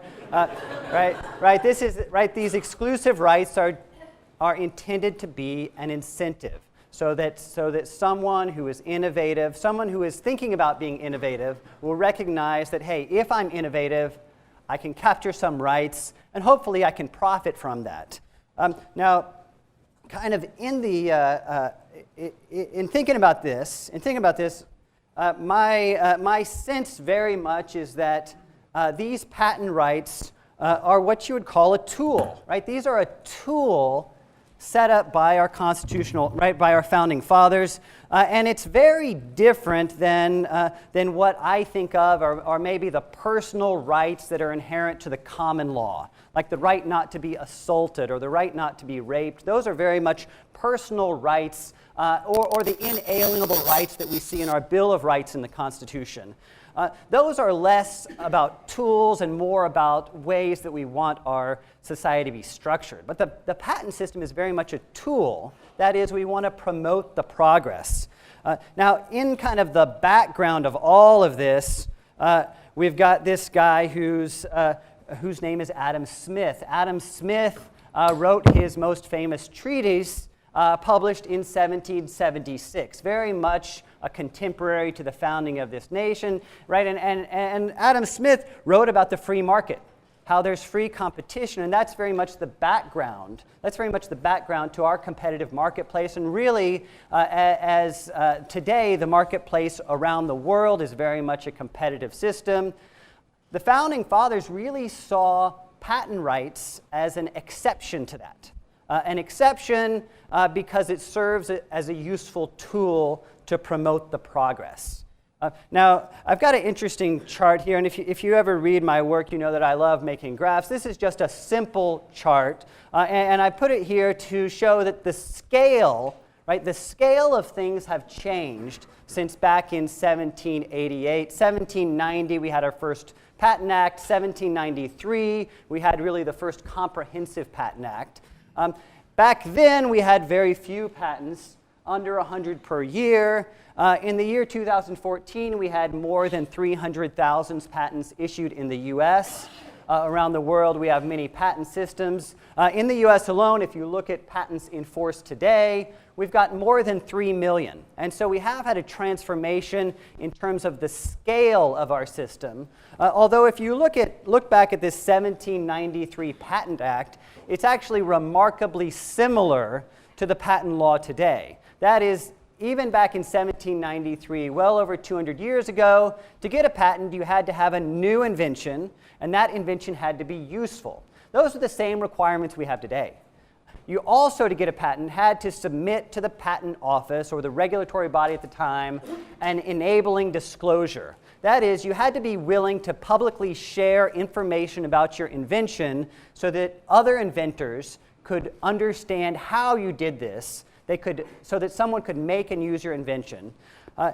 Back at that time, we also had an examination process. That is, right, unlike in copyright law, where as soon as you fix your idea in tangible form, you hold copyright. In the patent system, it's always been such that when you invent, that inventor has then a right to file a patent application, but you really have no exclusive rights. That constitutionally mandated exclusive right doesn't kick in until after the patent office agrees that you actually have a new and useful invention.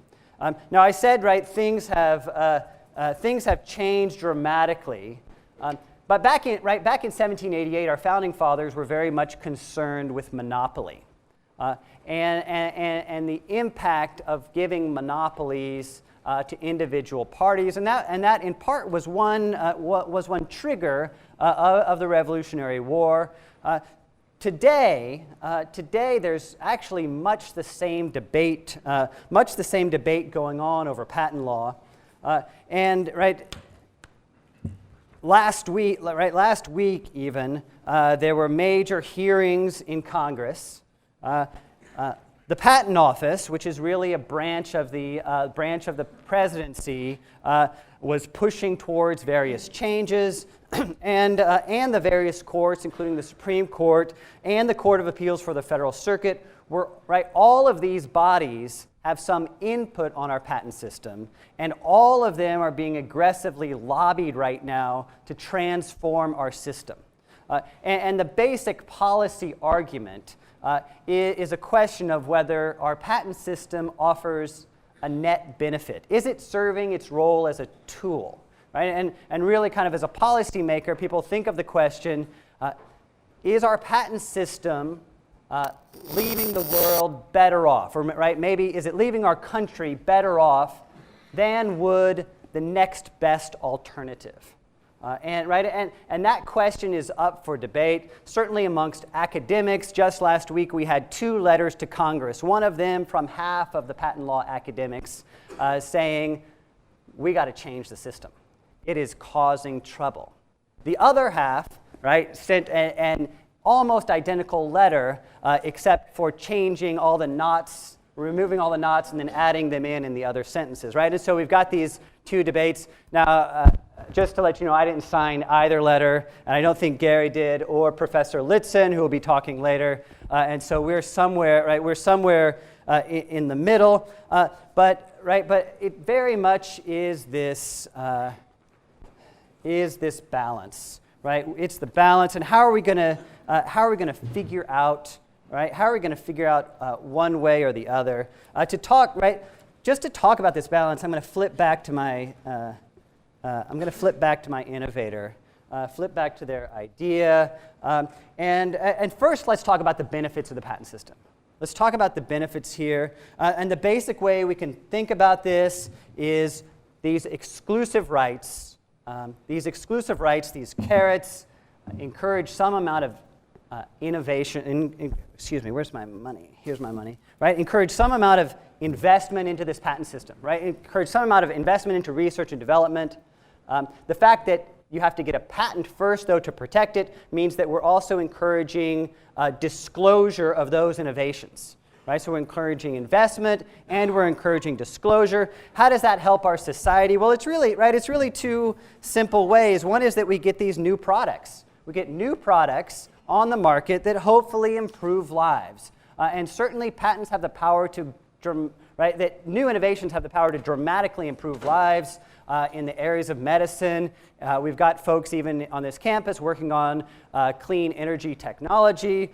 We've got huge advances that have taken place in communications and other fields, transportation, for instance, all of these areas. The fact is, if patents encourage innovation there, then that can be a huge positive benefit. Now, even if somebody doesn't end up creating a product that gets to consumers, another major element that happens is that patents end up serving as this building block. That is, when I have some innovation and I disclose it to the public, future innovators can build upon that and take the next steps. And we think of this in terms of, I think it was Newton who talked about how if he has done anything, it's because he was standing on the shoulders of giants. And in that same approach, and it's very clear that it occurs. The only reason why we have an app marketplace is because we had new technology in the smartphone industry. And we get these new platforms that encourage new innovation, that then encourage a follow-on new platform, right? And this cycle continues. All of that appears important and beneficial. Of course, we've got these half of academics and many companies telling Congress, telling the Supreme Court, telling the Patent Office, we've got problems in the system. And so I thought we'd talk a little bit about those problems here. Now the first kind of cost of the patent system, first big cost of the patent system is really just the direct cost. That is, hiring any of us patent attorneys is incredibly expensive. And then there's patent office fees, and then there's what you would call litigation costs, right? The cost of enforcement. All of those add up to tens of billions, at least over $10 billion per year in this country in terms of paying attorneys, paying the patent office, and paying for related expenses. That's a lot of money. Now, one benefit for the public is that none of that is tax dollars. And so instead, that money is all paid for through user fees, or if someone wants to hire an attorney, they pay from their own pocket for that attorney. And so that makes it more palatable for a policymaker's perspective. That is, you can choose to participate or not in many ways. But it's still money that is spent on lawyers and spent on transaction costs, spent on filing fees to the U.S. Patent Office that might be better spent, that you can't, those companies don't have the money to spend on new innovations, right? Or to spend on other avenues. And so in many ways, it's a big net loss. The second, the second kind of big cost that I typically see is something called monopoly pricing. And so for those of you who went to business school or econ, if you take Econ 101, you've seen this graph, and where an economist says there's something called a dead weight triangle. That is, when one entity is able to raise the price of a good above its marginal cost, then there's less that's going to be bought, and so consumers who would otherwise be able to benefit from this won't be able to. And so we see this very much in the drug industry, where the cost of making lots of drugs, lots of prescription drugs are it's very cheap to actually stamp out a drug, and it may only cost $2 or $3 or even just a few pennies, but then you go to the pharmacy and the cost is 10 or 20 times that, and what happens then is folks who might want to buy it won't be able to. We exclude folks from the market. We limit the consumption, and we call this kind of the dead weight lost. And it's certainly not borne in terms of the federal government level. They're still receiving essentially the same tax revenue, but it's borne on the back of consumers. And so that those increased costs are a genuine and real problem. For the patent system, I tend to put less impact on this, just because the way we're talking about the patent system is that we're dealing only with new innovations.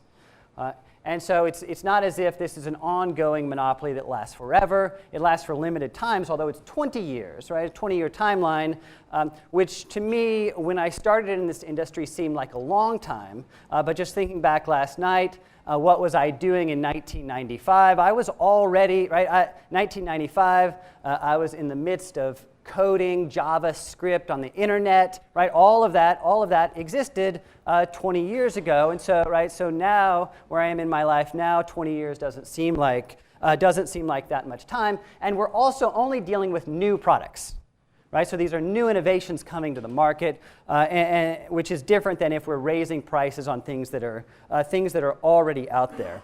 The third cost. The third cost is really kind of the big one that folks are concerned about with the patent system these days.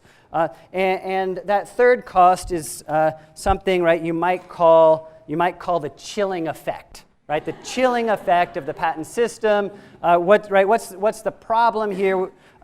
Right, to kind of recognize the chilling effect, let's go back to our innovator and their corporate business. And I've got some nickels here that, right, we talked originally that this innovator has a great new idea, they want to get a patent on it, maybe they already got a patent on it, and they're thinking about releasing this on the marketplace. Well, it turns out that just because you have a patent doesn't mean you can actually make or use this. That is, others might have a competing patent. If you look at a device like a smartphone, the estimates are there's 1 to 200,000 patents that are infringed by selling a smartphone. Now, some of those are held by the particular company. Some of them are cross-licensed, but many of them are not. And right, if you're thinking about releasing a new product, well, I'm going to use these nickels to represent patents owned by third parties, right? And there's lots of these that are potentially in your sphere, and those people that own the folks that own those patents also have a constitutionally mandated exclusive right, and so they have the right to exclude our innovator from bringing this product to market. And if our money guy knows this up front, then he may as well take the money and invest it in a different venture, right? If this one's not going to work. Now, a pernicious element of all of this is that in our current state of the patent system, a substantial number of these patents are actually invalid. That is, the patent office agreed to issue them, but upon closer examination, they would be found to be obvious and therefore not sufficiently new. They may find them to be lacking sufficient definiteness. That is, some amount of ambiguity is put into them and if that's true, they're not valid. The problem for our new venture in that front is that in our current state, to invalidate one of those patents, it's typically at least a $100,000 venture. Much more often, it's $1 million venture. And what that would do would take one of the patents off. If you remember my chart, we've got 3 million patents sitting out there, and so in many ways, new innovators, certainly in some market areas, are really seeing the system like this, right? They're covered with patents, and that's the argument, right? That's the argument that half of the law professors are arguing to say, look, this process of bringing something to market is just getting too difficult because of the patent system. Now,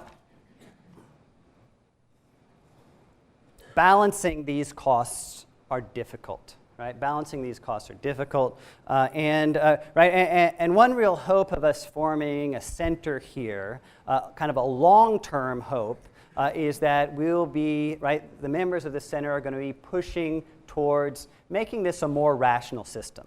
And certainly, I don't believe, and most folks don't believe, the answer is to eliminate the patent system. But there are certainly changes that can be made. And so next week, I'll be in DC at the Patent Office working with our new Patent Office Director, Michelle Lee, focusing on, can we change patent quality so that maybe we have fewer patents and we can be better assured that the ones that are there are valid. And hopefully that'll push forward a better market for patents in the future as well. Following that, I'm headed immediately across the coast to a conference at Stanford where I'm proposing another approach to to basically have a check on these patents, basically check to make sure they're of the proper scope, but in a way that is low cost, straightforward, and kind of low risk. And so both of those are proposals. Those are long-term proposals. Our short-term proposals are that that's why we're starting this clinic in part. That's why Jim Neiman is here, is that it's not just patents, but it's the whole regulatory sphere of starting a new venture. There's a lot of roadblocks, right? And so we're hoping that we can be part of that for those of you here. I'm going to try to remove these and get back to our innovator. So all of these coins here, right? These are all kind of third-party, right? Those are all third-party held patents. Let's talk again about our innovator and our patents and how this might work. Now, the first step for somebody who is an innovator, coming up with a new idea, thinking about whether to patent it or not, what's kind of the benefit there? And I think the real first and big benefit of patents ends up happening when you're talking with investors or entrepreneurs who are going to help you with this system. Now, the usual rule with kind of a corporate owner is that the owner owns, the owner has property rights, and an employee, an employee doesn't really have property rights in their work.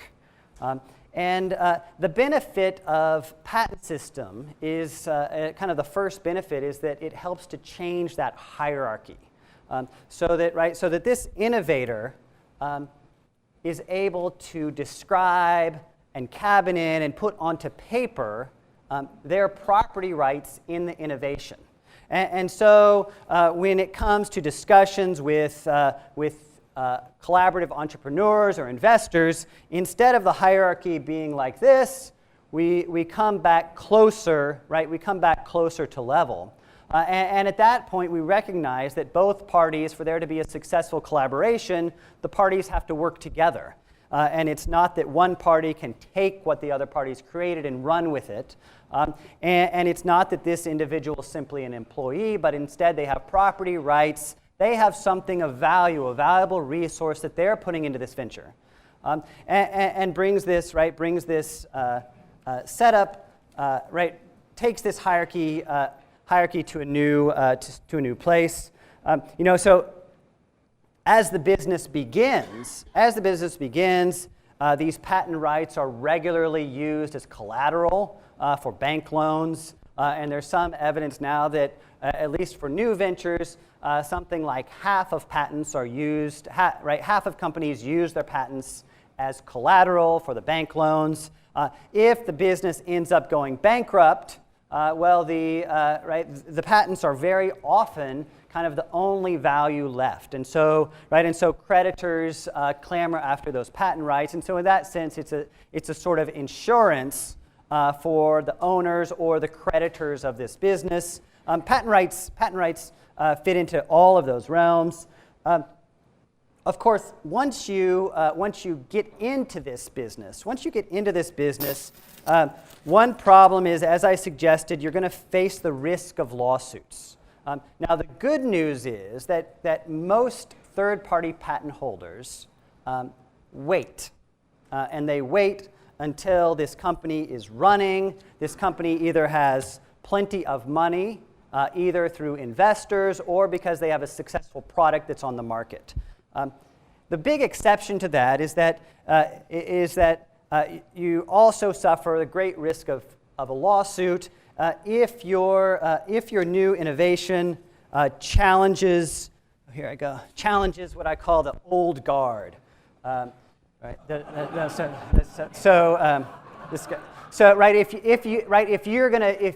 If your business proposition only works because you're taking business away from a market leader, then you also face the risk of patent infringement.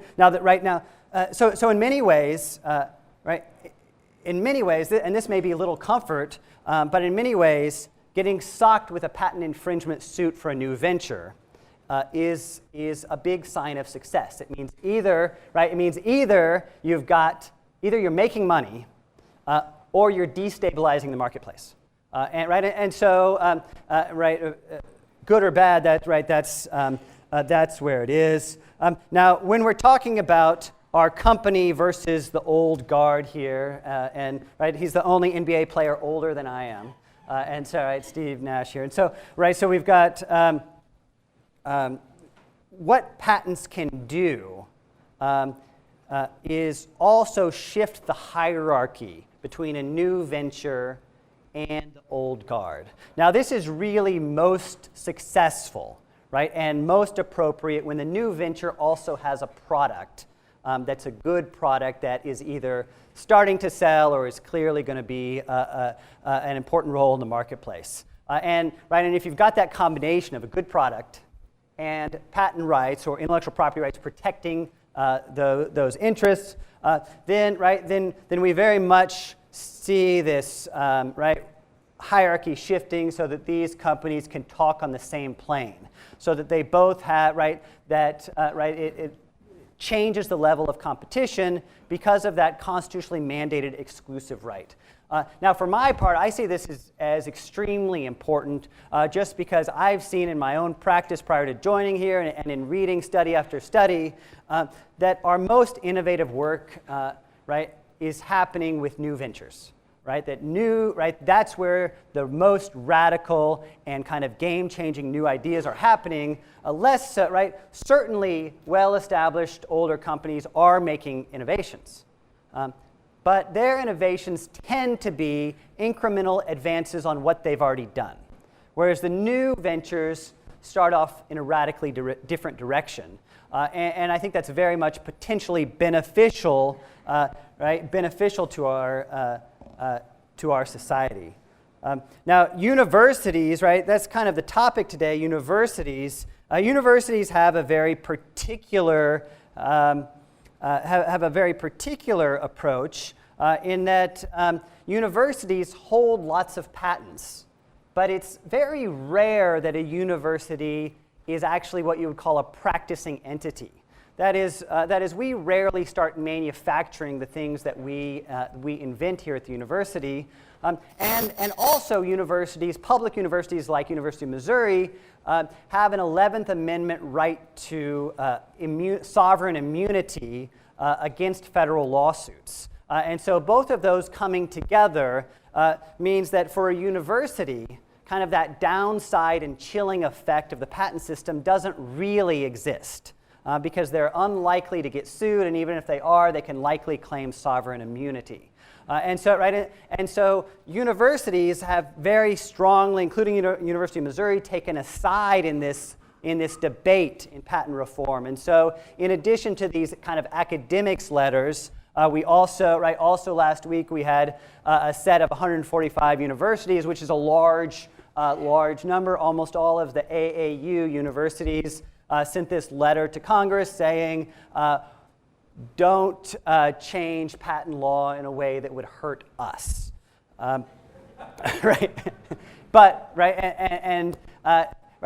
type of lobbying sometimes falls on deaf ears, but public universities in particular over the past 2 decades have actually been very successful with that type of lobbying strategy. And so even in the most recent patent reform bill, there are a number of special provisions that give universities particular rights held by no one else. And so this may be, so even if we have a change in law, it may be that university innovations will be given kind of a higher status in the law. Maybe it'll be harder to challenge them in the future, or less likely that a court would invalidate them. So part of our work here, at the law school, and our new Center for Intellectual Property and Entrepreneurship, CIPE, is really towards improving the system. Part of it is towards working with our students, working with all of you in developing all of this. Certainly it's a complicated game, but we want to be there to help. So thank you very much for this opportunity. Yeah, and I'm happy to take questions or not. Yes, Ms. Force. How this center is going to work with the Small Business Development Center that's already here? Will they work Yeah, and so the question is, how is our new center going to work with Small Business Development Center? And in fact, there's a host of folks who are working on new ventures, entrepreneurship in this community already. And so there's one answer is that we are waiting a little bit on establishing the particulars of our of how our clinical work, because Jim is starting next month, and we didn't want to fully define his role. We wanted him to help in defining that in particular. But if we take a step back from that, and I think Jim will agree with this, that our overarching hope is to work closely with those organizations that are already doing this work, and we've already reached out to many of them to talk about ways we can collaborate. And the basic notion is that many of these other organizations have strong skills on the entrepreneurship side, but they have fewer skills on the legal side. And so everyone we've talked to believes that we're going to be able to add significant value, and that our students can have an important role to play that's going to be different than what a business student or an engineering student or health science student might play. And the hope is that this can be a collaborative process. Does that, Jim, are you agree with that? That's right. I would anticipate that my first couple of months on campus will be meeting with other campus leaders and innovators and getting my arms around exactly what the ecosystem here is. And it is elaborate, it is expansive, and we're going to be a part of it. We're going to find ways to have mutually beneficial arrangements. So I'm going to be learning a lot the first couple of months. If you have ideas to share, I welcome them and I appreciate that. You know, and part of, with our centers here at the law school, one thing that we try not to do is displace the work being done by local attorneys. So part of that is working with local attorneys to figure this out, right? And we very much, the one thing about new ventures is that at the early startup stage, they tend not to have money to pay for lawyers at all.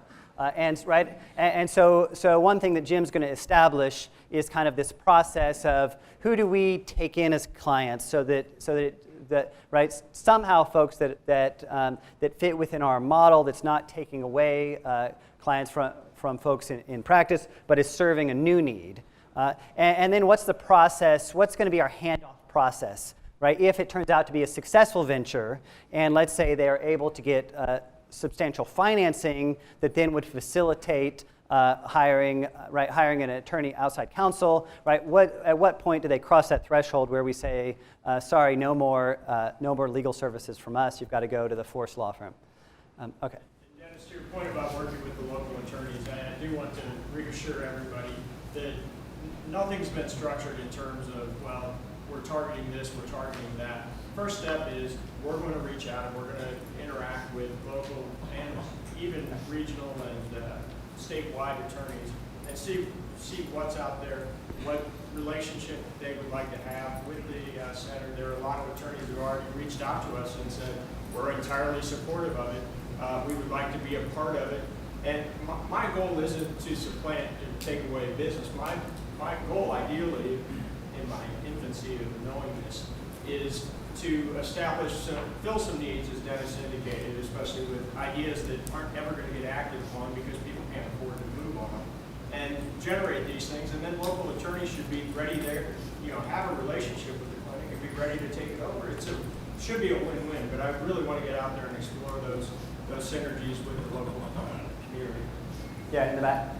One of the problems we have on campus is that when it comes to innovations and patents and stuff, a lot of times the faculty can be at odds with the administration on what the administration wants to do, what the faculty thinks is right. When it comes to a legal input, the legal input always goes to the attorneys. That's the private side of the patent, the administration.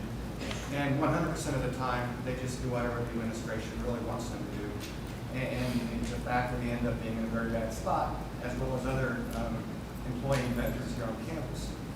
Is there any chance that your center can become a faculty advocate on this campus and actually have a true representation Yeah, I think, of the faculty? yeah, so Galen's thoughts here, right, is very much, there's this potential of odds between faculty and folks who are coming up with innovation, but it turns out it's owned by the university.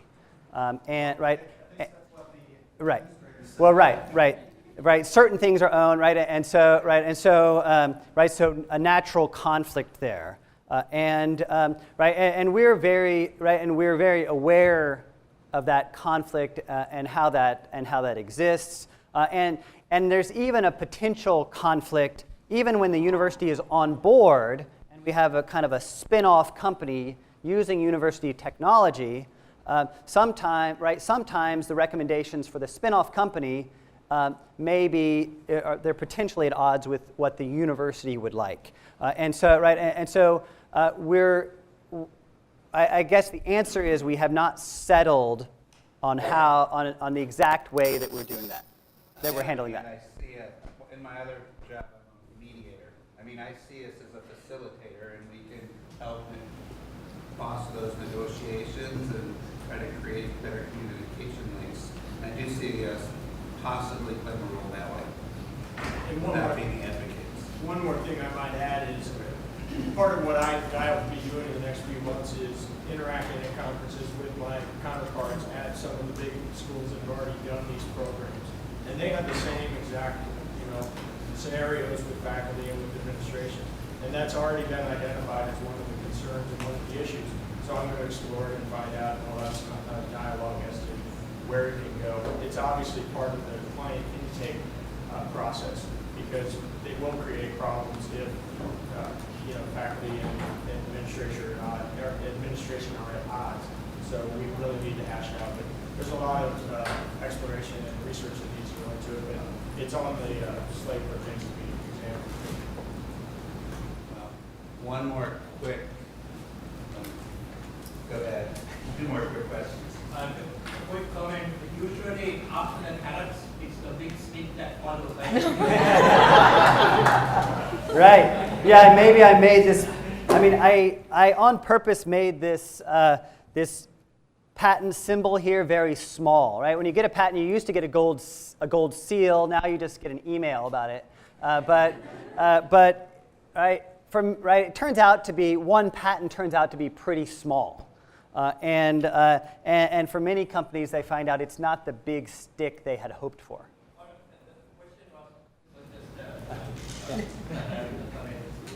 About the university is a non-for-profit entity. So now you are going in the world for the for-profit. Yeah. It matters. Yeah. How do you reconcile that? Yeah, so the university is the university is a state institution. It's a branch of the state of Missouri. But we're thinking of, but the university makes money from its patents. From my standpoint, the fact that you call something a not-for-profit, what that means is that you don't have investors that are making money from the university. But we have a number of, the NFL is also a not-for-profit organization. University is not-for-profit in its standpoint. It certainly brings in a tremendous amount of money, and it is certainly a market player in the market where it works, right? It's mainly in the market for students, and it has to figure out what's a competitive price for the product we're providing, and the university does that in the marketplace. And so this, in many ways, is not much of a transition, and the university's been going through this transition over the past 35 years. So what we're doing is not really a big change from what's been happening already. Okay. Do you see any promising movement to sort of loosen the science requirement for the patent bar? So the question is, the question assume, there's this issue, if you want to become a, quote, patent attorney, you have to have both a background in science or engineering, and you also have to be a lawyer. And so that's nice for patent attorneys because it very much limits the number of attorneys out there, which means we can charge higher prices. And so the question is there some movement to limit that? The general answer is there are those of us, including myself, who think that the technical requirement should be reduced significantly from what it is. But we are kind of a voice this large where there's a voice this large on the other side saying no. And so the current there's no proposal that's receiving any consideration to change that. So Dennis, if you know him, is not the most organized person. I think he mentioned that. So the display he did and the organization it took to do this, I am totally flabbergasted. So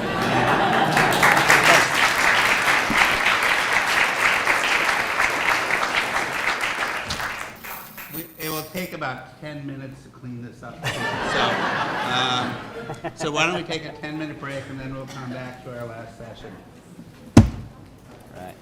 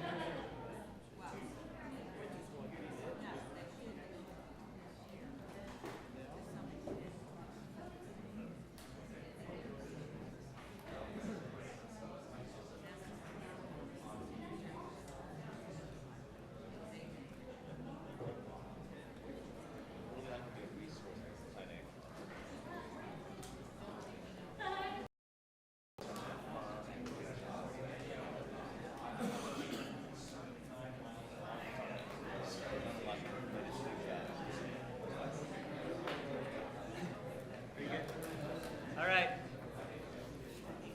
So let's get started. This next panel is going to focus, more on patent issues and kind of the innovation space. And both our moderator and speaker, who I'm going to introduce, is Professor Erica Litzen. Erica is in her first year as a law professor here at the University of Missouri School of Law, and she's a really great faculty member, and I'm so glad she's here. She really has an extensive background dealing with patent law and intellectual property law in general, but kind of her real focus, all right, whereas my real focus for most of my work is kind of at the innovation stage. And how do we deal with patents at the innovation stage? Professor Litzen takes that to the next step, and her real focus in her long-time practice as a partner at the Covington firm was on, let's say you've got a new product. Likely it's a patented product, but how do you get that to market? And really, what are the regulatory hoops you have to jump through to get there, right? And most of those regulatory hoops are found for new drugs and medical devices, and that's where most of her work was. A huge industry, but a very important area of technology for our society. Erica's, I didn't bring your bio. I just know that you love Duke, and so there's something there. Right, there's something there. Erica has a few different degrees, including a JD from Duke, and I'm just so glad that she's joined our faculty and glad that she's speaking today. So, Erica. Okay, so all I'm going to do now is simply introduce our first speaker, who is Lana Knedlik from the Office of General Counsel here at Mizzou. Lana represents the university with respect to tech transfer as well as a variety of other IP issues. She has expertise in the full range of patents, copyrights, trademark. She has her law degree from the University of Kansas. I'll have to get the backstory on this at some point, 3 different bachelor's degrees in different sciences over the course of quite a long period of time. She clerked on the 10th Circuit and then was a partner at Stinson Morris and Hecker in Kansas City, practicing in the IP group. She also has taught patent law at the University of Kansas, and she is going to talk today about patenting at the university here.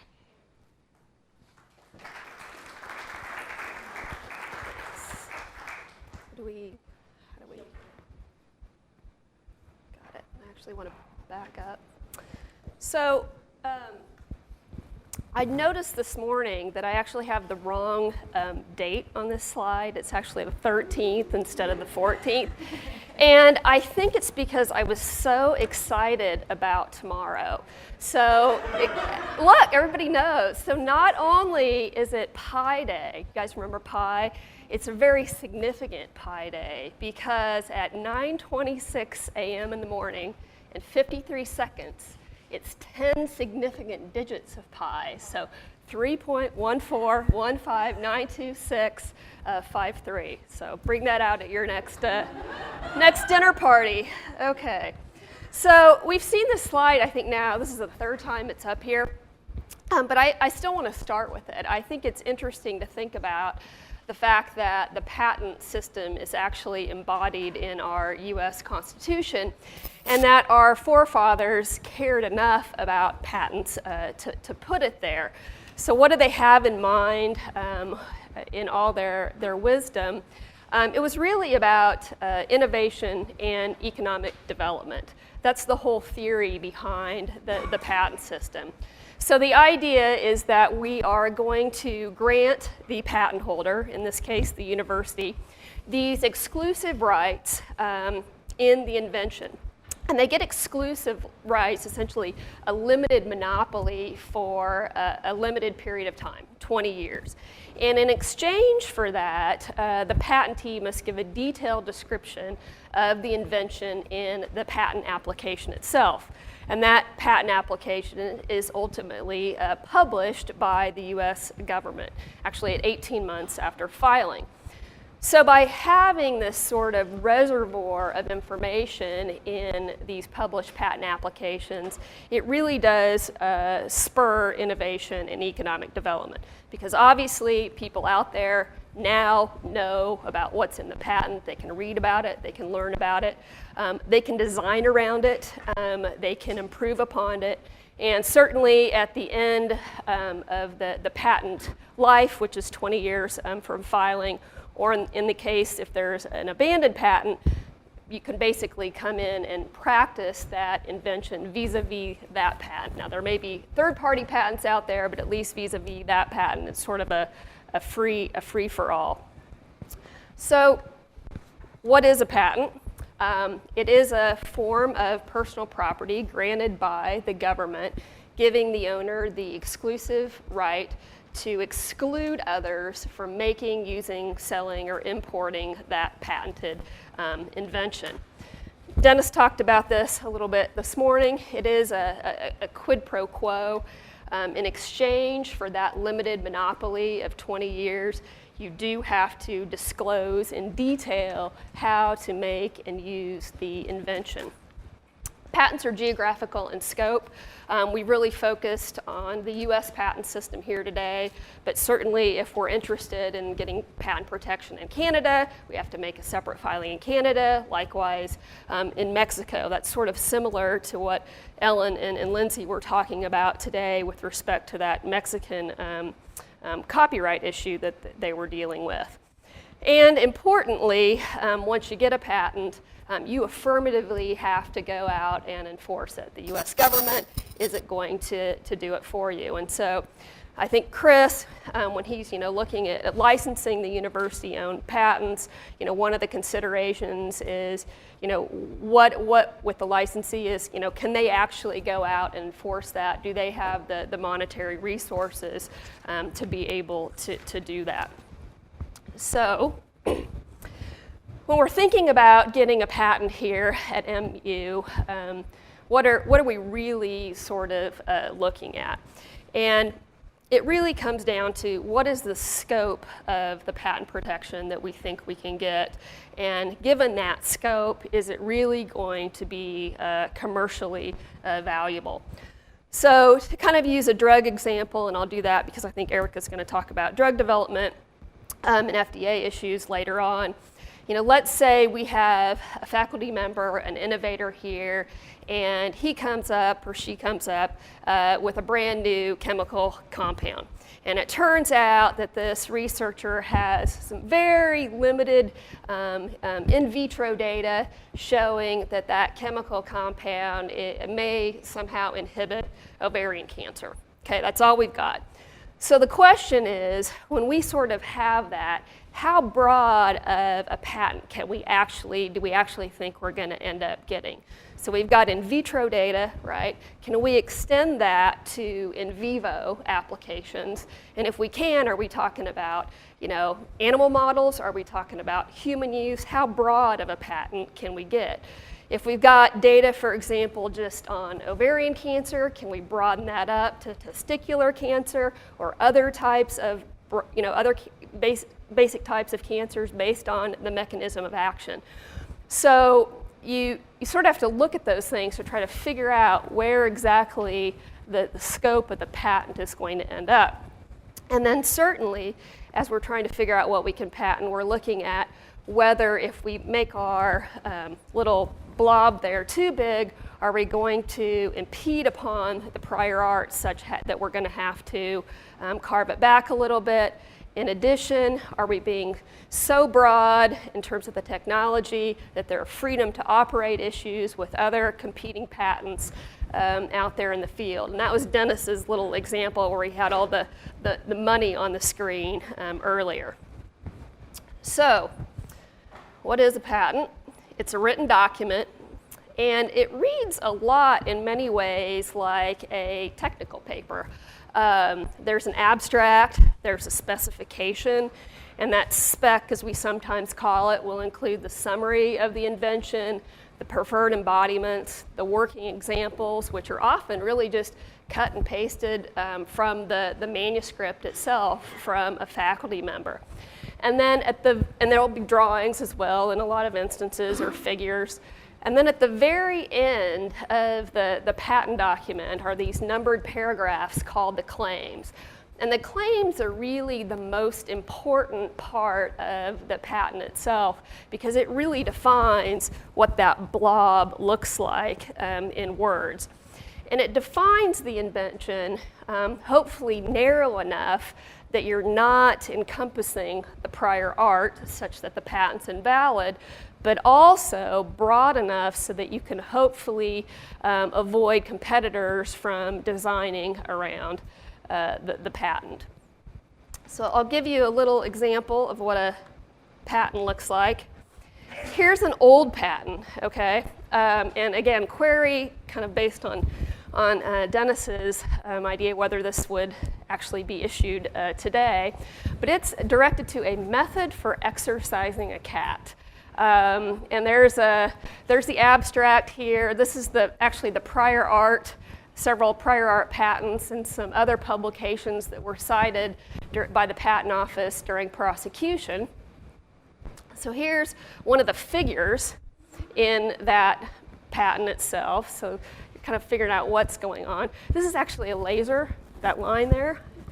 And here's what the claim looks like. It says, a method of inducing aerobic exercise in an unrestrained cat comprising the steps of directing a laser beam to an opaque surface, that surface, the pattern that it creates being of visual interest to the cat, and then we're redirecting that beam out of reach to cause the cat to chase it, right? So it's exercising a cat via a laser. Pretty interesting that that actually got issued. And again, query whether it would be issued today. To get a patent, as I mentioned, it's got to be novel over what we call the prior art. And that prior art can not only be third-party prior art, so publications by other people, but also work that you put out there. And one of the take-home messages that we always give to faculty is that your own work, your own publications, your own disclosures out there, if you publish too soon, that can either bar or limit the scope of the patent protection that we're ultimately going to be able to get. So it's important to get the patent application on file as soon as possible. When we're looking at whether to file here, one of the things that we also want to do is really try to get a handle on what that prior art looks like. Chris's office will often do some sort of prior art search to try to get a handle on what else is out there. If you're ever interested in doing some searching on your own, there's a great website, Google Patents, which uses the Google algorithm. In addition, the USPTO has a word searchable database that you can use. But certainly, patents aren't the only type of prior art out there. You need to search things like PubMed, SciFinder, et cetera, when you're doing a search. So assuming the search sort of comes back clean and we feel like we want to move forward with it, what's sort of the process? Well, the whole concept, I think, of patent protection is that patents are really an investment. It takes a lot of time and it takes a lot of money. The typical filing fee for university patents is probably in the $8,000 to $12,000 range, although depending on complexity, it can be up to $25,000 to $30,000 just for the U.S. Filing alone. And then if we're interested in foreign patent protection, that can be an additional $3,000 to $10,000 per country to go into. So you can see that it can get exponentially costly with respect to foreigns. Once that patent application is filed, it sits there for about 16 months, but then it's ultimately examined by the patent office. And during that process, we call it prosecution, there's really a give and take between the patentee and the patent office trying to figure out and hone in on really what is patentable. So in 90% of the cases or more, you're going to get some sort of initial rejection by the patent office, and then you as the patentee have the opportunity to respond and explain indeed why you think the invention is patentable. The average time, and it does depend on sort of the art area that you're in, is about 3 years from filing to issuance. So generally speaking, what are the patent requirements that the patent office is going to look at? The first one is actually one that the patent office won't look at. It's do you have correct inventorship? And that's something that we look at internally, because if the inventorship is wrong on the patent, that's a basis for invalidating the patent. But then the rest of these things are items that the patent office is going to look at. Is it novel in view of the prior art? Is it non-obvious? Is it patentable, the type of patentable subject matter that's even eligible for patent protection? That's been a big issue in the last 3 or 4 years. There's been, I think, 4 cases that have gone up to the United States Supreme Court in that area. They're going to look at whether that invention is sufficiently defined, whether it's enabled to make sure that you can get really that entire blob that you're trying to get. So because that whole process really involves understanding the technical aspects of the patent itself, not just the legal aspects. What we do here at the university is actually engage outside patent lawyers to file each of our non-provisional patent applications. And those lawyers are selected really based on their particular expertise in the area, their relationship with the inventor. There is, interestingly, a statutory primary preference that we use Missouri firms, but because we really need to have folks that know that particular art area, I'd say, you know, probably half the lawyers that we use are non-Missouri lawyers. The take-home message, though, is that the successful patenting really is a collaboration and a partnership between the inventors, because they know their invention better than anybody else. Our outside patent counsel, Chris's office, who handles the day-to-day interactions with our patent lawyers and inventors, our office, the Office of General Counsel, and then if it is licensed or optioned, a lot of times the licensee and optionee is involved in the patenting decisions. Now with that, I'll turn it over to Chris.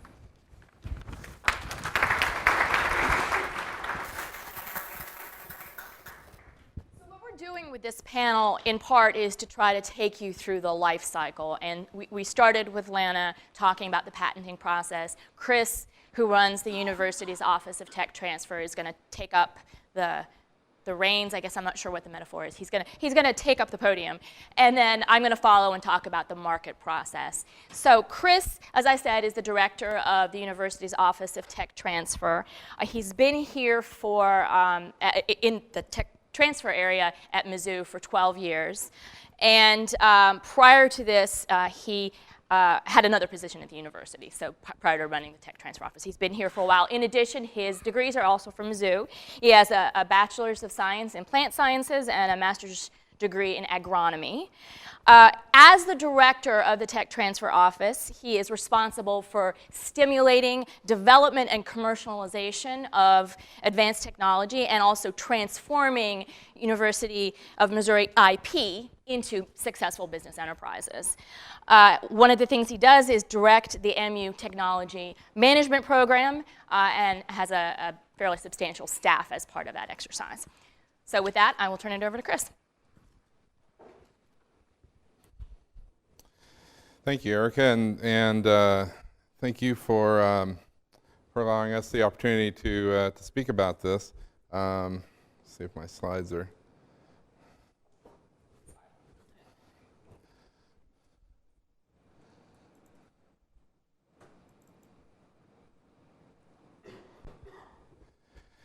And I'll talk a little bit about technology transfer today, and really the way I guess using a metaphor to describe that based on my background, I'm guessing there's probably not a lot of plant breeders here in the audience today.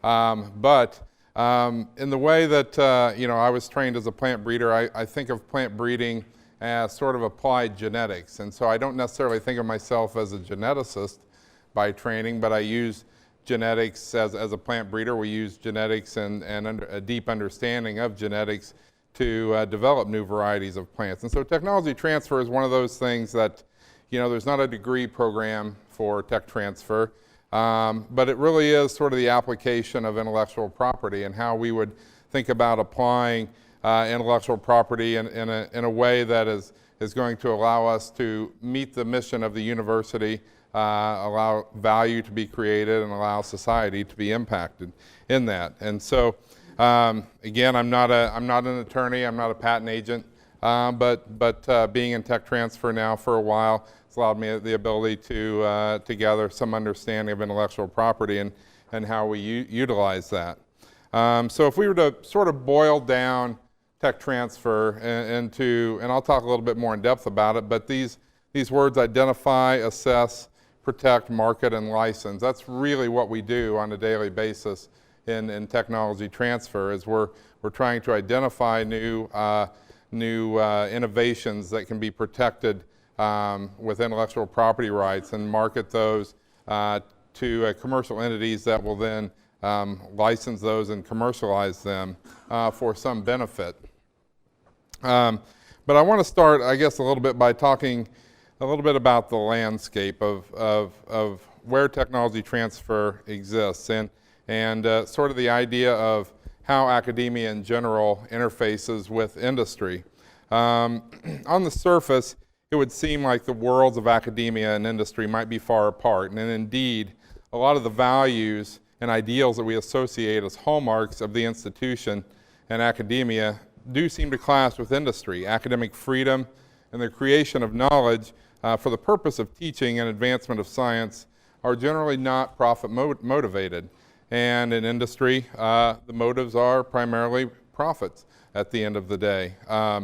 So how do we find the overlap there? And then through the commercialization of new and useful technologies, we see that that profit motive allows the innovations developed at the university to create impact in our society. And that is part of our mission, is to through the research, the service, the economic development mission, is to see that those innovations are creating a positive impact. And the profit motive from industry really becomes the conduit to that. And so intellectual property is really the vehicle that we use to get from one to the other.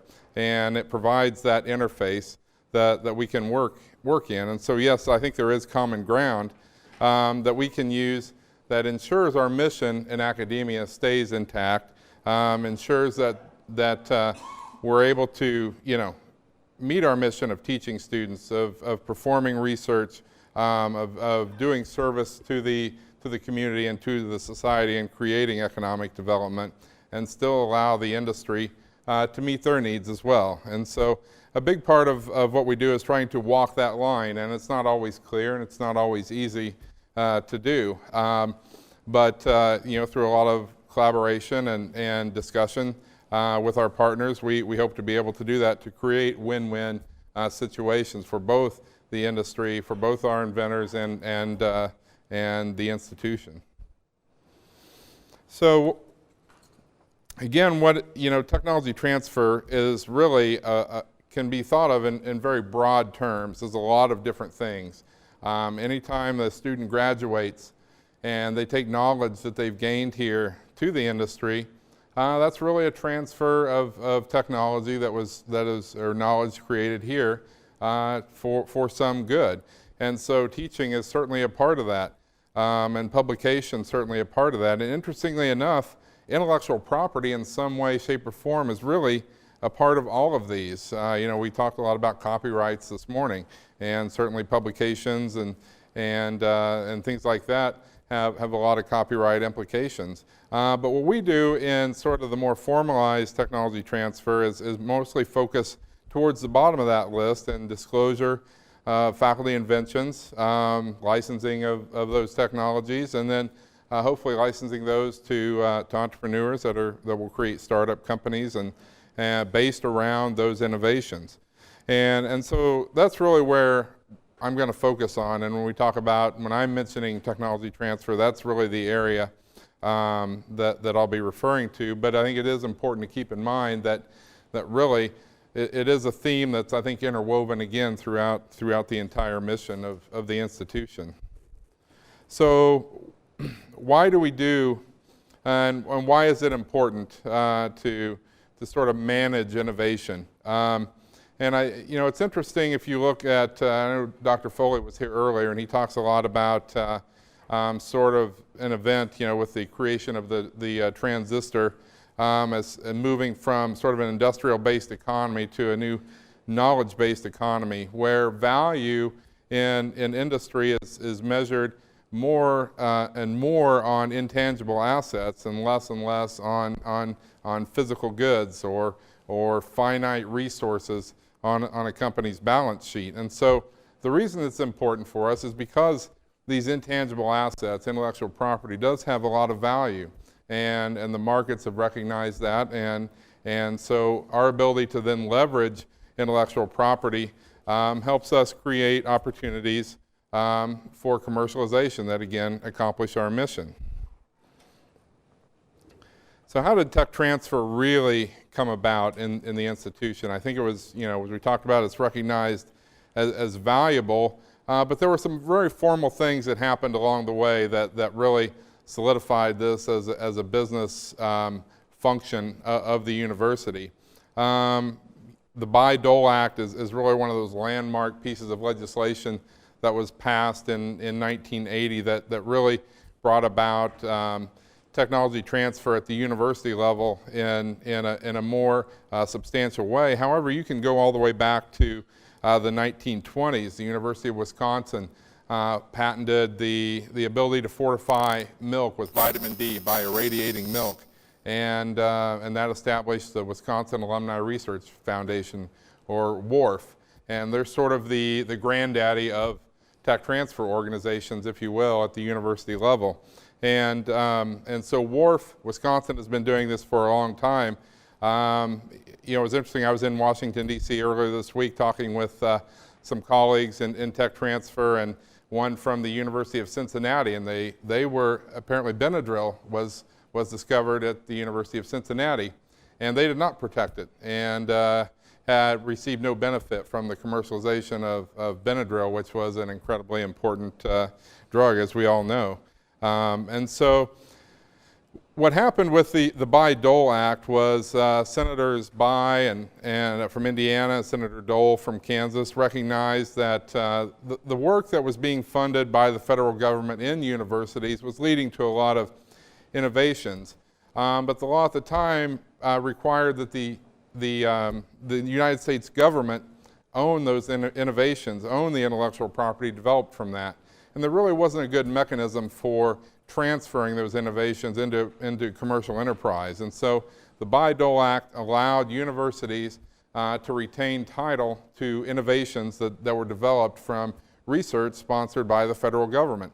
And the goal was really to provide incentive for universities that are closer to where those innovations are made and are in a better position to affect commercialization on those, to be part of that and have that ownership stake. Now there is a fair amount of compliance that goes along with that. So for every grant we receive from the federal government that results in an innovation, we have certain compliance measures that we have to follow that were part of the Bayh-Dole Act. But really, by shifting that responsibility from the federal government to the universities, really created tech transfer in a much more substantial way at universities across the country, and it's really expanded ever since then.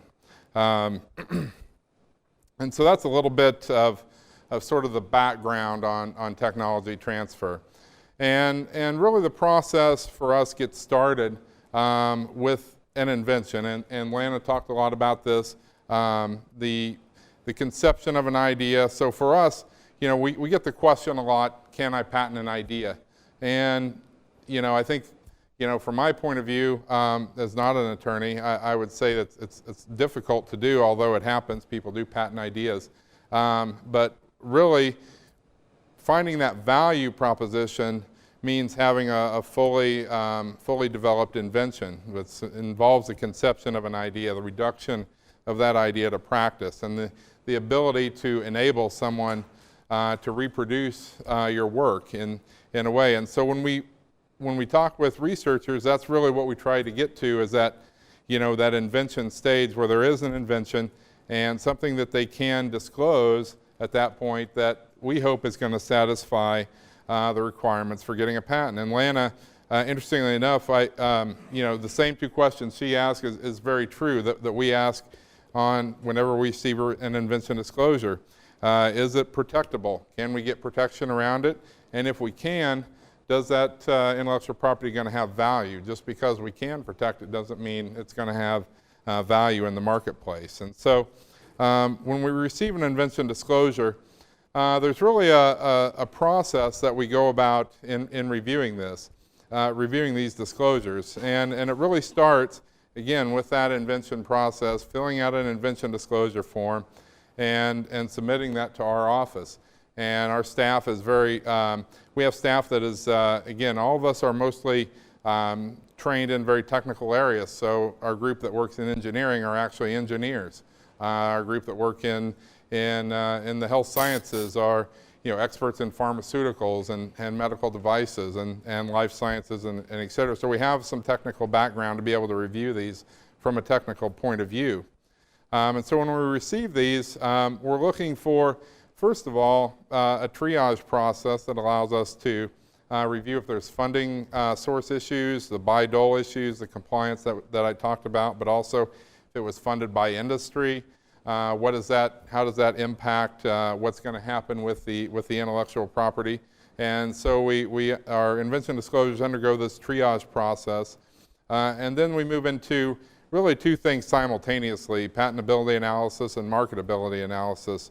And the patentability side, we're looking for novelty, utility, non-obviousness, reduction to practice, enablement, all those things that would have to be satisfied in order to have a patent granted. And then again, we're also looking at the market. Is there a market for this innovation? Is there going to be barriers to entry into that market, usually in the way of other intellectual property? So the patentability analysis actually kind of spills over into the marketability analysis. And is that innovation going to offer someone a competitive advantage so much that they have a motive, a profit motive there to then commercialize it?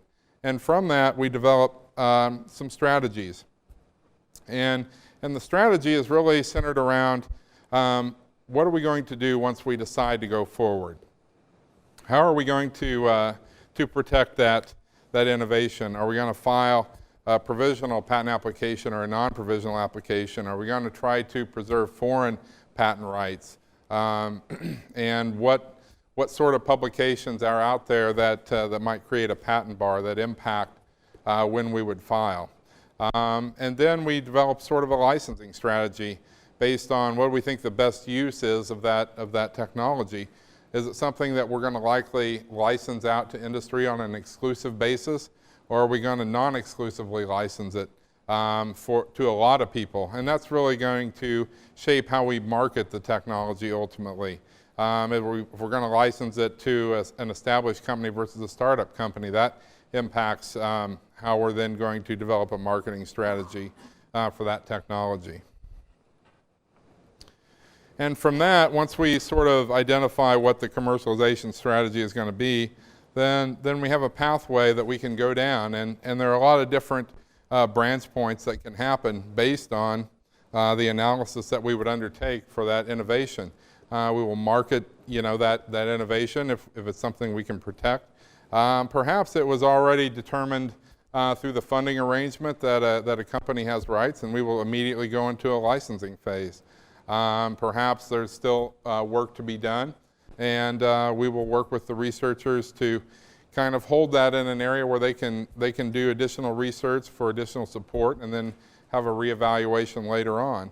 Or we can waive the rights of the university back to the inventors and allow the inventors to then commercialize that on their own if it's something that we feel like is going to be difficult, a difficult pathway, a difficult use of university resources to go forward.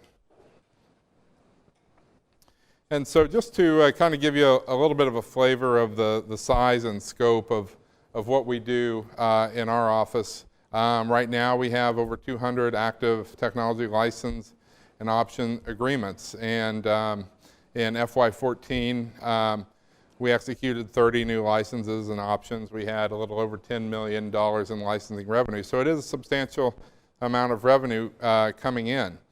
And you can see the numbers there. I think, for us, the goal is not really the amount of money we bring in per se. It allows us to do the things that we think are important. But really, we want to see these innovations be able to create impact.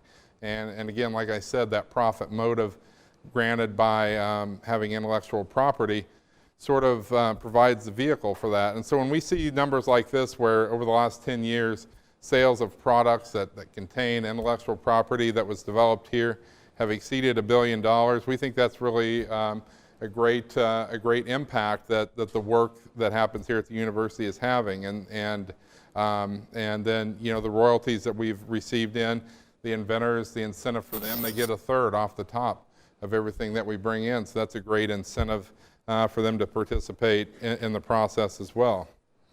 And then just to give you an idea of a few of the products that you would see that in the marketplace in different areas that have generated royalties for us, or are currently generating royalties for us, and a wide variety of technologies from agriculture to medicine and everything in between, engineering. So, and so just to kind of give you I guess I'll end with this slide. A lot of you may have heard of a product that was developed here called Beyond Meat.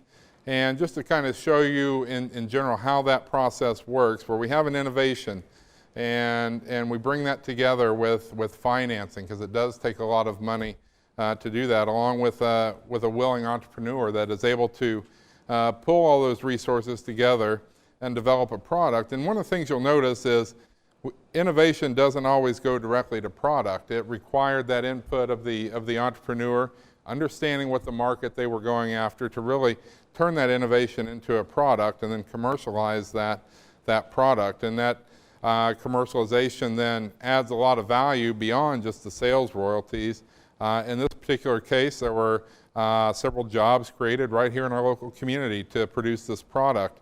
It's provided a great source of collaboration between us and a lot of new entities that we wouldn't have ever been able to collaborate with, like the financing side of Kleiner Perkins and the Obvious Corporation, which is actually the venture arm of the founders of Twitter, for example. Being able to interface with them and collaborate with them to bring this to market has been great. And the value then that's created through all that is really, again, what drives us to utilize intellectual property developed at the university then to hopefully create these kind of success stories. So that's all I have. Thank you.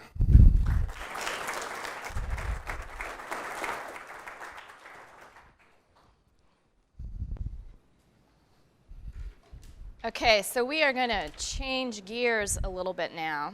Let me pull my slides up. So what I'm going to talk about is basically the subset of innovations that lead to products that are subject to FDA regulation. So we're going to be talking about drugs, including biologics and medical devices.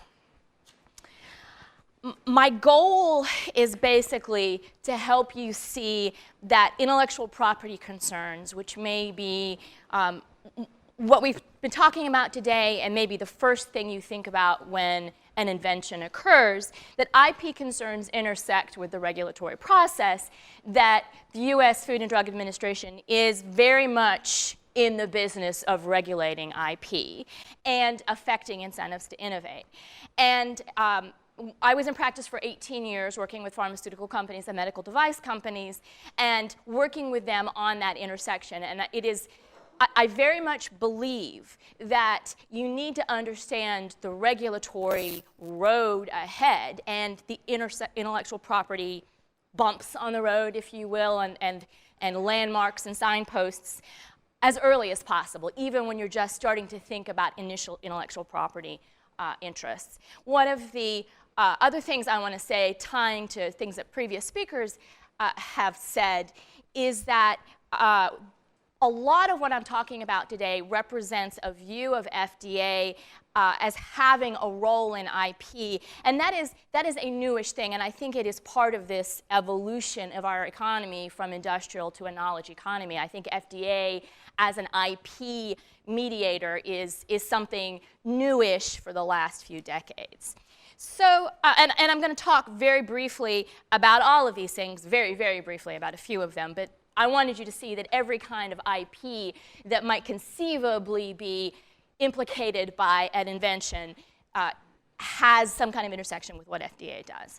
The backdrop here, I think you know, which is that drugs, and I include in that biological drugs and medical devices, have to go through a pretty extensive pre-market research and development process before they can be commercialized in the United States. And that involves laboratory tests, it involves animal tests, and then it involves clinical studies, which is to say studies in humans. And then all of it is packaged together and submitted in a marketing application to FDA.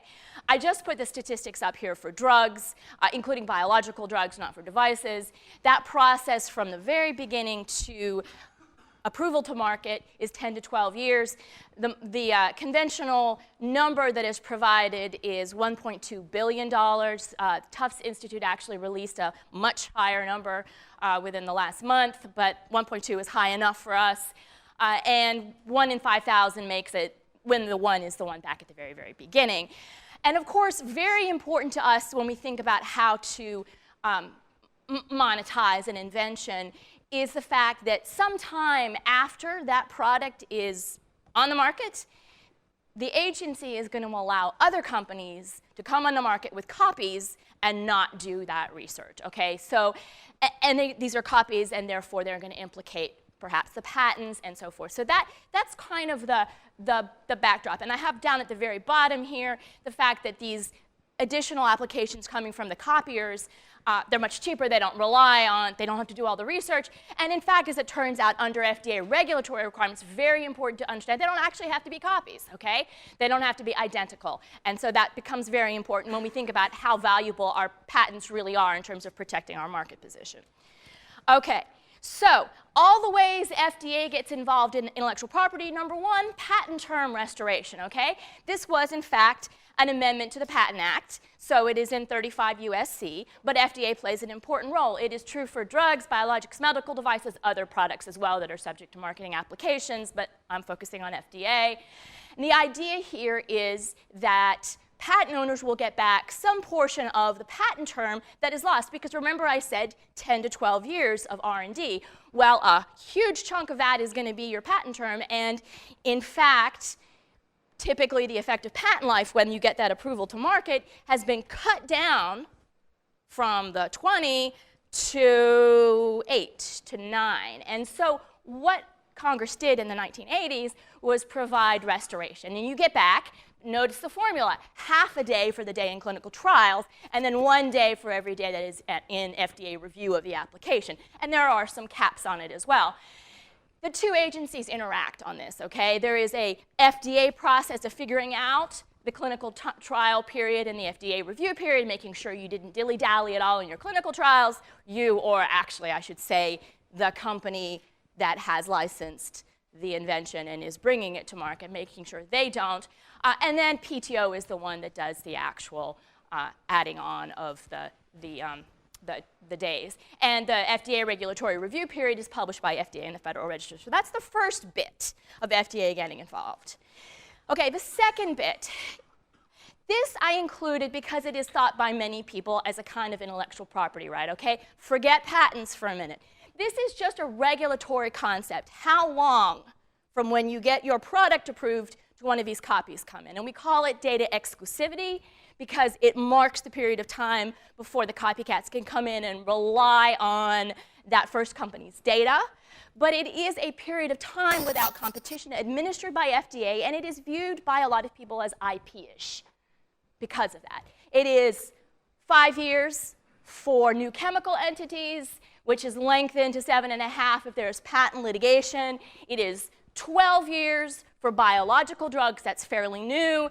And for medical devices, and I'm not going to talk much more about medical devices, there's a period of 6 years before the data that were submitted in the application can be used by somebody else. Okay, so this is a completely different kind of concept from IP that you may have been thinking about and that we've been talking about, but a lot of people think of it as an IP-like right, and it's really important when you're thinking about the value of your invention. Are you going to get the 12? Are you going to get the 5? In fact, there are a lot of issues here with FDA. The big one is always, are we going to get the 12? Are we going to get the 5? Is this new enough? Because the agency engages in that kind of inquiry. Is it new enough? How does it relate to prior products? And so even up front, when you have your invention, you need to think, is it going to get 5? Is it going to get 12, or maybe not? And that has a huge impact on the value, which should, in theory, have a huge impact even up front when you're doing negotiations. Okay. Third, and this is complicated. I've got a couple slides, but this is really unique to this area, to FDA-regulated products. There are special schemes here for litigating patent infringement. And they're different for biological drugs and non-biological drugs. And I'm starting with the older scheme, which we have some experience with, the non-biological drug scheme.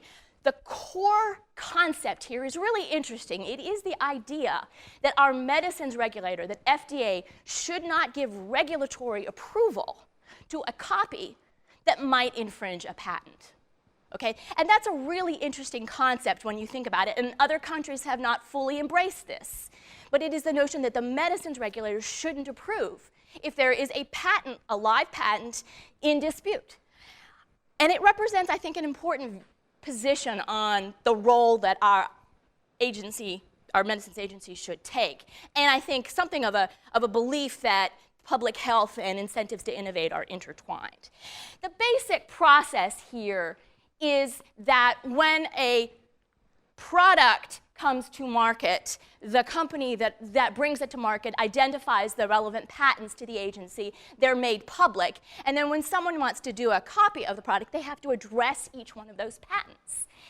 And what they say dictates when the agency can approve, which again, it's a really interesting idea. If they say, I'm not going to challenge that patent, then our FDA, their hands are tied and they can't approve the product until that patent expires, okay? And that's not true in other countries.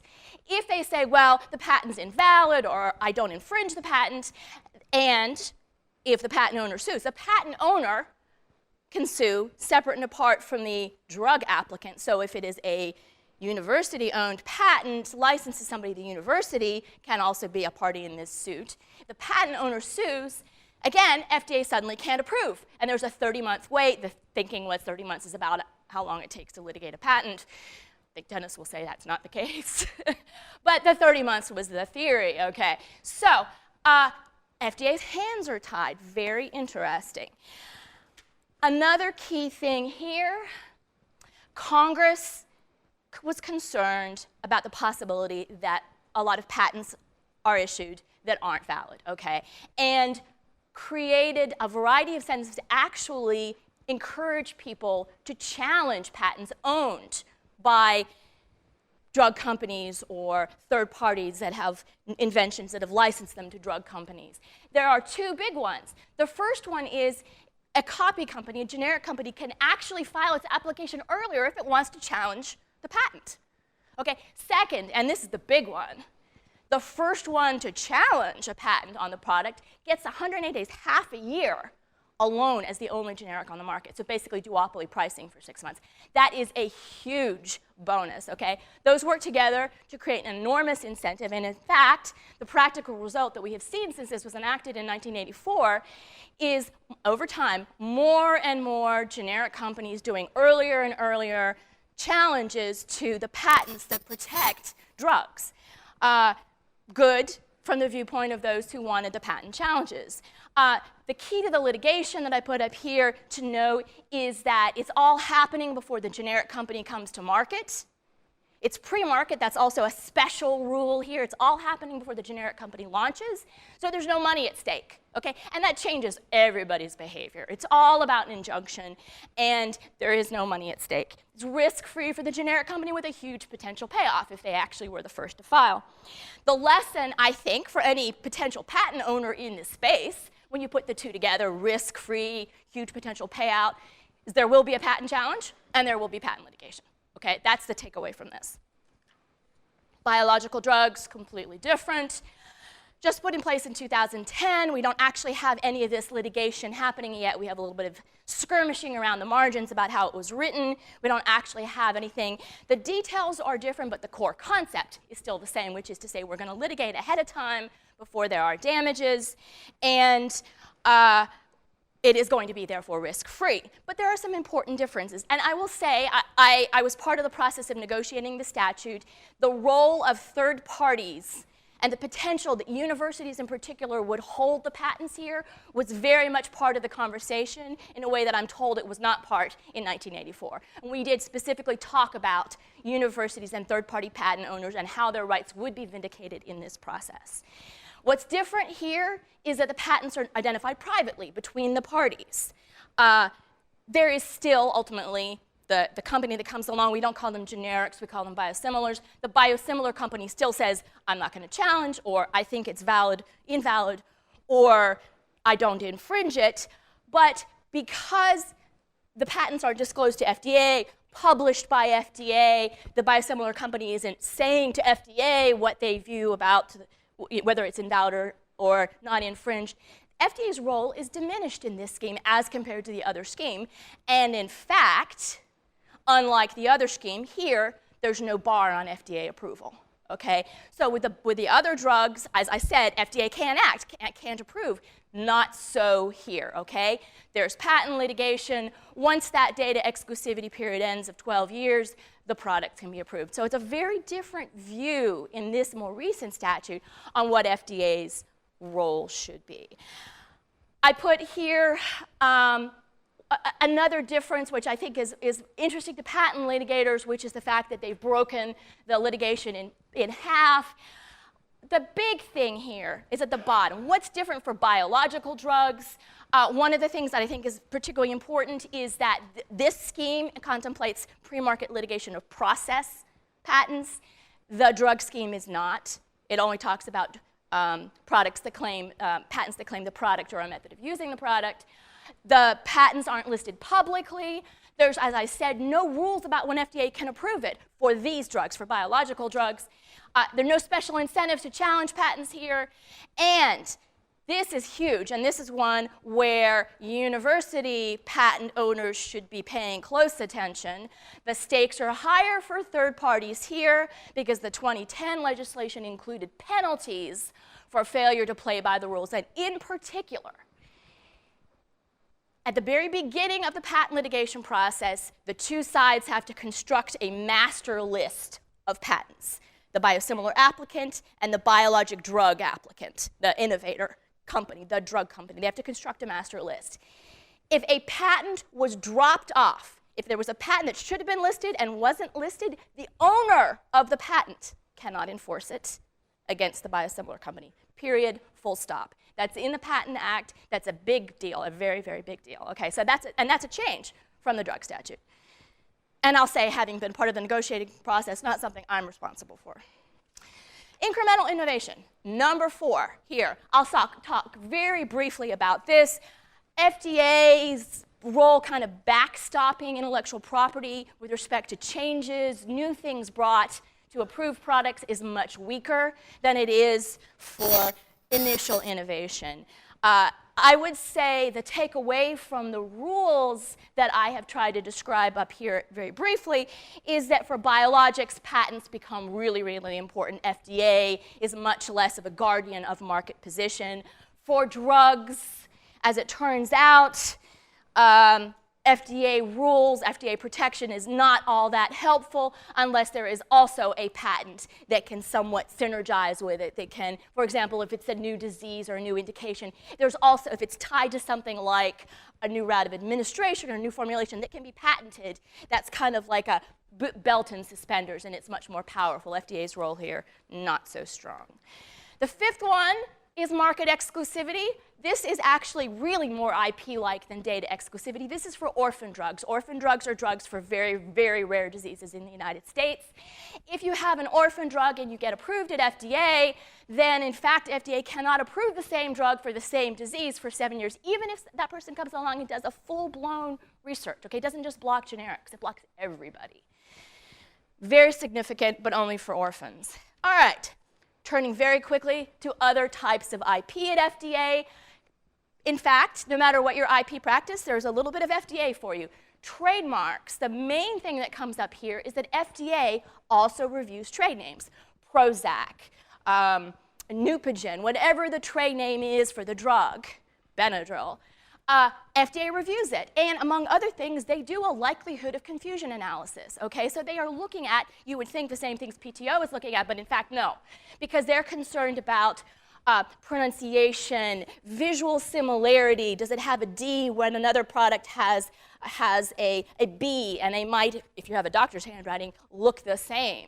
Okay, so they also do it, and that's a little concerning to people who think, well, our likelihood of confusion analysis should just be PTO. As a practical matter, it can delay market entry, and it has delayed it for as much as a year. You get your approval, but FDA hasn't approved the name, so you can't go on the market. Your patent is continuing to tick. Your 5 years of data exclusivity have started, but you're waiting for your name to get approved by FDA when PTO has already approved it. Copyrights, yes, but not so much, okay? I mean, the labeling is copyrighted, but I'm not sure it actually matters all that much. The last thing, don't forget trade secrets. It's more of a passive intellectual property right, as long as it is kept secret and it is something that is of value to you as compared to your competitors, it is going to be classified as a trade secret, but in fact, FDA protects them, and under the Federal Trade Secrets Act, FDA also treats as trade secrets all of that data in your application. It's passive, so people don't worry about it so much, but this is an area to watch, okay? Because there is a significant global push right now that the Europeans are at the forefront of to release the data, not the manufacturing data, not the sort of core trade secrets, but the research data, to push, a significant push to release that, okay? And so this is yet another area. There's not a type of IP. I guess my bottom line as I step off the stage 5 minutes after Jim told me I was supposed to step off the stage, my bottom line is that there is not an area of IP that FDA does not touch. And up front, when you have an innovation, you have to think down the line about how those types of IP are going to play out for the eventual product, because that will, if you know that will help inform any kind of negotiations and licensing that happen at the very early stages. So it's really important to understand this pathway and to understand how FDA bolsters and doesn't bolster any kind of IP you might separately have. Okay, thanks.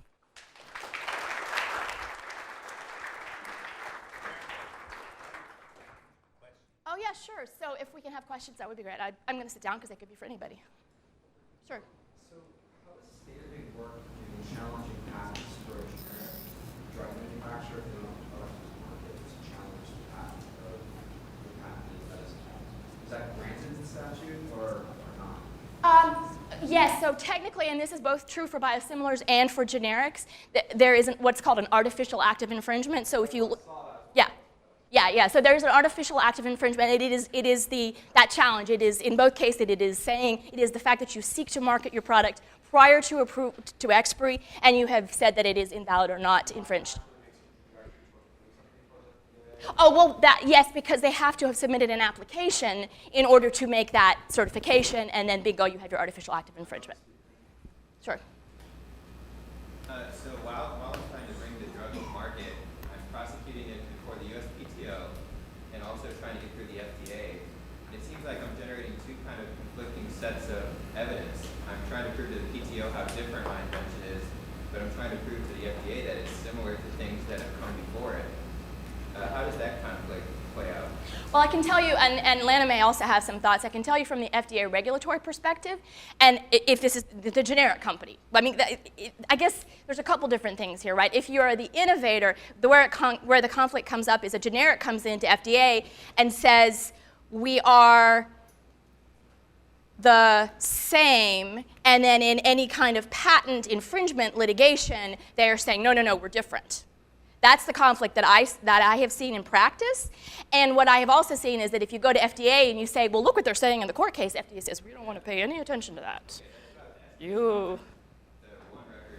Sadly, from the perspective of someone who represented patent owners, the answer is FDA really didn't want to look at the court papers.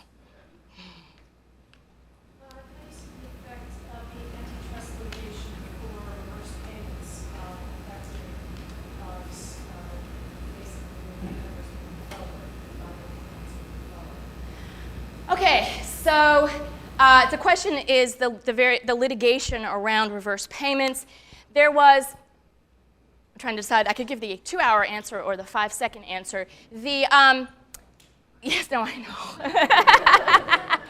What we have right now is a Supreme Court ruling that basically says a payment from the innovator to the generic company to resolve the patent litigation that's happening pre-market is going to be subject to a rule of reason analysis. It may actually be anti-competitive. Just because they're staying off the market less than the patent doesn't give them a get-out-of-jail-free card. It may actually be anti-competitive.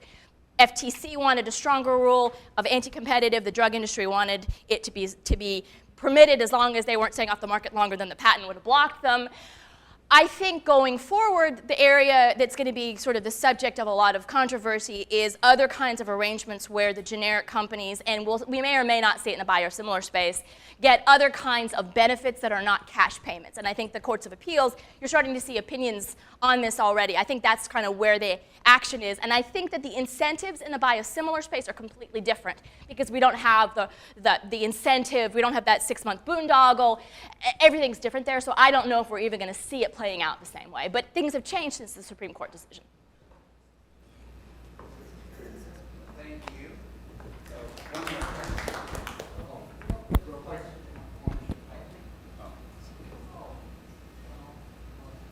Ownership of university inventions. We heard this morning that their faculty members have no employment agreement, so that copyright of your syllabus can be owned by yourself. But surely with patents, do faculty members have an employment agreement that inventions that they make here are owned by the university? The collective rules, which actually say that they're a part of the employment contract, and then they vest basically inventions made within the scope of the employment or using substantial university resources with the university. So it's the collective rules are part of the employment contract. One last. I think I heard Council say that you have file provisionals and then send patents out if it comes to that to a patent attorney or outside firm or something to have them worked on. It seems to me that if you do that, then how do you make sure that the provisional is complete and covers what it needs to cover by the time it gets to the attorney? Because with the AIA in place now, provisional filing doesn't disclose everything. If you write one claim that isn't covered by the provisional, you lost the priority. Yeah, and I think it's a challenge that we're always grappling with. How much time and money can we put into a provisional? And I think there are a lot of times, too, when we'll actually engage outside counsel to write the first application, so it could be the provisional. But it's really a judgment call kind of based on, A, how much time do we have, and B, how valuable we think the technology is. And Chris's office is really involved in sort of making that decision. But it is a challenge. Okay, thank you very much.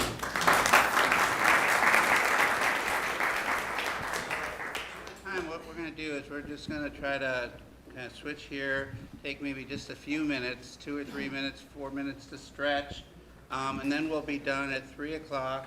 And we do have a reception, hors d'oeuvres, we have some wine, whatever, at 3 o'clock that we invite you to. But why don't we just stretch a little bit while we get started, get ready here, and then come back and start. Thank you all.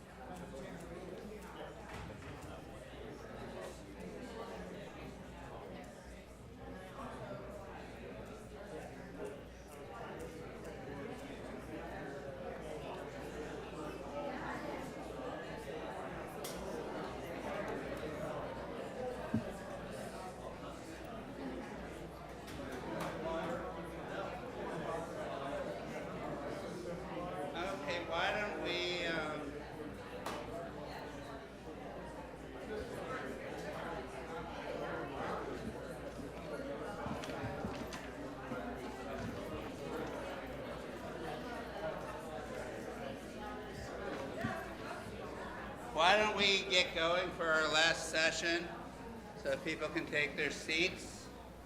And I want to thank you for being here all day. As I said earlier, as we said earlier, there will be a reception that follows. It's just down the hall, and to the left we'll have some little food, and I think we have some wine and beer possibly too. So we recommend, a good way to kind of talk to some of the people who are here, and many of the speakers will still be here. So, so I want to, Dennis, my introduction of Tom is on here, so I apologize. Thank you. So our last session of the day will be moderated by Tom Lambert, who is the Wall Chair in Corporate Law and Governance here at the law school, one of our phenomenal professors here. He's written, his area is antitrust and business orgs and in that area. Regulatory matters. He's written more than 20 articles. He's written an antitrust textbook.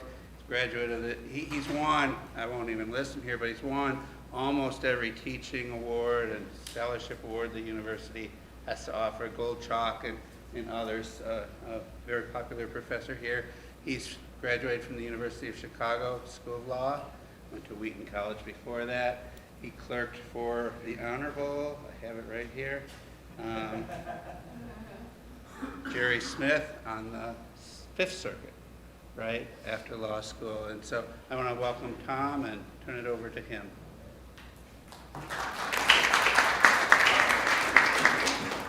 It's sort of odd to be introduced to make an introduction, but that's all I'm doing is introducing the speakers here.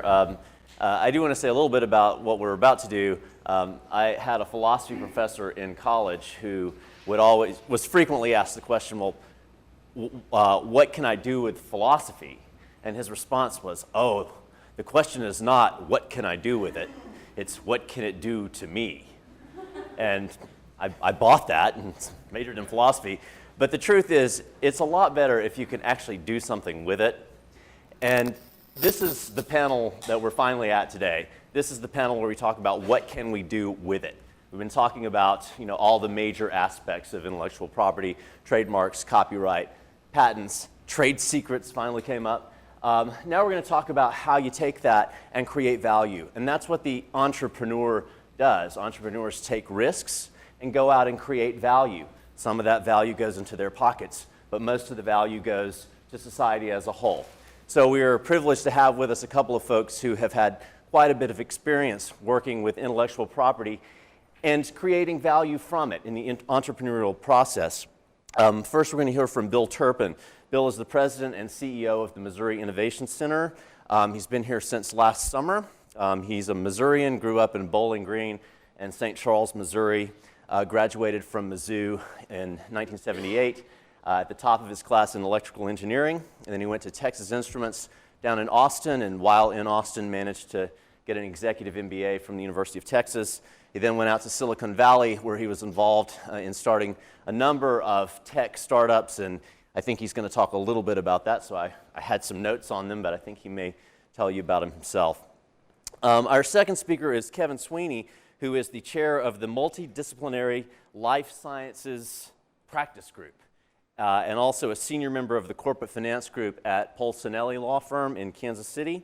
He's a 1979 graduate of Notre Dame, and then a 1982 graduate of this law school. His particular emphasis is serving as an advisor to the top management of life sciences companies, and along the way he's advised, among others, Marion Labs, Biotechnica International, and AVAX Technologies. A highlight of his career, I think, was working with Sidney Brenner, who's the 2002 Nobel laureate in medicine. Kevin collaborated with Dr. Brenner in creating this Molecular Sciences Institute in Berkeley, California. When I was getting my information on these folks, of course I go immediately to Google. That's where we get all of our information these days. The first article that comes up on Kevin begins as follows, and I think this is going to be a treat for all of us. The first line is, Kevin Sweeney has a deep, pleasant voice that fills a room. So don't let us down. The article was about his involvement in opera, and it was a very interesting article in the Kansas City Business Journal. Read it later, not now. But we're looking forward to having your voice fill this room, Kevin.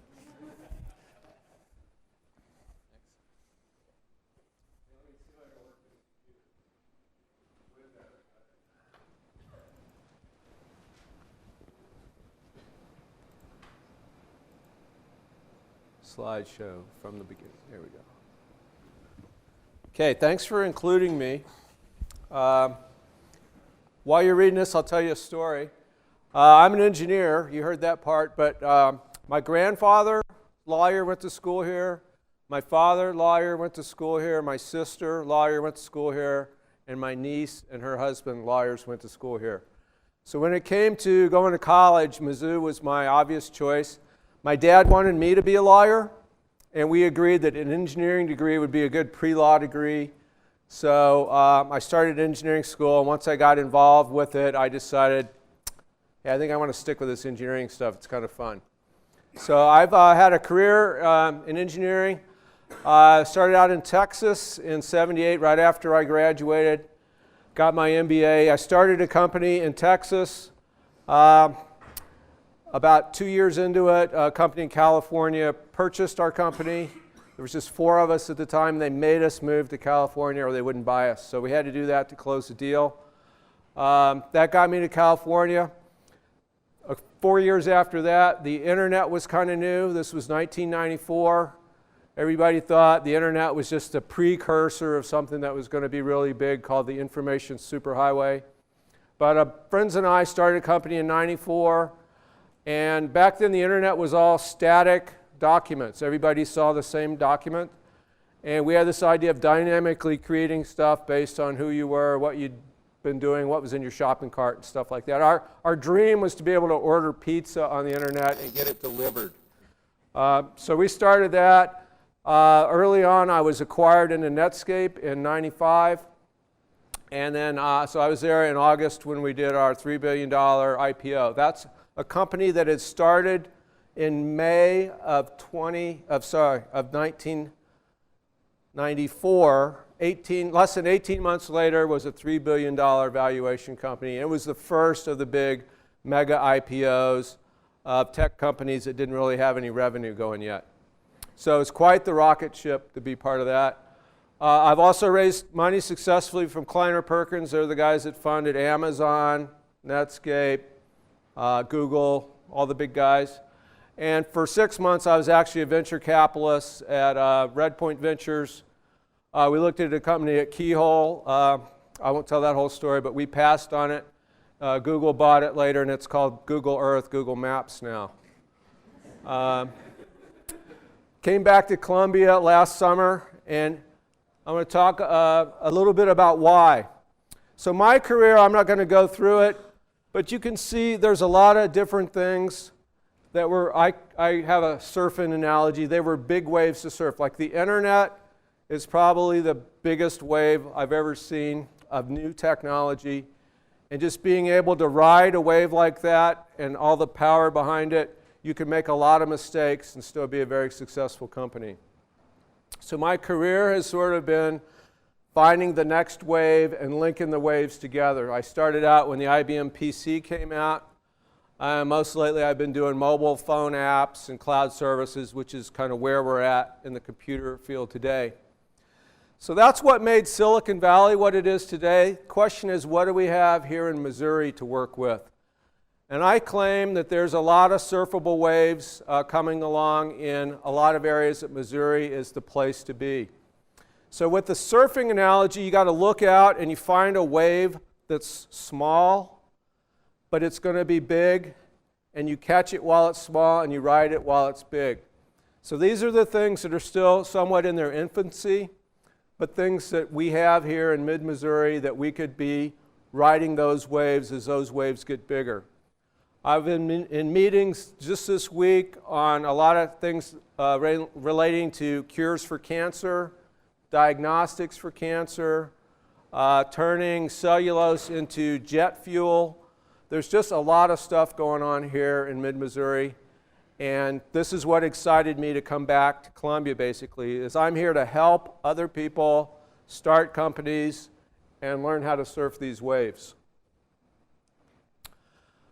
This is the key point I wanted to make in my slide. I want to connect why is entrepreneurship and intellectual property, why do they go together in the same sentence?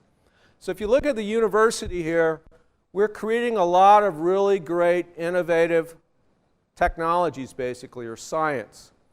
And we do that in our four main areas everybody knows about. But we don't do it in isolation. We do it with government agencies that provide funding for our research. That's where we get most of our research dollars. And we do it working with corporate partners that are out there.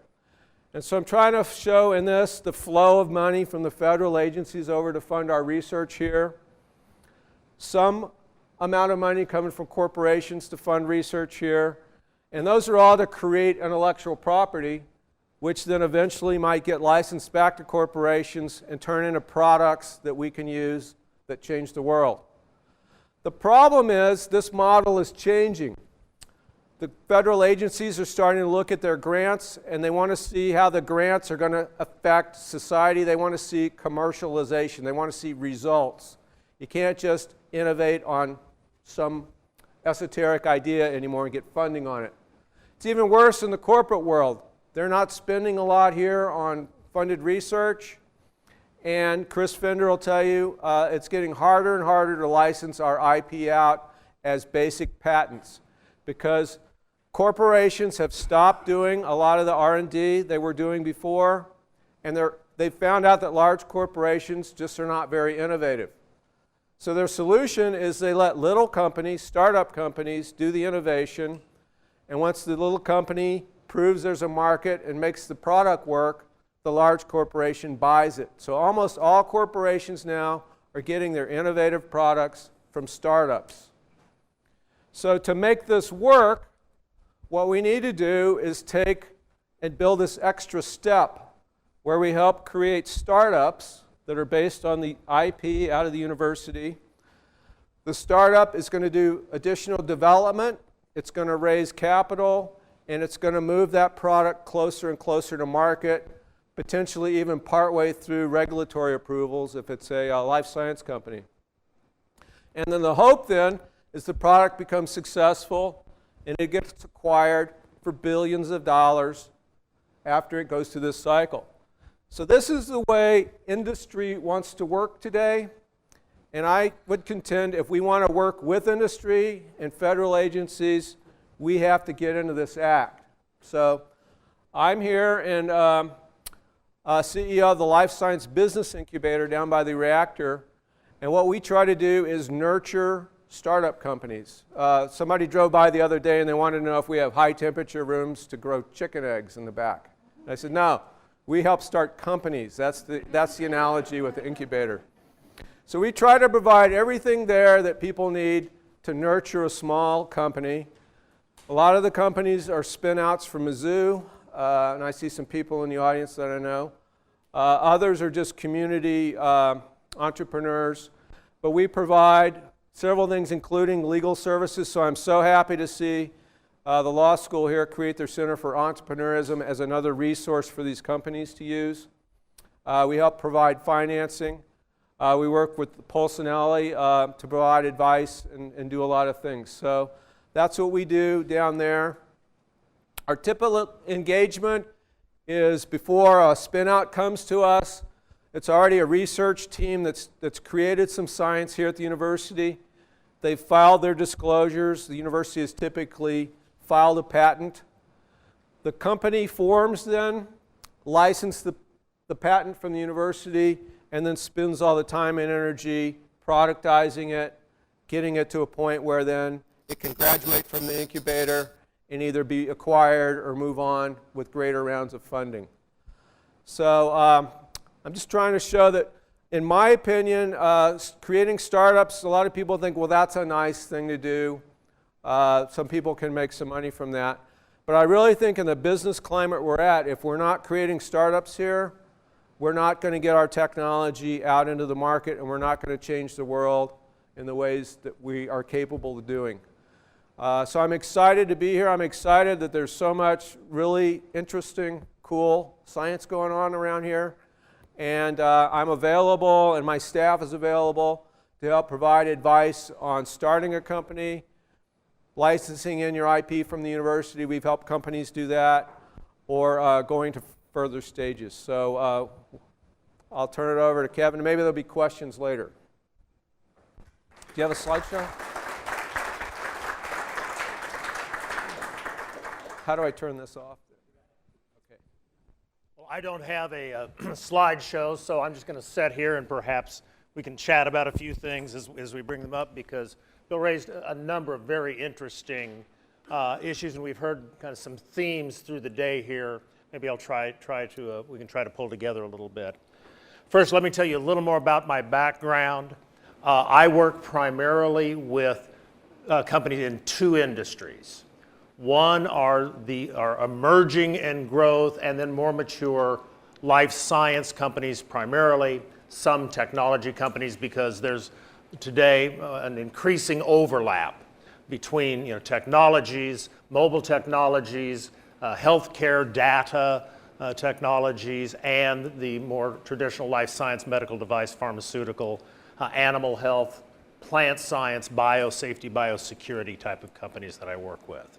Those are the ones I'm going to focus on today, because those are knowledge-based companies, and they are entrepreneurial companies. Most of those companies started in the way that we're talking about here. They started with an idea, and whoever had the idea first said, how can I protect my idea before I start talking to people?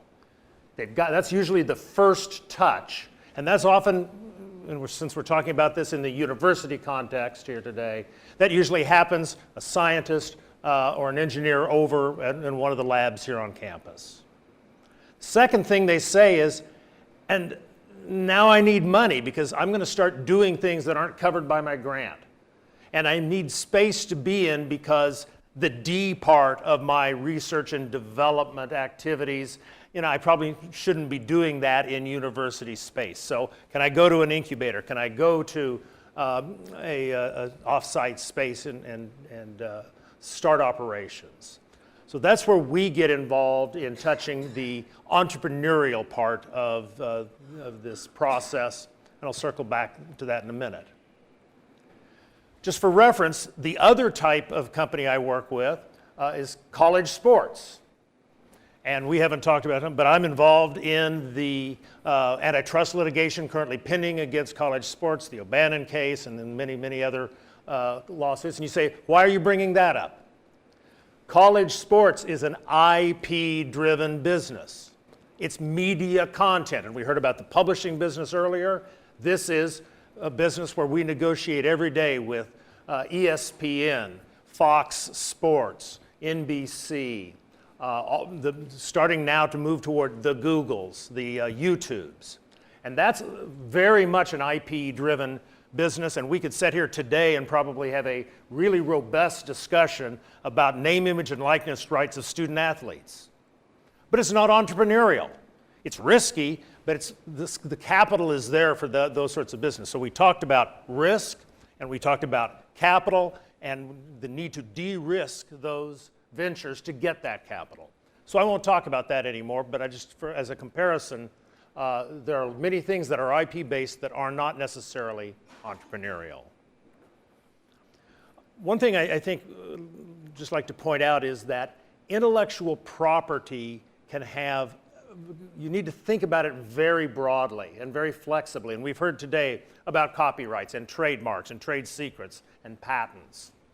But intellectual property can even be broader than that if you're thinking about it from an entrepreneurial standpoint. Just to use a war story, there's a guy named Ewing Kauffman who in the 1960s was kind of struggling as a pharmaceutical salesman, and he went to his garage and started grinding up oyster shells and putting them in a bottle and selling it as a calcium supplement out of the back the trunk of his car. He called it Oscal. He went on and started to develop a marketing structure around that and brought in the most brilliant marketers. And then he started in-licensing other technology. Never did any research. There was no R in his R&D company. It was all D. And he hired the best people, and none of them were his employees. He called them associates, but they were all owners of the company. And the day in 1989 when we sold Marion Laboratories to Herx Marion Russell for over $2 billion, 25 of those people, from the president of the company down to secretaries, were made millionaires overnight. And he's written a book on entrepreneurism. He started a foundation in Kansas City, the Kauffman Foundation for Entrepreneurism. He's got a baseball team that he founded. He's got a performing arts center that was funded out of that fortune. So his intellectual property was not patent rights. It was license rights. There were certainly intellectual property elements of it, but his intellectual property was his people and the way he treated them and his business model. Now, that's a very non-traditional way, and maybe it wouldn't work today to start a major pharmaceutical company, but that's what he did. So think about it broadly.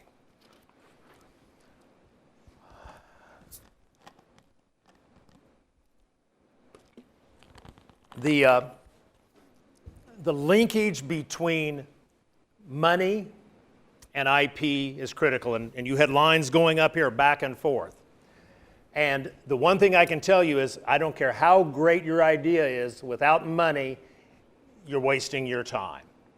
And you said another thing, Bill, that was very interesting. You said you were in Austin, Texas, and your company had to move to the coast when it got funded. And that's an issue that all of us in flyover country, which is everything from Cambridge to Palo Alto, basically, have to deal with. And those of you who are from Missouri, and I'm from Missouri, grew up in Carrollton, Missouri.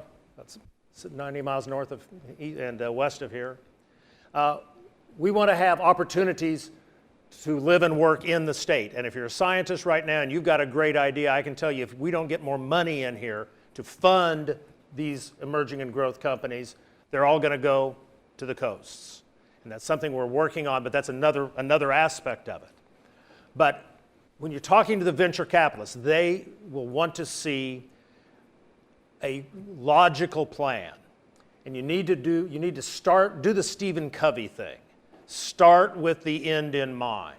When you have an idea, if you're sitting there, you're saying, I just found out this really cool scientific thing. Boy, I'm thinking thoughts that no person has ever thought before. This is really great. I'm going to go start a company. Who's going to give me money? What you need to do at that point is sit back and think about every aspect of what that business model might look like. Yeah, you need to know the science. You need to know what scientific studies and tests you need to do to prove it. You need to know where the pitfalls are in that science. But you also need to have an extremely strong and broad intellectual property strategy plan. And to go and protect that brilliant idea, that's important. But as we heard the prior panel talk about, it also needs to be broad enough protection that it's not just a one-trick pony. It's not just one good idea. But often venture capitalists look for what they call platform technologies, something that can be applied in more than just one commercialization avenue. Different products, product extensions, different types of markets. So you need to have broad product protection. You also need to, we heard about the concept of blocking patents. Yeah, you may be able to get it patented, but unless you get a freedom to operate opinion that says, you can go out and practice this without having someone else either stop you or you have to pay money for it to be able to go out and practice this, then you don't really have a plan that's going to be able to take you to commercialization. And finally, we heard about IP litigation, and you heard about challenges. And especially for an emerging and growth company, the idea of people putting money in to fund IP litigation. I don't know, Bill, I've never seen that. So you've got to think through all of those elements. And before you get so in love with your science that you've committed to go down that path no matter what, you better have thought out the entire strategy. We heard Erica talk about the FDA strategy and the regulatory strategy and how they interact. You need to have thought out, how am I going to manufacture this? If it's a medical device, for example. Am I going to build plants? Or am I not going to take this to market at all? Am I going to go out and license this to a third party, a strategic partner? What's your exit strategy? How are you going to monetize this at the end of the day? Are you going to run a business and hire a bunch of people and make money and pay it out as dividends? If so, what's your do you have a rational tax structure for that? Are you going to license it and just take licensing fees? Are you going to sell the company? Are you going to take it public? What is that strategy? Because the day you walk in and make your first pitch, the people on the other side of the table are going to want to know that. And if you don't have that and don't have that in place, then you're not going to be credible.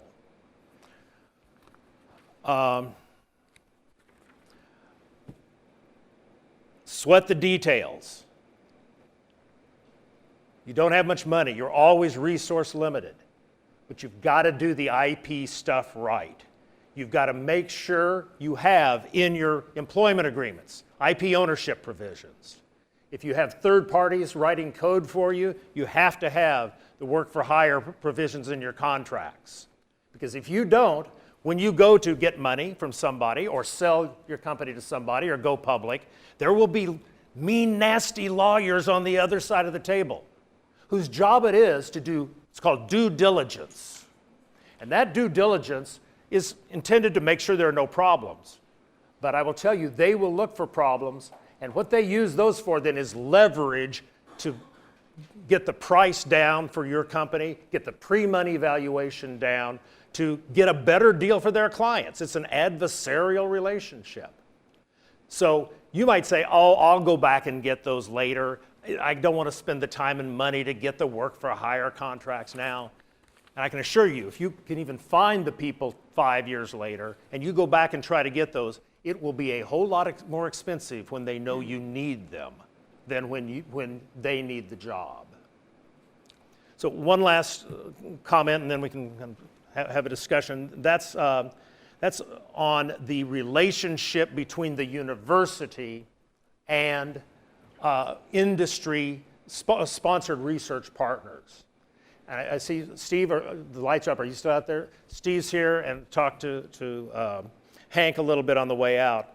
The University of Missouri has taken a bold step in changing its IP ownership policy as it relates to industry-sponsored research. And it basically has made it much more friendly toward having companies come in and pay for research to be done here, and then not have to fight the university over who owns that research, but instead puts that decision in the hands of the private investigator that developed that and who has the relationship with both parties. And I can tell you from personal experience, I'm dealing with a situation right now with another university, similarly situated, that has kind of the old model, which is, no, this is our intellectual property, we need to own it so we can make money off of it. And I will tell you that the major companies are having real problems putting money into that model because they don't want to be, this is a situation where they're not only paying for the research, but they're also giving equity in the startup company, this new venture, and then they may have to pay royalty rights. And it's just something that they can't get their head around, and truthfully it will put Missouri in a preferred position when it comes to negotiating those down the roads. And then, Bill, the final point that you talked about, and this is this new venture, is that there's starting to be partnerships between industry and the universities to basically co-gestate these emerging and growth companies, to bring them together and have someone else manage them, have a management group, have the university provide the science and the technology and do the development work on a fee-for-service basis, have the industry contribute their technology, as well as the university, go ahead and negotiate the commercialization deal up front. So the sponsor of the research may say, and if it comes out right, we will have an option or maybe a requirement that we will license back this technology and we will take it to market. And if we don't, then the entity can take it to market, and we are both partners in that, and we both have equity ownership interest in that, so that we have a mutual interest in making that successful, even if we, the industry partner, don't take it back and commercialize it ourselves. So I think that's very consistent as kind of the next stage of how companies like maybe coming out of the incubator here may be able to interface with industry. So those are the thoughts that I had as a wrap-up of the things I heard today. Happy to throw it back to you all. Excellent. Well, we've got a little time for questions. Wonder if anybody has any for these gentlemen.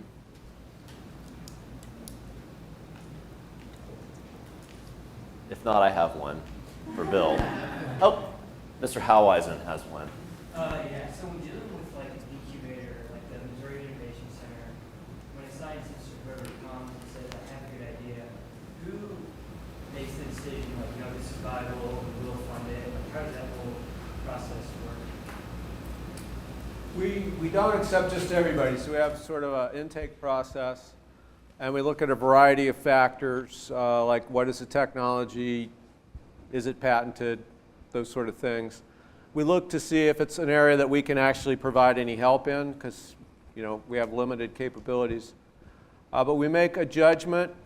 The companies in our life science wing actually have to pay rent for their places, so they've had to have some success getting SBIR grants or capital or something to get in and be able to pay the rent as well. Although our beginning rent is as small as $300 a month for a cubicle.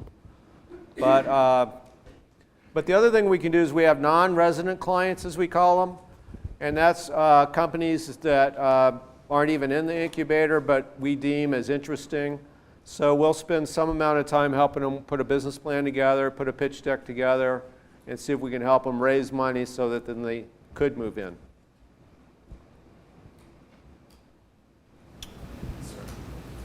It's been observed that a patent is not a license to print money. You always have to have a business model. In your experience, though, is having a patent essential in deciding, or a suite of patents, essential to deciding to take on a project to fund it? Or is it sufficient in some cases to have first mover advantage, or maybe other forms of IP, or what have you? I think it varies on a case-by-case industry basis. A lot of software tech companies that I've been at, patents have not been a real issue. Facebook, I guess, has some patents, but they were able to buy anybody they needed to later in the game to get their intellectual property cleaned up. But I think as you get into major pharmaceuticals, major sustainable energy kind of things where a larger investment is required, that's where the IP rights get significantly more important. Because like we were talking about, after you've put all that money into something and proven a market, you don't want copycats to come in without having to spend comparable amounts. So a lot of the life sciences deals we look at, we really look at the patent portfolio as part of the value. To follow on to that, for many companies in the early stages that do rely on a patent portfolio, their only substantial asset may be the patent portfolio. So is there a sense when deciding whether to fund a venture or not that, well, if this doesn't work out, at least we can sell the patents? Is that something that you consider, the possibility of revenue on the back end that way, or is that not so important? Let's both answer that one. You go first. My experience is if you couldn't make a product out of it, the patent isn't worth anything. I've closed down companies I've started and with the idea that, hey, we'll sell off some of the assets. We never got anything. So I think it depends on the type of technology and why you failed. If you couldn't get something through an FDA process, then no one else is probably going to be able to get it through the FDA process. If, on the other hand, you just ran out of resources, and there are times when, because you didn't have good management, or some other aspects of your plan fail, that a bigger company might say, I will come in and buy that for cents on the dollar. And when you do the capitalization of a company like this, usually it has a preferred stock layer that has a preferential payout, a return of capital. Today, usually at 1 times what was put in. In the past, it's been 1.5, 2, 3 times a multiple. But they get that money back first before anybody else gets money. So it's likely that any dollars that come out of that cents on the dollar sale of that IP portfolio is going to go to pay back that preference. So and that makes it really hard to recruit executives, because their options are common stock options usually, or common interest options. And they don't get anything until the preferred return has been paid in full. And so to get them to come in, especially if you're in a kind of a rocky situation, it's really hard to do that using that logic, which is a good logic. Yeah, we can go sell the assets. It usually doesn't play out that way. I want to piggyback on something he just said. We got a room full of lawyers here. The way you structure these early stage investments, there's different flavors of stock, there's different flavors of debt, and you got to get that right from the beginning. I've seen a lot of deals where angel investors come in, they invest, they think they're in good shape. The Series A investors, the big professional VC firms come in, and they like to squash the angels out of the deal if there's any chance at all. So I would encourage people here that want to work with entrepreneurs and early stage companies. There's a lot to learn about that, and I don't know if we have specific courses here, or we could do another seminar on that or something. But that's an area where I think the flyover states need to get better and educate more people so that when they're starting up companies, they do it properly from a transaction kind of point of view, as well as protect their intellectual property, because the two are interrelated, just as he said. Bill, when the big VC firm comes in, how does the university protect its interest? It's foster the technology to a point where it's valuable or attractive to a coastal VC firm. How are you going to keep the company here in Missouri? That's an area I'm striving to work on. It helps if we have capital here so we don't have to go outside of the state, so I agree with that point of view. And we are amassing more capital in St. Louis and Kansas City, and I'm even working on some in Columbia. It's creating the relationships here where people have relationships with a university or a law firm or whatever, where they don't want to leave. So there's things we're working on, but those take time to develop. And you put a big cash out in front of the founders, my case included, you're going to move to cash out if that's what it takes. So we need to figure out a way where the entrepreneurs can be successful and achieve that same sort of result without having to leave. And so going off that, as far as the university's commitment, financial investment into technology, is there some sort of limit, like the university is not going to put more than $500,000 into a technology or something, or is it very case by case? It's case by case. Almost the equity deals, almost everybody is on the same side of the table when you're selling a company. The common stock owners, the university if they own equity, and everybody gets diluted pro rata. Anti-dilution is really hard to get in deals. So the university is in it with the founders if they've got equity, and I like equity deals because it gets us all aligned on the value of the company and not other extraneous things. So traditionally, when you've had a spin out, the university has done a license deal in exchange for, and usually it's several different components, but there's an equity component that they get back the license. So they aren't actually writing a check to put into the company. They've already spent the money internally developing the technology. Yeah, I was going to say that's traditionally. Today that model is changing, and we're seeing co-investments. We're seeing, and the Missouri Technology Corporation is a tool that we have here in the state to put state money in, and the goal there is to grow the job base and grow high quality, high tax paying jobs. And that's one way that some state resources can be brought to bear.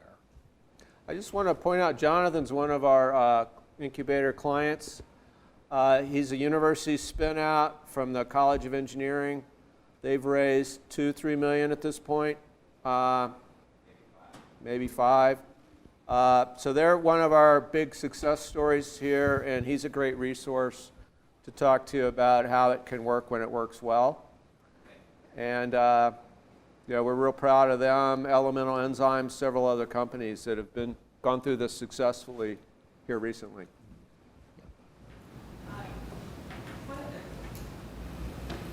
Piggybacking on your response about continuing to educate people, if you turn somebody down, do you give them feedback? Do you like constructive feedback? I myself and almost every venture capitalist I know tries to add value even when we say no. We're going to say why we said no. We're going to provide tips for things you could do to do better. And so that's my style, and almost every investor I know is going to want to do that. And so as you're out trying to raise money, your pitch actually gets better. The more people you talk to who turn you down, the better you're going to get, because you're going to get all this feedback and advice on how you could have done it better. Anything else? All right, I think it is 5 o'clock in Bermuda. So it's time for the dean. Well, it is almost 5 o'clock somewhere, and there is a reception in a moment, and I don't mean to stand in the way. But first of all, I want to thank our last panel.